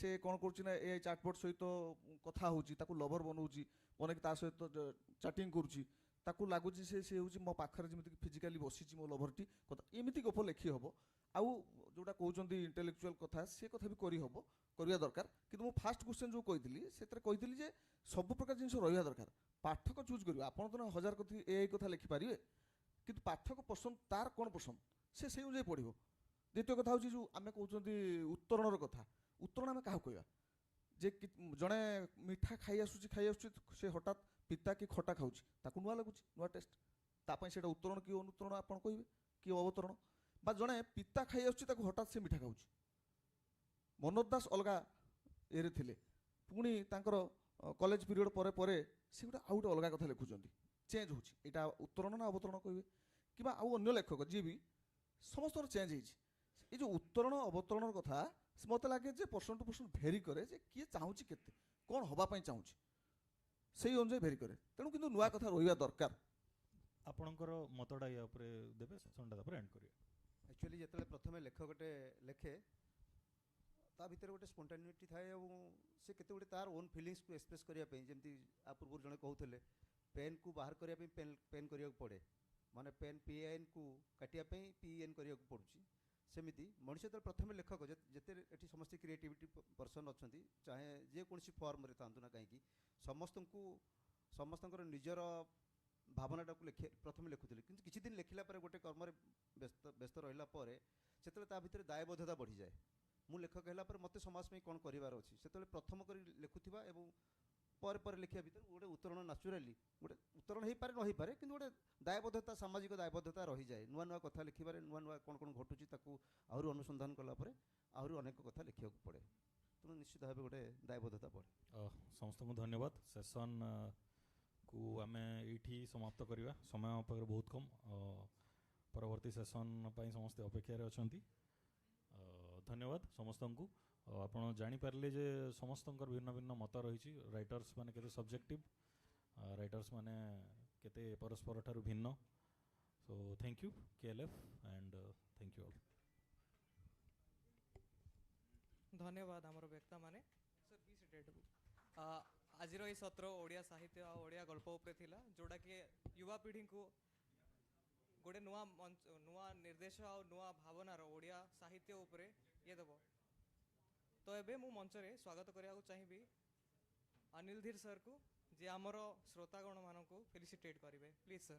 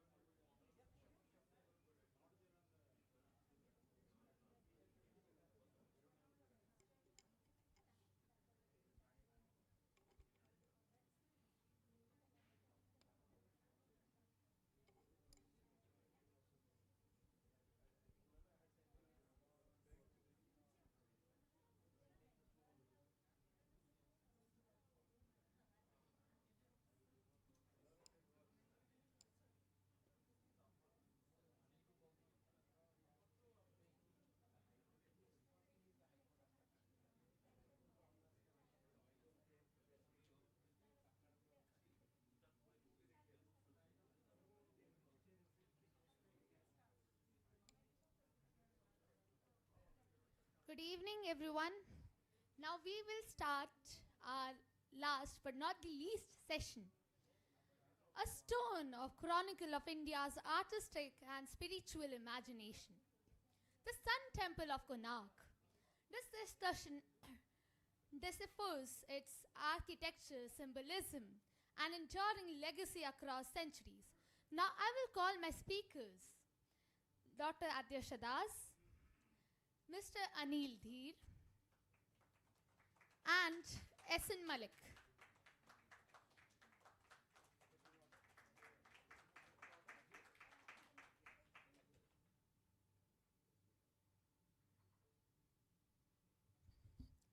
Dr. Adyasha Das is an associate professor at IITTM Bhubaneswar and an Amazon best-selling writer from Odisha. A poet, traveler, blogger, and academic, she has authored several poetry collections in Oriya and English and writes extensively on heritage, tourism, and cultural studies. She is a recipient of the Sri Ram Travel Grant and the Akshar Writer in Residence Fellowship and has lectured internationally. Anil Dheer is a historian, researcher, and an author from Odisha. Known for his work on heritage, conservation, and cultural history. He has written 11 books, including Confluences, Journey to the Heart and Soul of Odisha, and is associated with INTAC and various temple conservation initiatives across India. Our speaker, last not least, is Esin Malik, a distinguished writer and a translator, an important academic voice in Oriya literature. Through his scholarship and public engagements, he continues to strengthen regional literary discourse with national and international platforms. The floor is yours. We will have 35-minute session. Thank you very much. Namaskar and a very good evening to all of you present here. The last session, and I was just asking her, and she said, actually it gets shorter as the day goes longer. So it doesn't matter. I have always believed in one maxim that small is beautiful. And the topic for today's discussion is Konark, which definitely cannot be justified even if you give it 1,000 years, I believe. That's why we are talking about Konark even today. So welcome to this session, and I have extreme delight in being flanked by my co-panelists. I will start with, of course, the introductions were done earlier, but then, as Shakespeare said, what's in a name? And if I have to introduce Anilji, I don't think, one session will suffice. So if I'm talking about a meeting point of culture, heritage, storytelling, curating walks, policy making, stakeholders, government, everything put together, I know I'm leaving out some. That is Anilji for us. And especially when we talk about Konark, and of late a lot of work and discussion has been going on regarding the conservation ethics and the conservation policies, then definitely Anil Dheer is a very, very contemporary name. So thank you very much and welcome to the panel. We also have with us Sri Shankar Narayan Malik, who is, I don't know why he never pursued academics, but he is in spirit an academician, though he has actually been a banker in his career. And he is an author in Oriya and English, a translator, a critic, and an editor. And I will tell you the reason why we, thought of this session. This book on which this session is based is actually edited by Sri Shankar Narayan Malik. So I have great pleasure and privilege in welcoming Sri Malik to the session.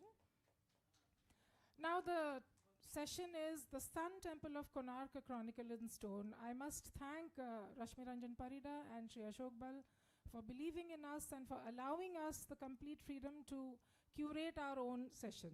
So we thought I wanted to introduce the new book that we had, and both of them had a role in this book. So the book is authored by Madam Sarita Pradhan. If you can just stand, and Anasuya, can you please come here for a minute? Yeah. So they are co-authors along with me for the book. And we are actually a team from the Indian Institute of Tourism and Travel Management where we all work. And so hearty congratulations. Before I begin the panel, just a quick word, madam, from both of you about how you feel about the book. Thank you so much. A very good evening to all of you. In fact, I would first thank my mentor, Professor Das. I would like to rectify that. She is a professor at ITTM. And it's her entire visualization and the kind of input she gave us, and that is why this result, a very beautiful book. And I would say that Konark is meant for sun that keeps on bleeding. So it is not only about the past or maybe about the present, but it is about the future which it needs to, I think, shine forever. So that is what the books is all about, and I hope you read and love it. Thank you so much. Namaskar, I am Anasya, research scholar. All the credits should be gone to Dr. Professor Adesha Das.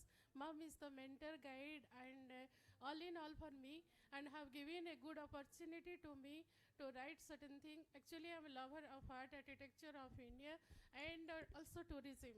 For that reason, we have gone through that places number of times and visited, and with that I have find engineering, science, technology, art, culture, and everything which is reflected in this book. And thank you.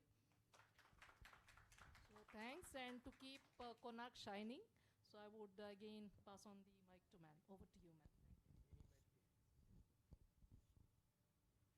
So we will basically, the session will be like this. 35 minutes is, like less. But what I'll do is I'll quickly, very briefly give you an idea, an overview about the book. And then we go on to a general discussion since we have two experts with us.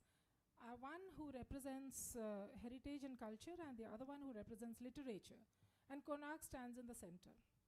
Because for Odisha, for India, extremely proud that the only UNESCO World Heritage Site of Odisha is Konark, though we have the Chaushati Yogini temples, which have been included in the tentative list of UNESCO World Heritage.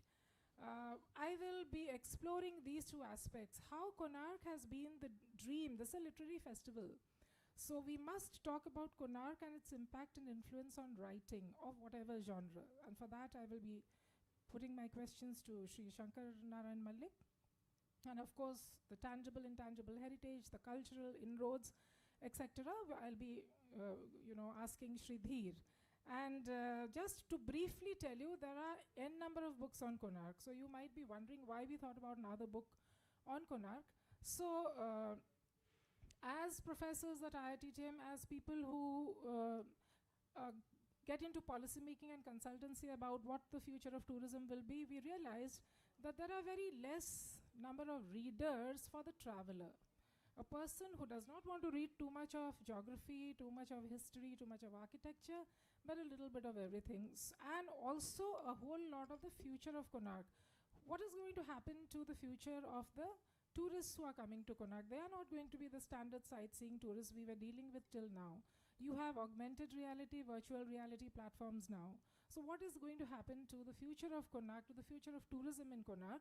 So this book addresses that.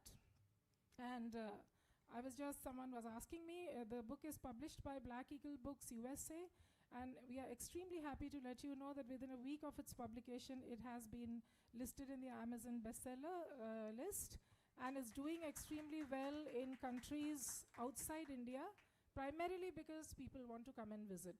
So what we have done here is, we've given you a historical backdrop, an architectural aspect, then the sculptural treasures of Konark. This is one major chapter of the book where we talk about very rare statues of Konark. Konark is such a,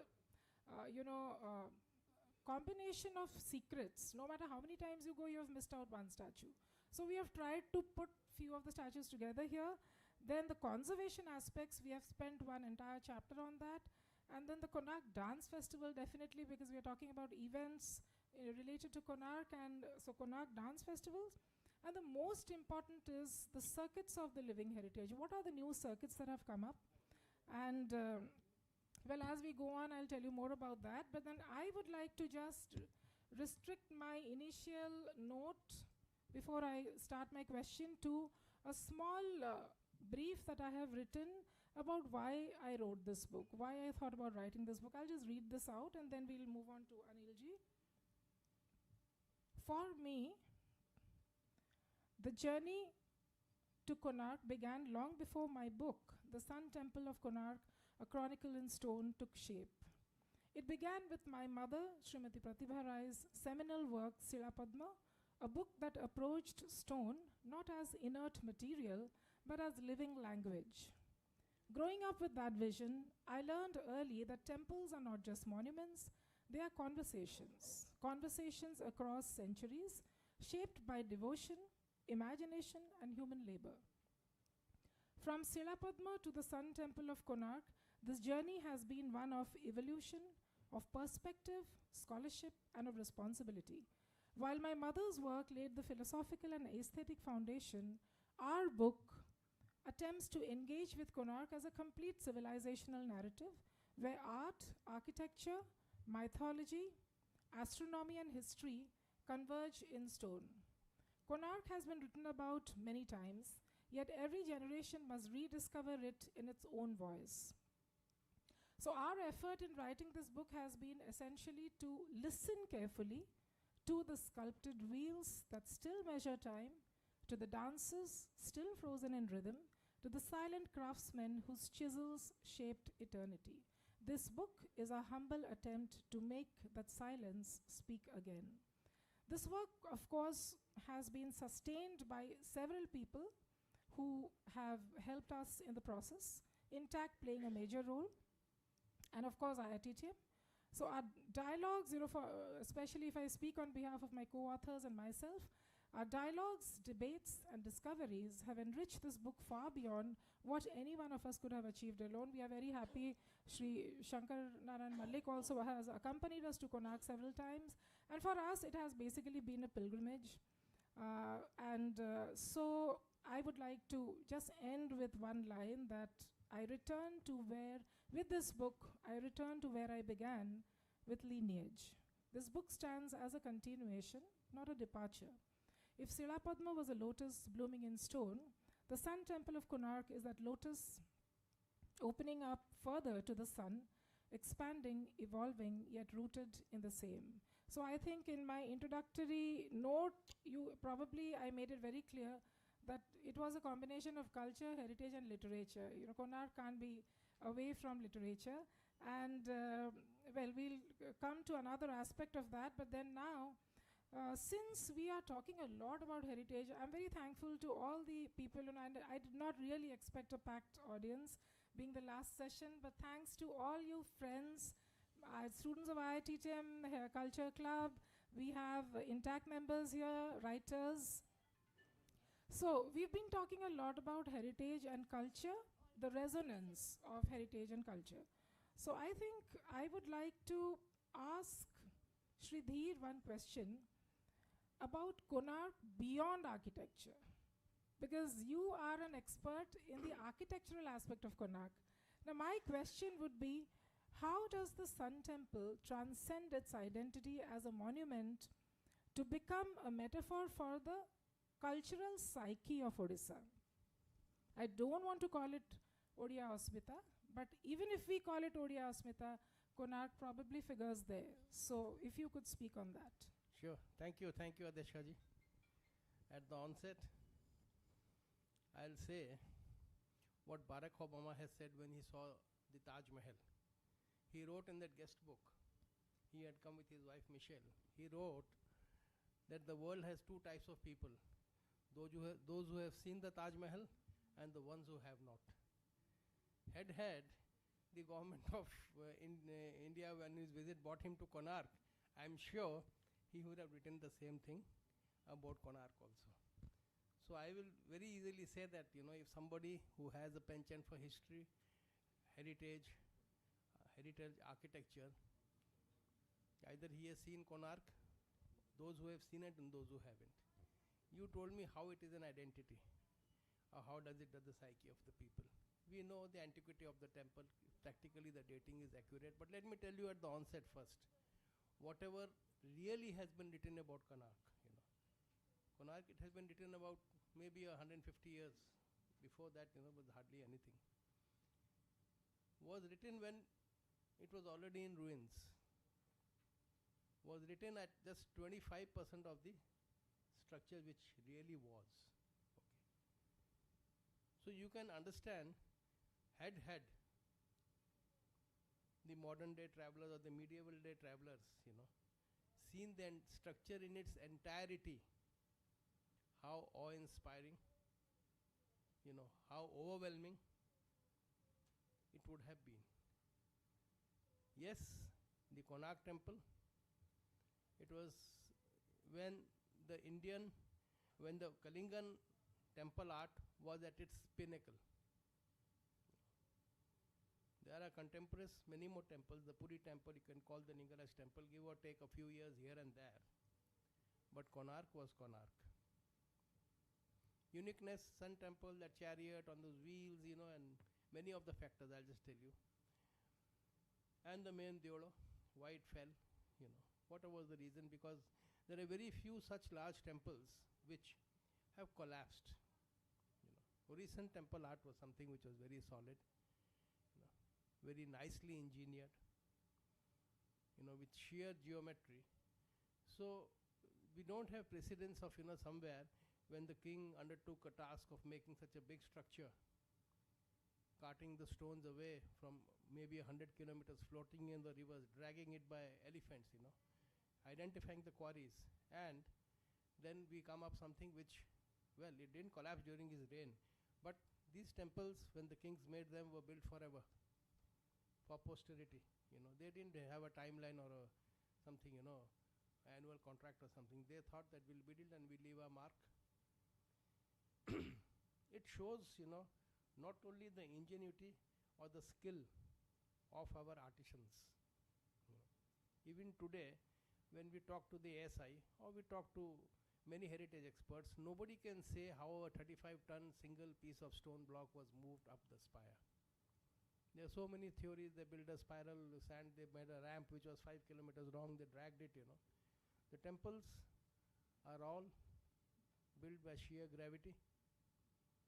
There is no cementing or no chunsur here, nothing. It is just stone on stone interlocking. Tall temples. And mind you, if the plumb line was even 1 degree, if it was not 90 degree and even 89 or 91, the temple would not last. If they were burying and making the temple, how did they keep the absolute plumb at 90%? Is something which we don't know. There are many hypotheses when we say it, Yes, like I said, Adyashaji told me, how does it, we can say it's a state's emblem and, say yes or no, it is a emblem of Odisha, Smita, our glorious history and all.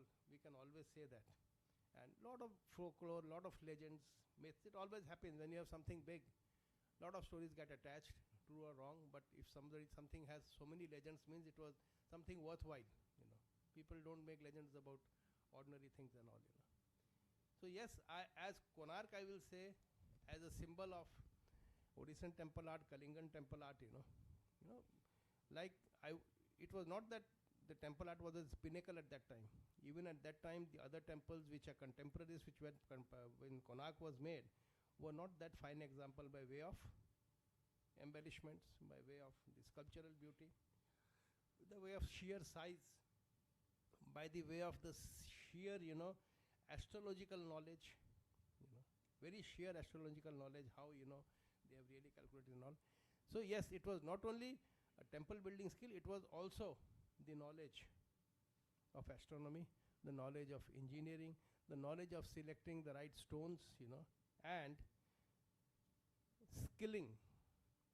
They didn't have a school somewhere where these things were taught. And no temple before Konark was built on that scale. You can say, वहाँ project खत्म हुआ तो उसको यहाँ ले आए, अब उन्होंने Konark बना दिया. Okay, ऐसा नहीं था. Most of the skill was developed there by trial and error. Even now when we do our surveys, in that thing, there's one Pathoro Buha canal. How did they bring the stones? They floated them. They made a canal, from the main river, and they floated them. And from there they dragged it by stones. Even today, on the banks of that canal, you find thousands of stones which are still left over. So totally you call it the traditional knowledge system or the ancient knowledge system, and the vision. Why did the king want to make such a, what was the reason thereof? Was it a show of strength? Was it a show of his prowess? But nevertheless, and he knew he could never complete it during his reign. These were temples which were not having a time that you finish in 15 or 20 years. It stands not only as a stark example of the greatness of Odishan architecture, Odishan temple art, Odishan culture, and I'll tell you, it's a tapestry. You can write the early history of Konark by just studying everything. Every time I go now, I discover something new. The economy of that period, how they caught the elephants. And Konark is not something which has a lot of religious symbolism. You don't find Hanuman, Ganesha and all that there. Okay. So a lot of things, I'll just say yes, it's a standalone temple, something very unique, the like of which is not there, not only in Orissa, not in the country and not in the world also. So there's certainly something, that yes, it does just project and does depict the traditional Kalingan knowledge. Thank you. Thank you so much. And I think you might have seen Odisha's best kept secret is the tagline of Odisha Tourism, but Anilji's answer reveals so many secrets connected to Konark. And I can see the young people in the audience, and they are the ones who in fact need to know authentic stories of Konark. The problem with the social media Gen Z or the youngsters, with due respect, we have so much to learn from you all, is that a lot of the information floating is actually not authentic. So I think you just got a glimpse of what all is there to be uncovered. So thank you for that very, very insightful response. We move on to Shri Malik, and my question would be obviously Konark and literature, as I told you. And though this book is not a book of literature, it's a non-fiction, but I have somehow combined the two aspects. So my question to you is, how has the Sun Temple inspired Odia and Indian literature historically? And do you see these literary echoes reflected in the book? And why my question is going to him is he is also the editor of the book. So over to you. Well, very good evening to all of you. Thanks Adyasaji and thanks Anilji. Anilji has already highlighted what a wonder it is. So before answering the question proper, let me just give a bit of my thought or perception about the matter. सागर को गागर में कैसे पकड़ा जाए, तो ये तो Konark is such a thing that to put it in a mini session it is so difficult. So let me just open one or two windows and a bit of sharing of my perception about it. Okay, when we talk of literature, well, literature is that. Sometimes I was wondering in my childhood, what is literature, what is social science, what is science, where am I?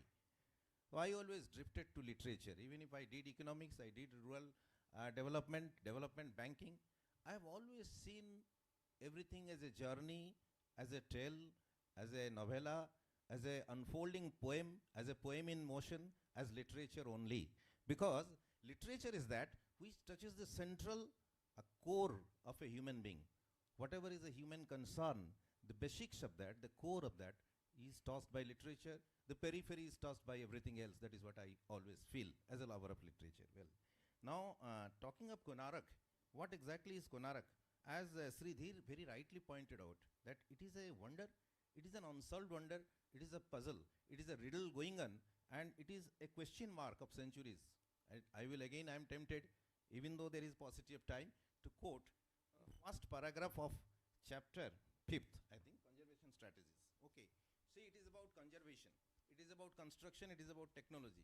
But see the language, see the thought, see the touch of wonder and innocence that is parked here. So I am just reading out, just listen. A colossal stone chariot, frozen mid-gallop on the golden sands of Odisha, its 24 wheels still spinning in the imagination of every visitor who has ever stood before it. This is Konark, not just a temple, but a universe carved in stone, a cosmic question mark that has been haunting humanity for 8 centuries. So Konark is an unsolved puzzle. To me, Konarak is a wonder, not only in construction, because what is standing is only the Mukhasala, as Anil Dhirji rightly said, and how it has been done. It defies the imagination of the present day engineers. Very well spoken. I also think conception-wise it is a wonder. Why the Shan? The Shan is not generally the deity of our temples, as we understand. And it is the land of Jagannath, who is a multifaceted deity, a wonder in itself. So, when I think of Kalinga and Konarak, I think Konarak, going before literature, let us understand the philosophy which has inspired literature in India. Konarak is a heliocentric worship. So, Konarak is also told to be the Heliopolis of the East, that is Surya Shahar, Pratyara Surya Shahar. So, what is this? Why Heliopolis? What I understand, to my imagination, Konarak predates all the imagination, the core concept of the kernel of the concept goes beyond, rather defies the deification of religion, the institutionalized religion. It focuses on Helios. If you see Iran, it was there. In Egypt, it was there. Before the present day institutionalized religions crystallized, there has been worship of the Shan, because the Shan is obviously the, as in our Upanishads, in our Gayatri mantra, everywhere the Shan is there. Today morning, I was just going through the books of Mr. R. Balakrishnan. You may be aware, he was an Odisha cadre IAS officer, but I know him better as a scholar. So he is a very profound scholar. He asks, is Shinghala and Singapore really about lions? Were there lions in this part? And we say Singhadwar. Are they really about lions? But if we see the Banda language, he says, what is Shinge? Shinge is the name of the Shan god, the primeval god of the tribals. And Odisha is a tribal land.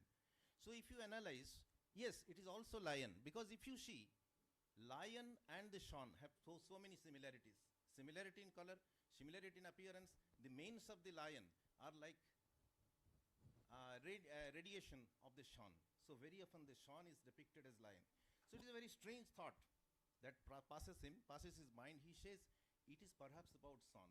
And the Shan was a connect of the entire earth, that way, the entire human civilization, the entire cosmic system, our universe. Sun is at the center of it. So maybe that Sun has got linked to this lion. Shingha has become Shinge. So these are the thoughts. So Konarak's wonder will never be ended, actually. It is a matter always to be contemplated. And what Adyasaji was asking, what is the Konarak's connect with our literature? Konarak is such a symbol of our ethos, very cosmic, very cosmopolitan.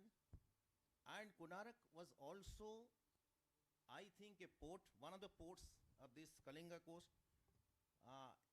Gentlemen and ladies, you must be knowing that it is Kalinga only whose ports and whose mariners and whose soldiers, whose artisans have spread Hindu and Buddhist culture of India throughout the world. They were the pioneers. The Cholas and Pallavas have followed them up, but it is they who have spread it from Japan, and present day scholars say even Latin America has symbols of this, iconic symbols of Jagannath, Balabhadra, Subhadra, Garuda, etc. So Konarak being a cosmic symbol, a central symbol, an elevating symbol of Odishan identity, Kalinga identity, Asmita, Swabhiman, whatever you can say, naturally literature will be inspired by it. So there are different inspirations, of course, like Shila Padma, beautiful aesthetic and spiritual, mysterious way. It has been depicted by Madam Pratibha Ray. There have been also subversionist writings, deviant writings, and different meanings seen by writers like Sachi Rautray, who have seen the feudalism's fire in it, exploitation in it. So there are so many ways to, but without Konarak we cannot envisage Odia literature.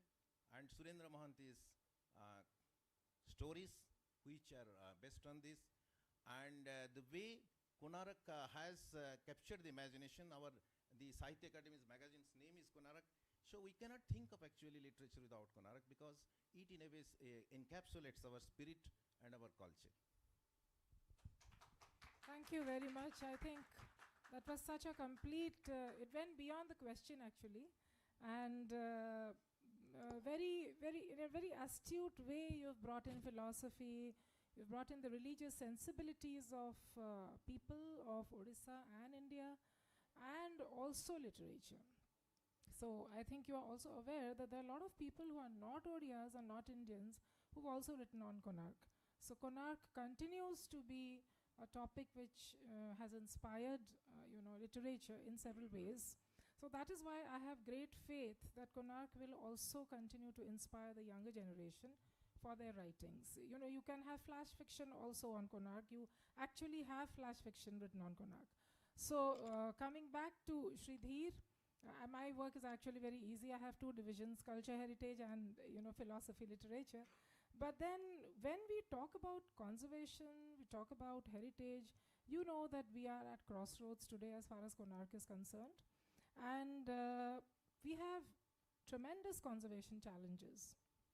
Sridhir, as the co-convener of State Intac and the convener of Intac Bhubaneswar, and I think, probably all Intacs, under his wing, has been working relentlessly towards this. A lot of cultural advocacy has also gone into this, heritage advocacy. So I would like to know from you, if I talk about the most pressing conservation challenge, I think we've been talking a lot about the sand filling issue.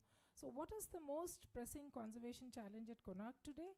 And another thing, because we are from the tourism industry, so do you think increased tourism, of course, post-COVID, the forms of tourism have changed, but do you think, and the book also talks about that, but do you think increased tourism is a threat to authenticity, a threat to the temple itself, or does it widen cultural engagement? Thank you, Adeshaji. At the onset, I'll say whenever I write Konark, I write all my articles, I've written a lot. I use another word for it. I call it the crumbling Konark. Konark is on the verge of a total collapse. Of late, you must have heard about the sand filling, Sometime in the early part of the 1900s, they realized that the Jagamohan, as it stands today, will crumble. Big chunks of stones would fall and all, So who were the engineers? There was an Indian engineer called Bishan Swarup. They decided that the only way we can save the Jagamohan from a total collapse, because both the Natya Mandap and the main temple have collapsed, So they tried building a wall all around it or something. They saw it was not for. So they thought we'll fill it up with sand. All the hollow space will fill with sand till the roof, and that sand will protect the thing from collapsing. They did it. It took them quite a few years. They sealed all the entrances. They dug a hole up there, and from there, continuously, they kept on filling sand for years until the sand reached the roof. Now, they thought we have saved it. Well, at that given time, maybe they did save it. And for the next 50, 60 years, Konark was stable. But over the years, more cracks developed, some more stones fell. And when the experts were called in sometime in the 1980s, they did a lot of studies and all, they knew that a lot of stones fell from many other places also. And this debate went on from 1990. I'm involved. Any conference or any workshop was held, as part of Integ, and just as interested person, I used to go there. They got international experts. UNESCO sent people again and again. The world experts, they were contrarian views. But finally, in the early 2000s, they decided that the sand has to be removed, because they sent a probe, a optic camera, and they realized that the sand which had been filled to the roof is now 14 to 16 feet down. The sand has compacted. It is no more supporting the roof. Rather, it is exerting pressure on the side walls. It was not supporting it, and there were stone blocks fallen inside. So on an urgency, all the big experts said, remove the sand, remove it at any cost, otherwise the thing will fall down. This they said in 2002. And not only the foreign experts, the CRRI at Roorkee, the Central CBRI, Central Building Research Institute, and the IIT Chennai, all the experts said that the sand should be. There were two reasons. One, it was not supporting. Secondly, the main structure of the Jagamohan had developed cracks, and water used to go in. Not only that, Konark used to get, waterlogged, and sand can also pull in water from, it goes up. Now what happens, they said as such the sand was exerting pressure, and wet sand is about 5 times heavier than dry sand. So the pressure was much more, and unfortunately, because it's an enclosed structure where no wind or sunlight goes, once the sand got wet, it remained wet for months. Again and again, experts told remove the sand, and there were cracks developing. And they devised a plan also. They decided it will be removed, but the ASI was afraid. This was a catch-22 situation. While removing, something could happen. Nobody wanted the responsibility. We are removing it and it collapses, But the risk had to be taken. We tried our level best. Finally, 3 or 4 times they even started that we'll do it. But now they say the sand will be removed. They have made a platform. It will be removed, and as the sand is removed, they'll be putting up structural supports inside, sort of a, they'll give it a structural trapezium thing, they'll add all these trusses and stress, and they'll be testing it. They won't remove the sand in one go. They'll remove a little bit and see if it affects it or not. That is one part. The other part is, listen, it's a structure, a man-made structure. It doesn't have a permanent life, you just can't blame it, all the temples. What is happening for some reason is that deterioration and this thing which didn't happen in the last 600-700 years, not only to Konark, to the other temples too, has happened in the last 30-40 years due to climate change.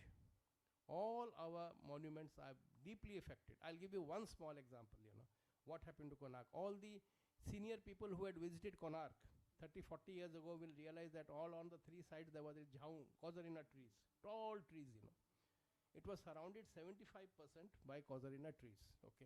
This was before 99 super cyclone. The trees had a purpose. In Konark, it's a seashore.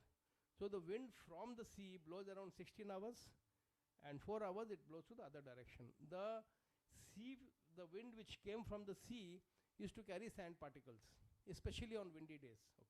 Even if you stand on the shore now, you get pinpricks, So this wind which used to come and hit the temple, these casuarina trees acted as a filter.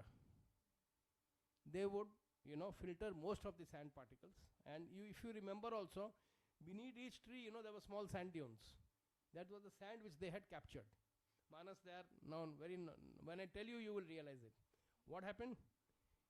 I don't say that it was totally sand-free. Some of it used to come and hit the temple. Come the super cyclone, all the trees got flattened. Every single casuarina tree was finished. Not one single tree survived, okay. You don't blame anybody, that was a natural disaster. Now what this, smart Alex at the ASI did, instead of planting casuarina trees, they planted cashew trees. You know why? Cashew is something, a cash crop, usko nilam kar doge, paisa aega.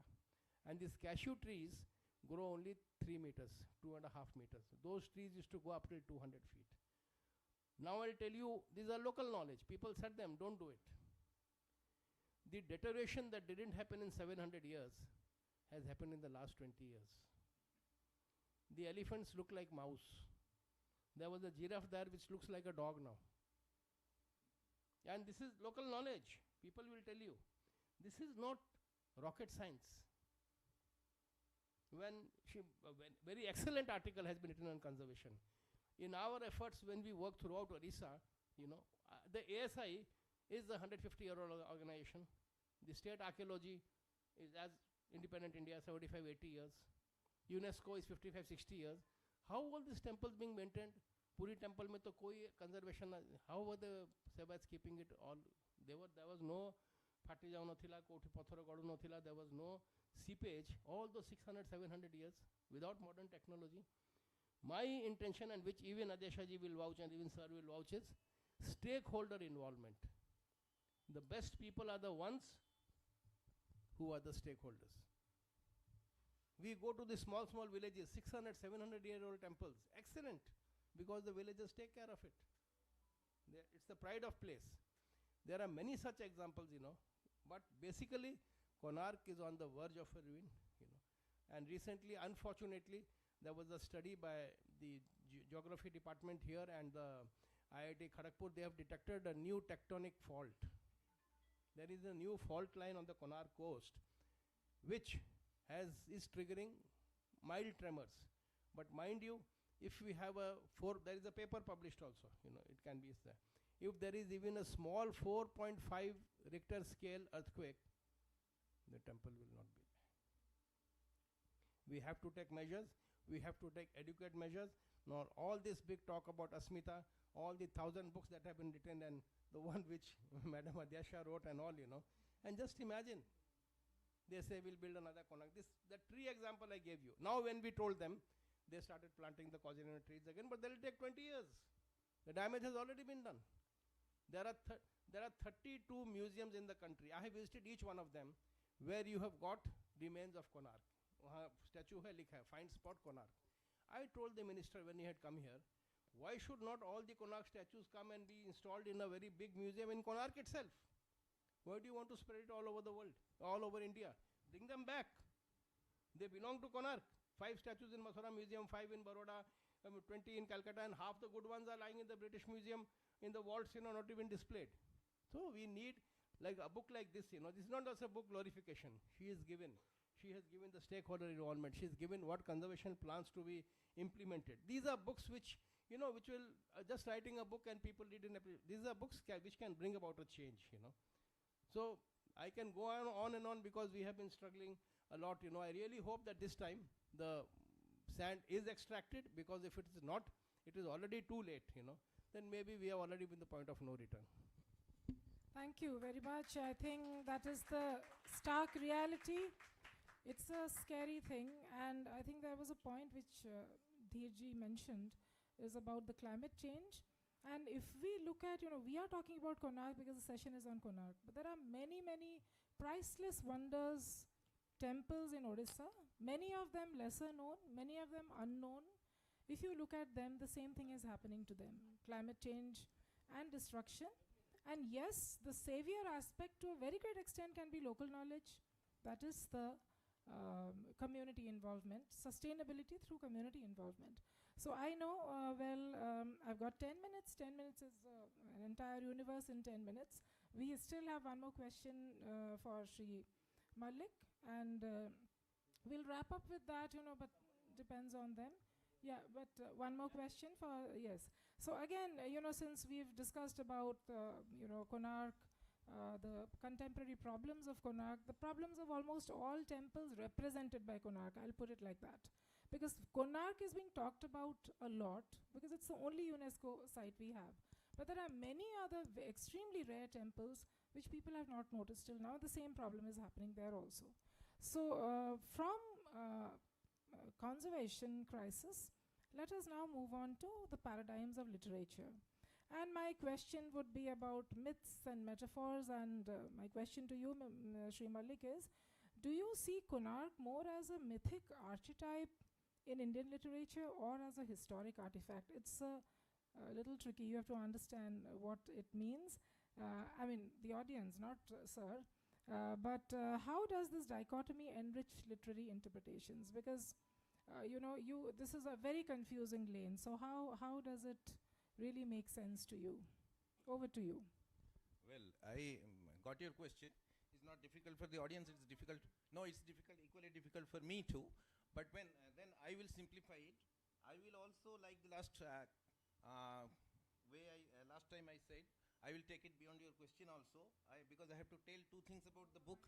Yeah, I have to tell 2 things about the book also, and I have to leave some space and time also for to make it bilateral. So I'll be very brief. First, myth and history, and how to interpret and understand and wonder about Konark. Well, when I see, I'll be very brief here. Please listen to me. When I see, look at social science, arts, science, everything, I can look at it together in a single canvas. It is a multidisciplinary collage. And if you ask, what is that points everything? Everything is joined by human consciousness. The canvas is of silence and sound and human consciousness. So if that is the clue, then whatever is myth, or we understand as myth, maybe history, if we probe into it. Whatever is history, or we are too proud about our objectivity and rationalism, may be actually rejected or diminished in what in Aurobindo's logic of infinite, in the suprarational dimension. The rational is only a very small fragment of the reality. Beside the rational, there is a vital, there is emotional, there is aesthetic, there is psychic and spiritual levels of reality. So the historian's persistent claim about objectivity stands nullified in my eyes or in my understanding, because nothing is very objective in the world. As per Heisenberg's principle of uncertainty, if you become very precise in one dimension, you have to become imprecise in another dimension. So life has subjectivity built into it. But that subjectivity should not be tempered by hatred, fears, etc., but rather more by love, interest, genuineness, and devotion. But subjectivity cannot be ruled out. It cannot be ruled out even from social science. Social sciences will have their ideological and personal biases, but we have to have space for everything in the sky or in the cosmos. That is what I understand. So myth and history both can go with Konark, and both can be carried. That element of wonder, that element of mystery cannot be nullified, and objectivity also cannot be sacrificed. Having said that, I will highlight two things about this book. As an editor, it was a very fine and fulfilling experience. What is special about this book? As Sri Dhir very rightly pointed out, all our subjective wonders will be totally nullified if we do not live a practical and pragmatic life. So that thing is highlighted by this book. So the conservation, there is a chapter. There is also the chapter about the intangibles, like Konark Dance Festival, there is a chapter. And another thing is, when we are thinking about art or wonder, we have to make it viable. Supposing there was tiger dance, or there was so many little types of festivals, how they are living now because of the district festivals, because of the Indian festivals, because we have tried to bring it to the market, because we are trying to link it to the tourists and to the economy. So when we try to develop, preserve anything in our tourism sector, we have to make it broad-based, owned by people. People have to own it up. As he was rightly saying that this indigenous wisdom is there. They should relate to Konark, the local people. They should relate to Konark, how it matters to them, how it matters to their daily lives, how it matters to the state's history, culture, not only history, culture, but to the state's economy. So there should be tourism circuits. That is what the book talks about. The book links it to Balighai, Baliharchandi, Kuruma, other places in and around Chaurasi, and how there should be a circuit, and it should be integrated with other places, other occupations, other interests, present day reality, and our relationship with other states and countries. That is one thing the book talks about. Then the intangible. Intangible is Konark is not only an object, not only a place, not only a matter for earning money, but to take our heritage forward, to take our relationship forward with other states and cultures. So these things are also highlighted in this book. That makes this book somewhat relevant to the present day and holistic in its concern. So let us leave some space for questions. Thank you. Thank you very much for very beautifully answering the question. And before I, make the floor open for questions, maybe we can take two. I know you have a constraint of time. Two questions, yeah. So, okay, fine. Maybe after that I will end the session. So we can take two questions if anyone has any questions.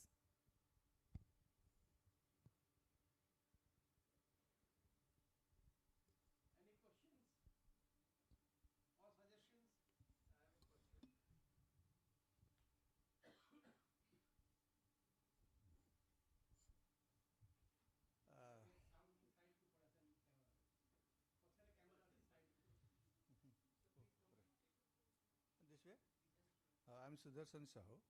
So my question, few years before there is a talk at the instance of UNESCO, there is every need to dismantle Konark and to put it in some other place after an assembly of all such things. So, dear Babu, kindly focus. What is the logic behind it, and how best it can be implemented? If we put forth the idea, we'll get killed. Okay. The very idea of a second Konark itself is sacrilegious. Yes, you are right. With modern day technology, the temple can very well be, but we are signatories to the UNESCO norms. I will even tell you that the changes which we make, we repair it. The repairs that are made, we cannot use the old stone. We have to put in the new stone to know that this is not original. We can recreate it. We still have people.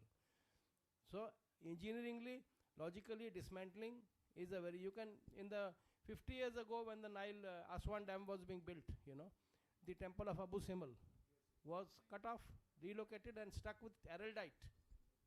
Okay. During the Mahanadi survey which we did, 63 temples we found which was submerged in the Mahanadi, 63 temples. And surprisingly, out of which 50 are still in the same, they are still standing. A few have crumbled. All these temples can be salvaged. They can be cut and they can be put in another stage. But Konark, as a symbol, as an emblem, you know, as a this thing, I think this question itself will be very difficult to raise also. You know. We cannot even moot the idea, because at times there were ideas of constructing a second Konark, which even Madam Indira Gandhi had turned down. Impossible. You cannot make another Konark. You just cannot. Thank you. Any other question? Okay, I take it that we have been pretty clear with the points, and I'm sure that the audience has gifted us with their understanding silence. So on this note, we will bring the session to the end. I would like to once again thank the organizers of the Kalinga Literature Festival, Sri Rashmiranjan Parida and Ashok Bal, for having provided us this forum for discuss one of the most important symbols of Orissa, that is the Konark Sun Temple. I'm deeply thankful to my co-panelists, Sri Anil Dheer and Sri Shankar Narayan Malik, who have contributed significantly to the success of this session.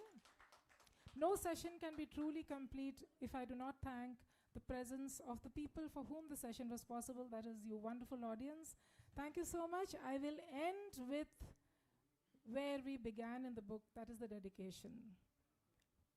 Let us pray for the chariot of the sun, still moving, still breathing, still teaching. Thank you very much.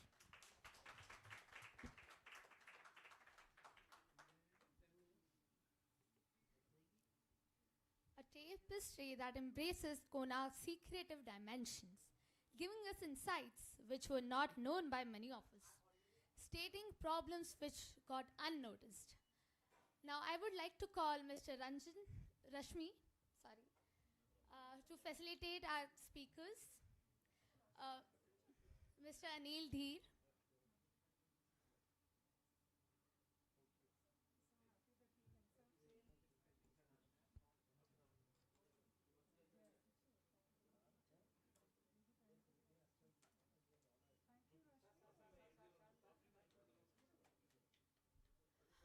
Dr. Adyasha Das, and Shankar Narayan Malik.